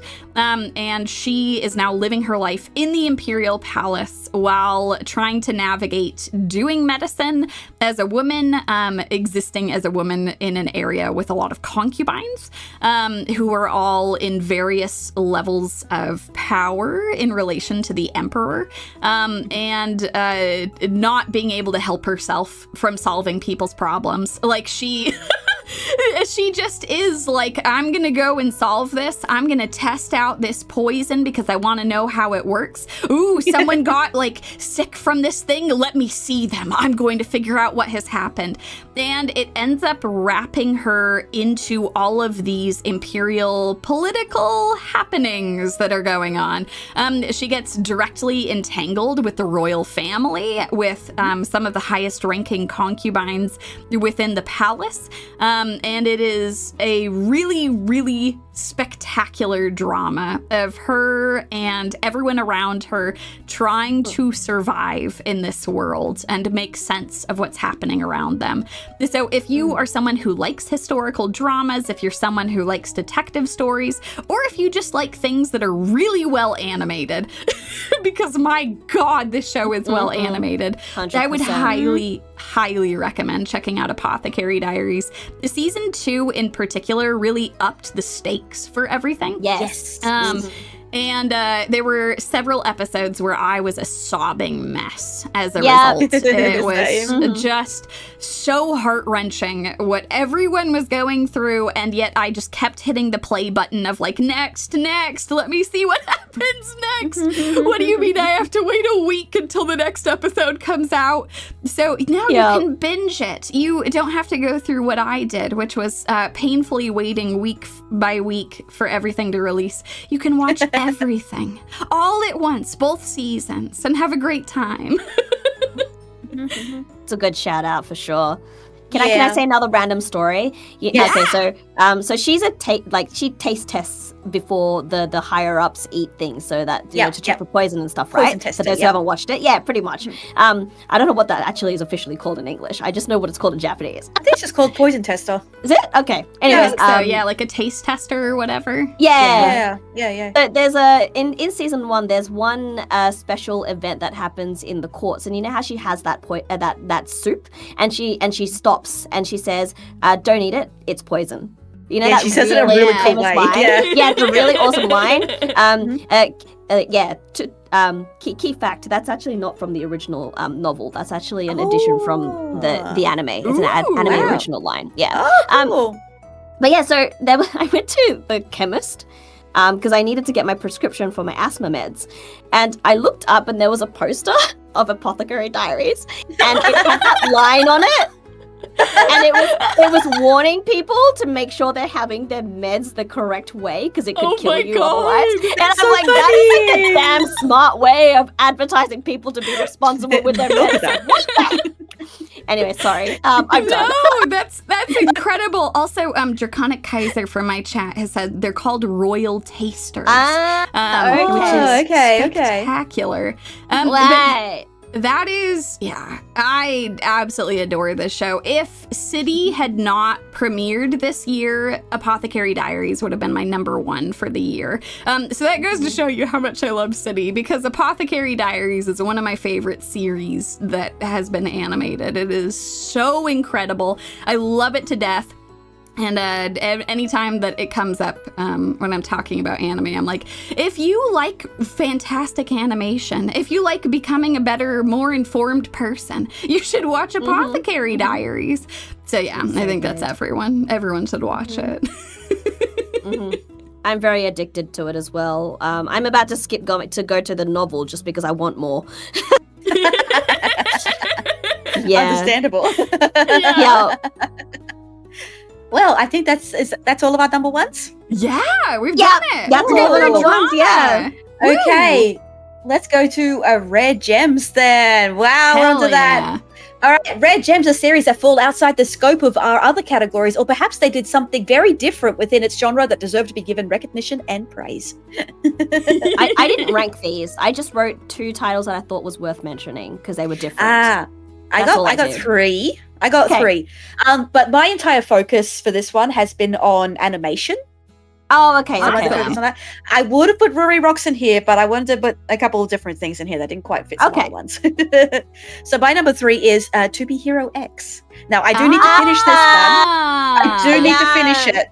Okay. That's a good shout out. It was good. It was good. It was good. Yeah. If I can just find it. Now, it wasn't animated in Japan. No. If I remember right. No, it's actually from China. But it's I don't know how to explain it exactly. It's such a celebration of different art styles all coming together.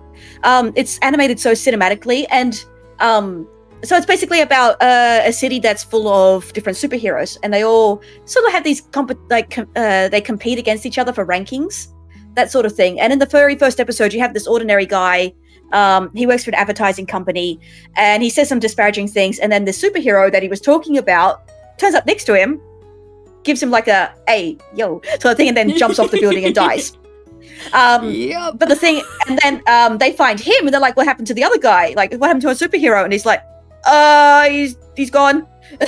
And they're like, "Oh no, well, we can't have that. We need somebody to replace him." So they pick him because he looks a little bit similar.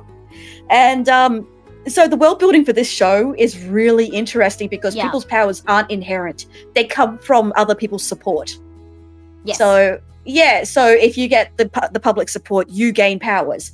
And of course, there's a lot of negative downsides to that, to what the belief that people have in you. So there's one character in the early episodes where he could stand up to anything, kind of that sort of thing. The literal downside is he cannot sit down. So they actually go through and they show all the negatives, like he can't go to the bathroom properly because he's always standing. That sort of thing. And the way that they've told these stories are through different animation styles. So everything's like 3D, and then it will go into like a 2D thing for like some fight scenes, and then they'll go through and do these other crazy sort of things. It's hard to explain. Beautiful transitions, beautiful animation, complete showcase of so many people's talents. It's amazing. And you get to go through all these different heroes and their stories, and some of it's extremely heartbreaking. And you understand what is a hero when you have social media involved and the belief of other people, and you have these characters that are trying to expose that system, people who don't want the powers that they have, and just like it says on the screen, all the strife and drama, and people wanting to do their best but not be burdened. And just how also there's an aspect of how it's sort of like wrestling, how everything's made up. The stories are made up and the personas aren't real, that sort of thing. Your actions are actually dictated by your manager, that sort of thing. They come up with storylines. So there's all that sort of aspect as well. Like, what is a hero in that sort of aspect too? Because they're like talents in a sense, where under an agency, essentially. They have a persona they pull up. Yeah, and like you have to go and do this thing in order to get the public to believe this. Or you can't go participate in this to save people because it will hurt your career. That sort of thing. Even though these people desperately want to go and help people. Yeah. So let's definitely go see it if you want to see lots of different animation styles and be completely blown away by a lot of talents. Yeah, just on this one, because I was confused too, just letting people know they're in different arcs, and all the arcs are different heroes. It will feel a little disjointed when you watch it, because when you finish one hero and you go to the next hero, suddenly it's a completely different timeline sometimes. And it's a completely new person and new characters. So expect to be jolted a little bit every single time you go from one hero to the next. So it explores all their stories. That's a great shout out. Yes, really cool. So this is a spectacular shout out because the animation really is different from like a lot of other shows in like a really cool, innovative way. They like push the boundaries with a lot of what you can do with blending like 2D and 3D in a way that looks believable. It's very impressive. So very much worth checking out. Alexandra from my chat. Think of it as like combining all the different Marvel movies into like one TV show. So you're jumping from one Marvel movie to the next. 100%. Except they're not born with their abilities. Their abilities it's based on the power of belief, I think it was. Whatever the people believe your power is, and what what restrictions you have is what people believe is also viable. That's why the first superhero we get presented, he gains the powers of the superhero that died because people believe he is that superhero. That exactly. Yeah, they're covering up his identity. Yes. So great pick. God, off to a great start. Have you got any anything, Yumi, on exceptional mentions? Yeah, so we already went over Ruri Rocks, which was going to be my number 1 pick for this. The other one I wanted to shout out for this was, let me actually get... I'm going to get the English titles while you guys are talking about that. Yeah. So I call this Tondemo skill. It's campfire cooking in another world with my absurd skill. I love show. I love it. I do love this it. show, it's coming out right now. It is technically I'm left and right. I'm just hitting y'all with sequels. I'm sorry. I love them. It's worth mention. Me and Mai were gushing over this series the other day. Yeah. Love it. This isekai is so charming. It is about a salaryman who ends up getting transported to another world, and in it he is able to win over mystical creatures of all forms, as well as tons of humans and gods and all sorts of monsters, by the power of his cooking. And it is so lavishly animated. It is really well done. Like all of the I shouldn't call them animals, actually. They're kind of more like creatures. Creatures, monsters that he ends up befriending. It becomes his familiars. They are all so well animated. Like they really got people, they got their dog people on board to make sure that like everyone looks fantastic. They got their slime people, their dragon people, their food people. I also wanted to shout out that the show is really impressive for the rotoscoping they do of the food preparation in particular. There are some really cool shots of them filming like side by side of what it looked like for the animators to reference and what the final product is. It's so cool. Like they actually prepare food that looks like this and then they translate it into anime form. I don't even want to think about how much time it took to actually do that, and it looks very realistic when they do, but every single episode has some sort of new meal that they're cooking with fantastical ingredients. My fans know I'm a huge fan of Dungeon Meshi. Shows that integrate food and the love of food into community building, and this show is that, but like with an isekai tacked on. So it's very relaxing to watch. All of the EDs are so good from like season 1 and season 2. 100%, yeah. It's so good. I'm just looking at Yumi's chat, and someone's mentioned that it's not fair that the main character gets to touch all the fluffy creatures, and I completely agree. That is what I want to do. Yes. Give me my big fluffy that I can ride, and my dragon, and my cute slime. Please. I'm having a flashback to one of our podcasts, where there was a season about a little girl and her power was to overcome, like, to make friends with really fluffy animals. Yeah. That's all of that. Not fair. I'm done. Yep. Yep. That's such a good pick. I love that. That's my shout out for this. Also, all the voice acting is incredible. They pick such great voice actors for all of the different characters. They just knock it out of the park. So super cool usage of rotoscoping to have very realistic food preparation. And I always leave this show crazy hungry, which is why I make sure to watch it with tons of popcorn. I watch it when I'm eating dinner. Yeah, same. Smart. That's what we That's do really too. smart.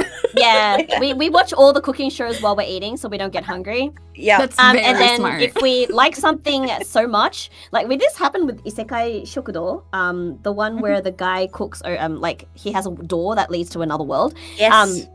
That one. Oh God, I love that one. Whatever we ate was not satisfying enough. We ended up like searching a restaurant that serves those foods. Oh, that's fantastic. Yeah. Oh, that's great. Oh, that's a great shout out too. I loved that anime. That one was so much. It's so cozy and adorable. I don't know. There's a lot of really like wholesome cooking anime out there, and this is one that I wanted to shout out for this year. I liked it a lot. It's fun. Thank you. Yeah. Okay, what's your number 3? I don't have 3. I've only got 2. So because Are you 2? I think Yep. This- Same here. section I remember was because I mentioned, can we have like a special mentions section where I can talk about random stuff that I don't really think should be on necessarily my top list, but I really want to talk about. So I've only got 2, so I'll talk about those 2 later. Yeah, it's okay. I'll talk about them later. I feel like Red Gems just meant whatever we wanted it to be. Yeah, I think so. So yes, I only ended up talking about 2. Anyways. You go first then. You 2 go first. Okay. Well, my number 2 is actually a movie. Okay. Got it. I think mine might have an idea. Go. It is Mononoke the movie 2, The Ashes of Rage. I am a massive Mononoke fan. I was there for when it started, like many years ago. It was one of the first anime I watched at Anime Club. I have my bestie to thank for that. I fell in love with this art style. It's really weird because before that I only really seen things like Astro Boy, Sailor Moon, Pokemon. And suddenly I get presented Mononoke, which is a completely different art style. This is where my love of yokai comes from. Okay, that makes sense. Yeah. Yes. So Mononoke is the story is basically about an apothecary. He travels the countryside and he gets entangled with people that have done things that have invoked a yokai to become attached to them, or is trying to, take out its revenge on it in some way. So he has this magical little dagger, and this dagger can only be drawn to defeat the yokai when you discover the truth, form, and reason of that yokai. So it's a mystery series as well. Yes, mine was it? No. Okay. Oh, yes. That's also Yes.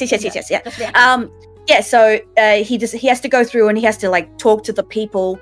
He has to uncover the secrets of what's going on. So at the moment, this is movie number 2. We got movie number 3 coming out next year. This is actually part of like a they all take place in the same place. So they're all taking place in I can't remember what the name of it is called. The Oku. Oku, which is the back palace where all the emperor's concubines are basically kept. And there's a lot of political intrigue because there's different rankings there, how people move up into the ranks of becoming like the emperor's personal concubine or his favored concubine, that sort of thing. And there's a lot of rituals that take place in here, because if you're going to be with the emperor, who is treated like kind of like on a god sort of level, I guess you could say. That's so in order to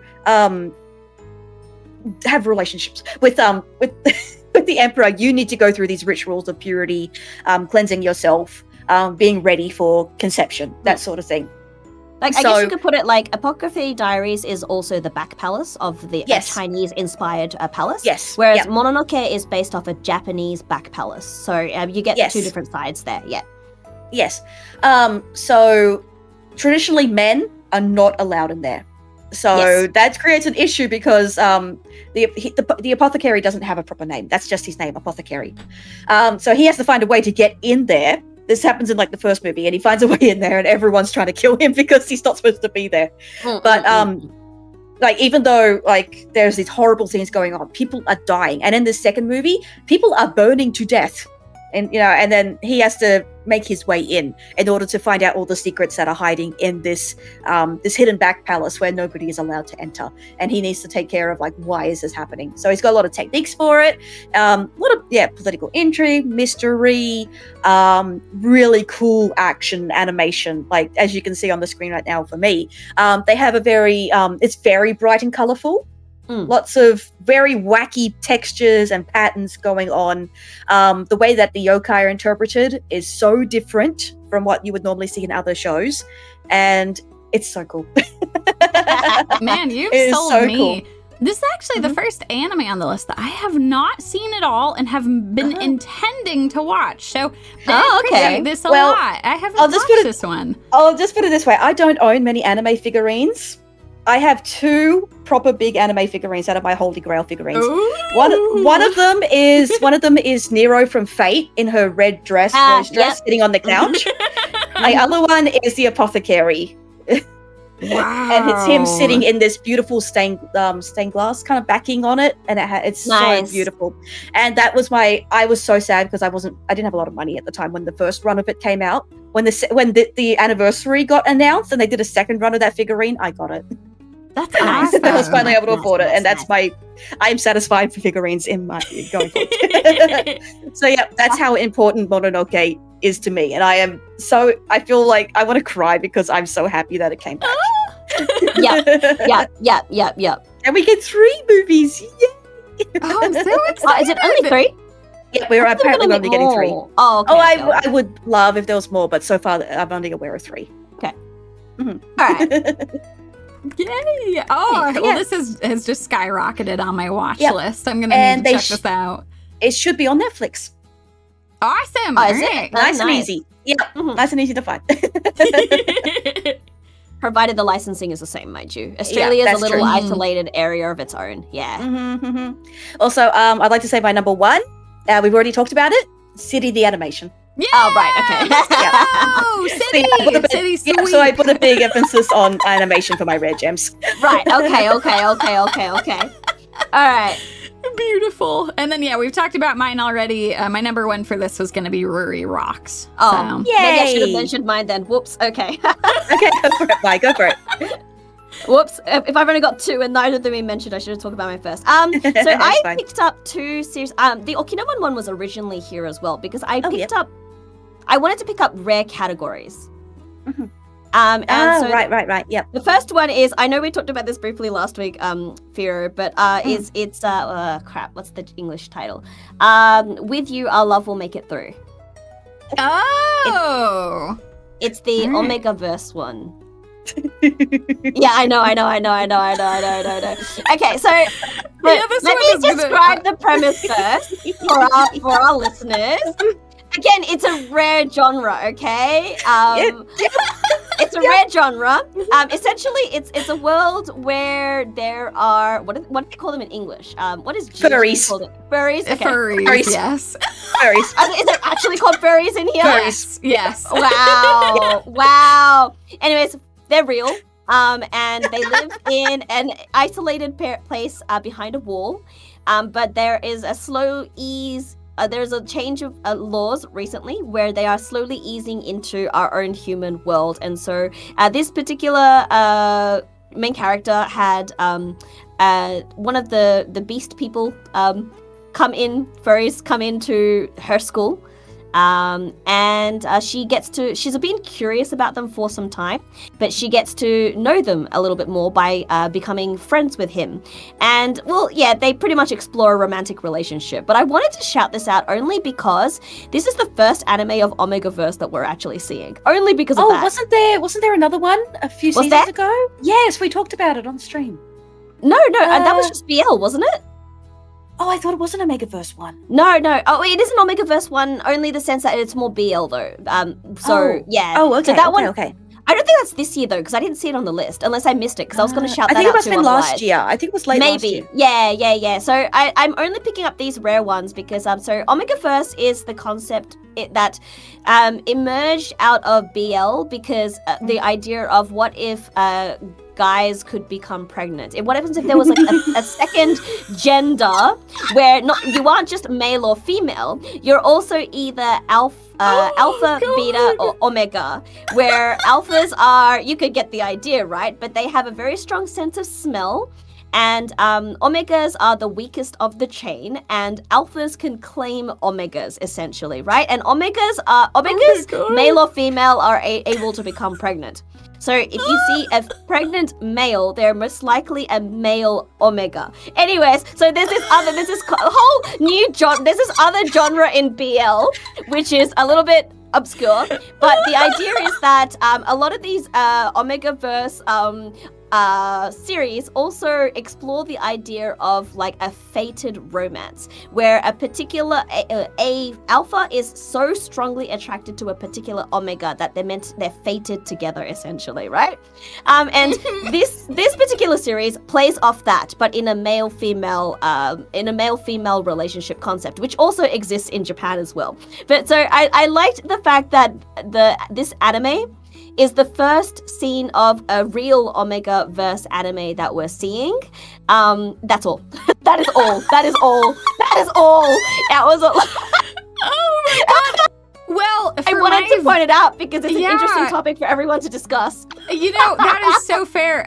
You've actually kind of perfectly set up I look forward to my seasonal anime review, folks. Next season, we're going to be talking a lot about this one. So when I discussed it with Mai the other day, basically I went, you know what? I've seen a lot of extreme anime. I couldn't do this. In the first episode, where he falls on top of her in the gym area, he's like hot and heavy, licking her all over, and I'm just like, my poor virgin eyes cannot handle this. I am too safe. So Omegaverse has developed into multiple different subgenres, and one of them is obviously the male-female relationship. But the one thing you have to understand is not all Omegaverse is about furries. Sometimes they're just human and they just have a second genre. But because it's an alpha, we talk about alpha males essentially, right? In their normal English vocabulary, right? So they kind of like took an extra twist on it and made it that alphas can also be beasts, essentially. Like they can not be human, right? And so that's where this anime comes from. So yeah, I'm probably saying too much for some people's comfort. I'm sorry, but I needed to describe to you the full concept of Omegaverse for you to understand where this anime derived from before anyone judges me, okay? My jaw hurts from laughing. Oh my god. Yeah, this chat, be nice. We are learning. We are being taught. This is educational. Oh my god. When I say I read manga, I'm a big manga fan. I will read anything. I mean anything, okay? Oh my gosh. I literally read anything, okay? And this is one of them. I will read anything. If it's in manga form, I will bloody read it, okay? I'm done. Yeah, all right. A spectacular shout out. I look forward to more about this coming up soon. It's gonna be a trip. I want to add, when we started talking about this, my dog came into my room, sat down and stared at me. Oh god! The dog is judging us all. That's why I was a little bit quiet, because I was just like staring at her. I'm like, please don't be here. I feel embarrassed. Oh gosh. Anyway, so that's Omegaverse for you. I'm done. I just wanted to shout it out to a discussion. No, it's all good. What was your first pick for this? Another just because it's a Night of the Living Cat. Okay, very different. Honestly, very adorable. Yeah, when I mentioned I wanted a category for, special mentions, it was literally just this one until this other anime came along, and I'm like, hey, I can talk about this too. But yes, Night of the Living Cat. Oh my gosh, I love it so much. It's so they're so deadly serious about something so stupid that it's hilarious. Yep. Oh, I gotta find it. Where is it? I think it's summerish. Summer, yeah. Mm-hmm, I think it's summer. There it is. We like horror stuff in summer, yeah. Gosh, zombies like cats. My gosh, when I saw this in the bookshelf first at the bookstore for the first time, and I'm like, what the hell is this Night? But it says Living Dead. It must be some kind of like parody, and I picked it up. And instantly when I saw the cover, do you remember that time when there was a person who kept homaging every classic book but with zombies? Oh yeah. Like Abraham Lincoln, Zombie Hunter, Vampire. No, that's Vampire Hunter. No, there was like Romeo and Juliet and zombies sort of thing. Yeah. And like Pride and Prejudice and zombies and stuff like that, right? Yeah. And it was just a comedic thing, right? So this is what it is, but it's cats, and every character is dead serious about what's going on. But at the same time, the cats are like adorable, and who wouldn't want the world just invaded by cats? And if the cats touch you in any way, you will turn into the cat. Like, as if that isn't a dream life. Come on.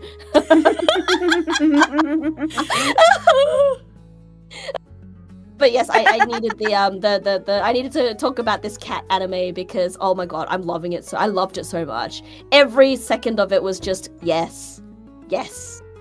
Yes. Yeah, no, it's kind of like the ultimate cat lover dilemma, you know? Like, if you're someone who loves cats, watching this particular anime, you'll be like, oh god, I would totally become a cat. It just would happen so fast. I'd see them adorably walking up and it would just all be over. Yes. And you know, like, one of the characters is like absolutely allergic to cats. And so she's like the ultimate savior of everybody because she can smell when the cats are coming and from what direction. Like, it's amazing. They're dead serious, you know? Everything is dead serious. It's just the best.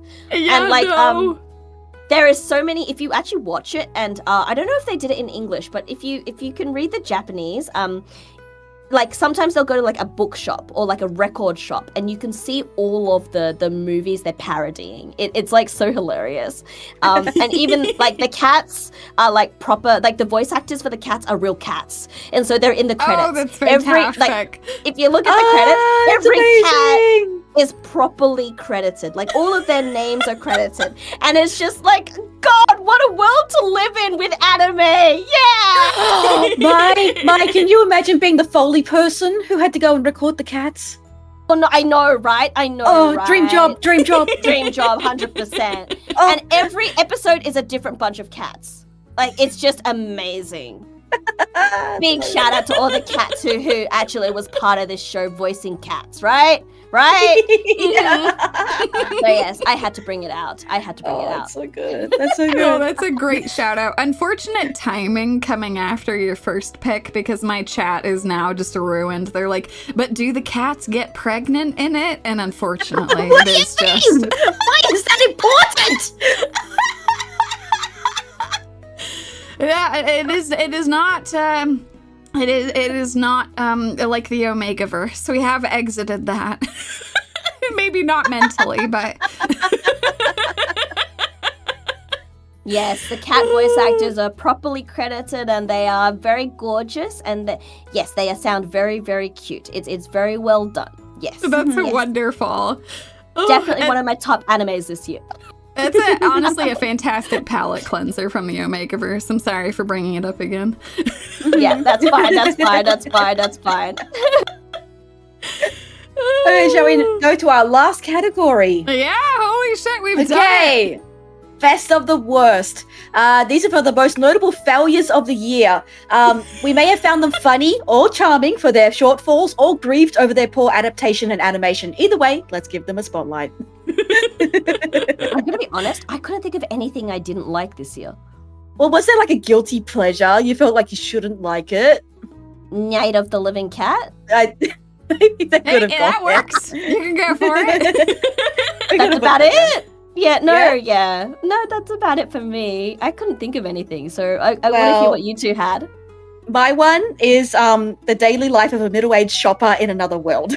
Oh my god! Okay, I understand. All right. I can give you that one. I'll give you that one. All right. Okay, so middle-aged shopper in a middle-aged shopper in another world. So it opens. The way that it opens is with a Space Odyssey 2001 opening? Where it's right. Yes. Oh, yes, it opens with the Space Odyssey 2001 opening, where you got the music going, that same music going, and then you have some sort of weird artistic piece where he vanishes. It's very strange. You got like these little fairies floating around. There's no explanation, and it kind of feels like he gets isekai twice from different places. It's very strange. It makes no sense whatsoever. But suddenly he's in this world, and his special isekai power for this world is he can open up Amazon. God, yeah. Which is a bit like campfire cooking, but for this, it's not just food; it's everything. Like he can buy anything he wants. So he goes into town, and he meets this girl that's working in the inn, and in order to pay for his room and stuff, he gives her like a couple trinkets and stuff. She then sleeps with him. Well, actually, no, yeah, he draws a picture. So far. Yeah, he draws a picture of her, and she's like, "Oh, that's lovely. I'll sexy time." And so, then he gets involved with this girl because he's making all these products, and he's becoming a merchant in this world. So he's selling different things. He discovers ways to fight back, but fight back against monsters because he's not a fighter. So he uses the power of mechanical item. Yes, he uses the power of Amazon. His main fighting machine is a backhoe. Yes. So he finds a way to make it work using different gasolines and stuff. He gets into that, and he builds his own house using all the stuff he buys off Amazon, and he makes his little house, far away from the main city. And then he meets this merchant girl who falls in love with him because of his ideas. God, yeah. And then he meets like these beast girls as well, and. Boy gets some. He's sleeping with all the ladies. They love him. He gets a daughter. He gets a daughter. Then he goes and he saves people, and the animation is really not good. It's not good. Yeah. There's very poor CGI monsters. His backhoe is made of CGI. Things are kind of like very static, but they move. Like they kind of like slide across the screen, kind of things. Yeah. The CGI objects stand out very poorly. Very much. This is the exact definition of a trashy isekai that I watch when playing my Imobage. Mm-hmm. Sometimes the proportions on the characters are a bit off. Oh yeah, they are. Mm-hmm. Yeah. Yep, There's a couple of characters he hasn't slept with yet. He slept with all the girls in some way or another. By the end of it, yes, but some of them he initially refuses. Yeah, he initially refuses, but then they kind of like push themselves onto him, and he kind of gains his own little polyamorous family in a way. Yeah, and, pretty much. Yeah, he gets a daughter. He has this pet cat that's like pet leopard. It adores him. It follows him everywhere, and the beastmen kind of like worship it as a god. So basically, he's got like a sacred beast as his pet. It's so they use how cheap anime, they kind of like grab real life photos of things and they kind of add a filter over them. That's in this the one. trailer as well. Yeah. It's everything you could ever want from a bad anime, and I love it. Yeah. The only saving grace of this is the voice acting. I'm sorry. The voice acting is actually really good. That's a good thing about it. Sorry, Yumie, you were saying. No, you're fine. I'm sorry. I didn't mean to cut you off. I was going to say, this is an incredible shout out. This almost won my Bad Anime Thunderdome earlier this year. Came very, very close to winning. All of the creepy Usagi drop shit going on with the daughter and like all of the insane shit that was happening. Yeah, the daughter definitely wants to marry her adoptive papa, and then they give her the talk about, you can't do that until this happens with your body, and you're like, terrifying. Absolutely terrifying. I'll hold on to actually one of the things that came very, very close to winning that. It was almost a tie. Was going to be the thing that I was going to shout out here because it has kind of ruined me a little bit. Yeah. But I'll let you folks finish talking about this first. I don't mean to hop in and talk about my next one. Well, if I may say first, like the other one that I was going to mention, but this is more of a I feel sad about this, and it's One Punch Man season 3. Right. I felt bad actually saying it was the best of the worst because the legacy of One Punch Man. I feel like what's happened is a very unfortunate situation. Yep. And I don't think it should be further punished for that. Yeah. Yeah, very reasonable. Season 3 has been a travesty in all ways. Yeah, I mean, people are calling it One Frame Man at the moment. It's sad. It's pretty bad. Oh, man. Satisfying manga fans, really. That's all they're trying to do, I reckon. Yeah. They're not trying to satisfy people who are anime fans or enjoy hero shows. They just want to satisfy the people who read the manga and want, to see it in a non-manga form. That's pretty much what it feels like it's trying to do. Yeah. It's incredible, too, because they're kind of messing that up, too. The manga fans are so pissed. Like, they have just, ruined a whole bunch of the character designs. Like, the director is a failure. I think the director deactivated his Twitter. Yes, that is correct. Which I'm very angry about that, to be honest. I don't think that's fair at all. I think that this is a issue of expectations. And just, budgetary and time and... Oh, yeah, for sure. They were It's hard to say. Yeah, I think that there was something there they needed more and they didn't get it as a resource. Yeah, I think it's hard because... sad result. Yeah, it really was. Like, I think it's really hard with One Punch Man because since season 1, it went through a lot of difficulties. The animation itself went through a lot of difficulties, and so I feel like they're trying to push for it, but it's never getting enough attention. Yeah. And then that's why we have so many gaps between season 1 to season 2 to season 3. Yeah. And I feel like now they're just like, well, you've started it now, you might as well end it. That's the energy I'm getting off it now, more so. Like, I mean, I don't know about the West so much, but there hasn't been so many complaints. Okay, yeah, the character designs, yes, I agree. But, like, in terms of the fact that it's an anime, not many Japanese fans have complained as much, especially if they came from the manga. It's very much like in the West, there's a lot of complaints. Yeah, that's what I thought. Yeah, I can tell why though, mind you. Yeah. It's definitely wasn't up to scratch for me, but it's definitely like for someone like me and my partner who came off the manga. The manga, and we just want to see the rest of it being voiced. Essentially, it's quite satisfactory for that. So I don't think we were supposed to like.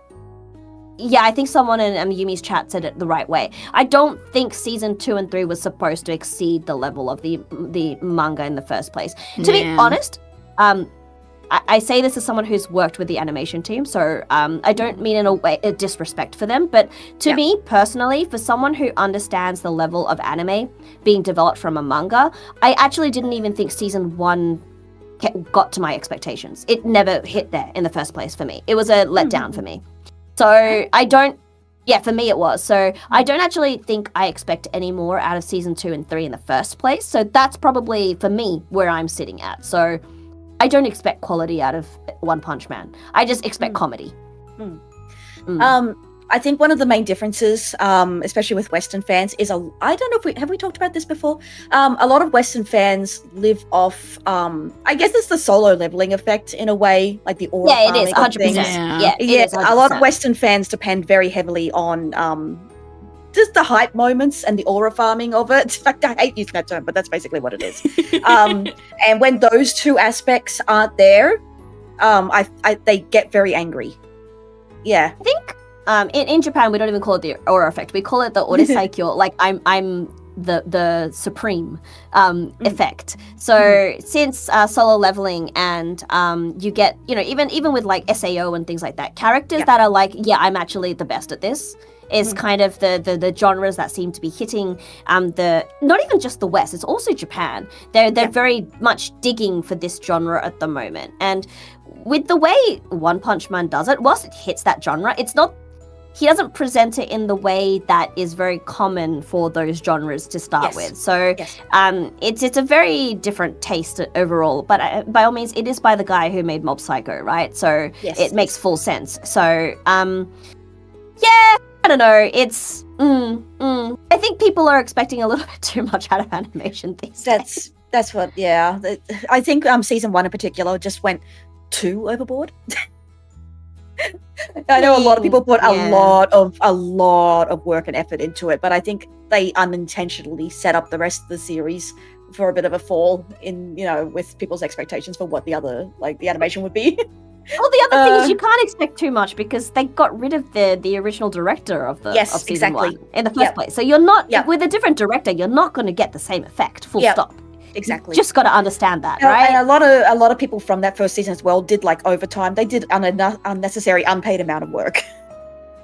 From what I understand, it's a different generation of animation industry in the first place. So let's more celebrate the fact that it's a lot. What we say, it's no longer black. It's a lot more legal now for people to be working in the animation industry. So I think let's celebrate that more. Yes. Rather than just looking at all of the, that wasn't good enough for me kind of thing, right? Yep. So I still enjoy it.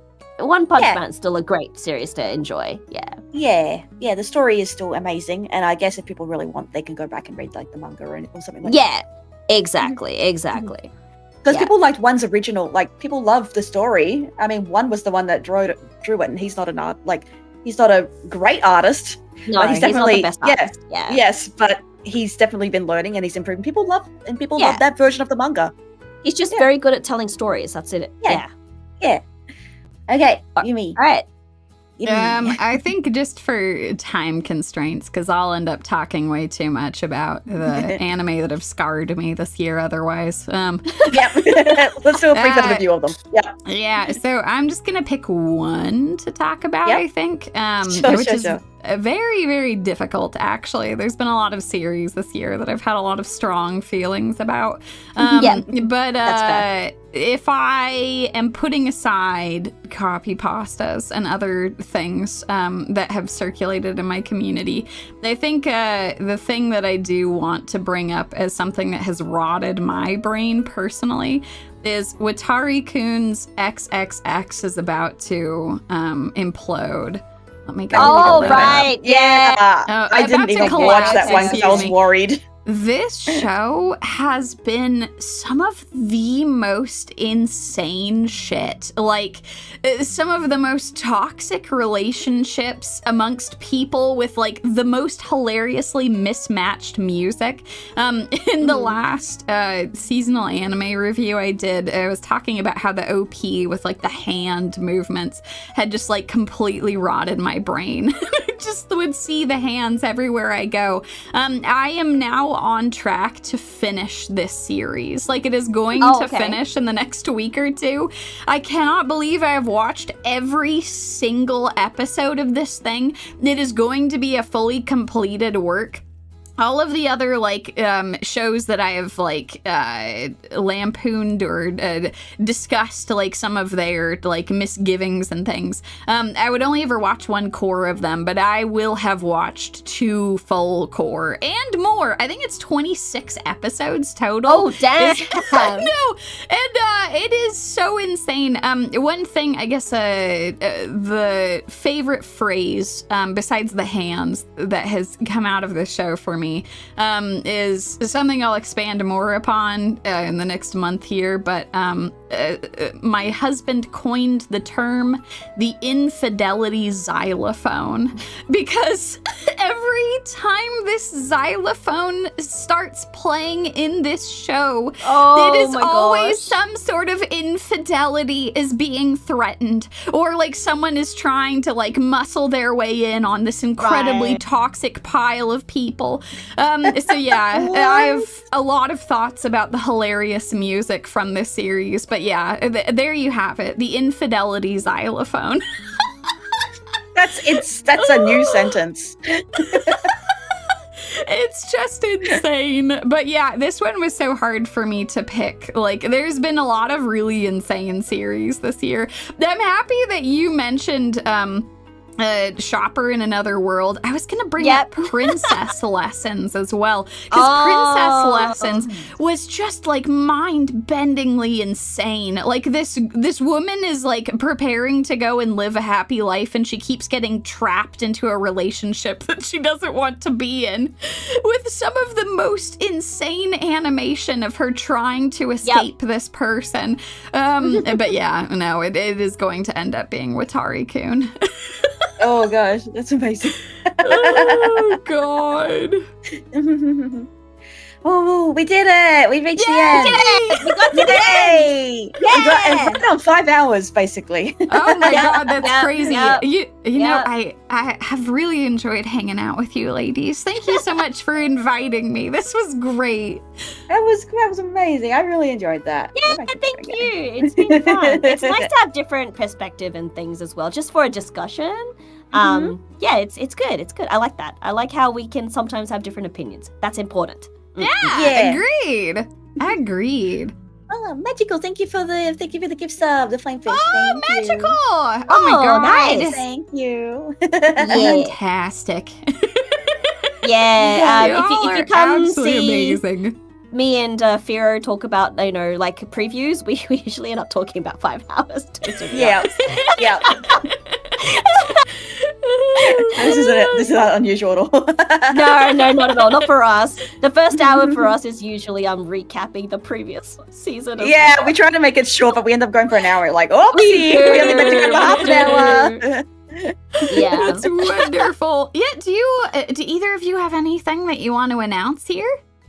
Not really. I don't think I've got anything.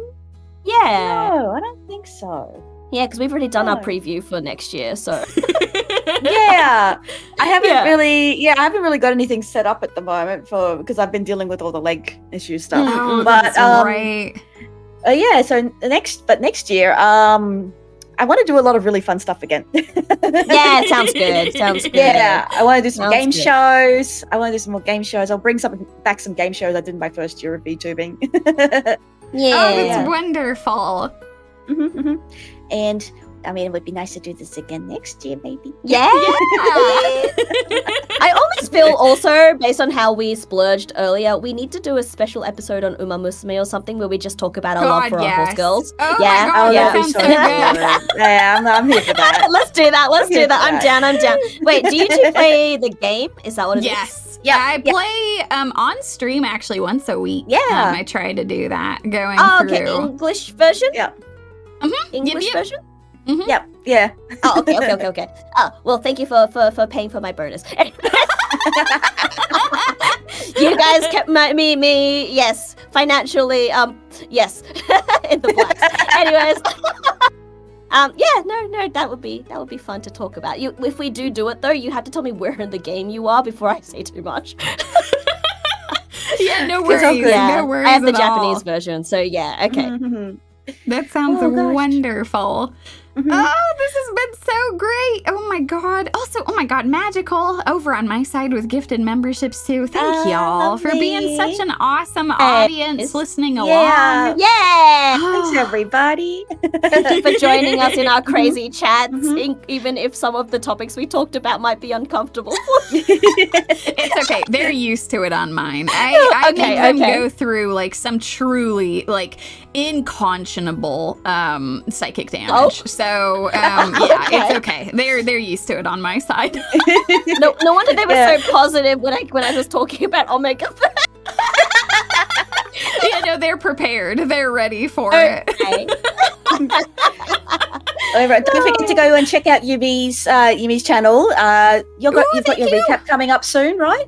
Yep. My plan is, I think I've been trying to do it like 2 or 3 weeks after the new season begins, just to give me enough time to go through all of the shows that I can to give like some rough like first takes on stuff, and then you'll get to hear even more about some of the psychic damage from this last year. I think it will be Yeah. a good time for everyone. And if you're interested, Mai and I have done the upcoming anime review. We did that last week. If you want to go through my VODs, you'll be able to find it nice and easy because I haven't been streaming too much lately. So yeah, and you can go check that out. Yay! Yep. And I've got both of their channels. It's pinned both in the chat as well as in the description to this video. So you can check these lovely ladies out and go support their stuff. Yeah. All right. I'm gonna set up a raid. Alrighty. Let's see. I think Jin is streaming. Jin's actually doing some giveaway codes for games. Oh, is she? Okay. Yeah, using Alright. marbles on stream. Everyone loves marbles on stream. All right. So I'll send everyone over that way. thank you, Mai. Thank you, Yumi. Thank you. Thank you. This was wonderful. And everyone have an incredible rest of your day. I will see you folks next week right before Christmas. I'm going to have 2 streams right before Christmas starts. So look forward to nice. that, y'all.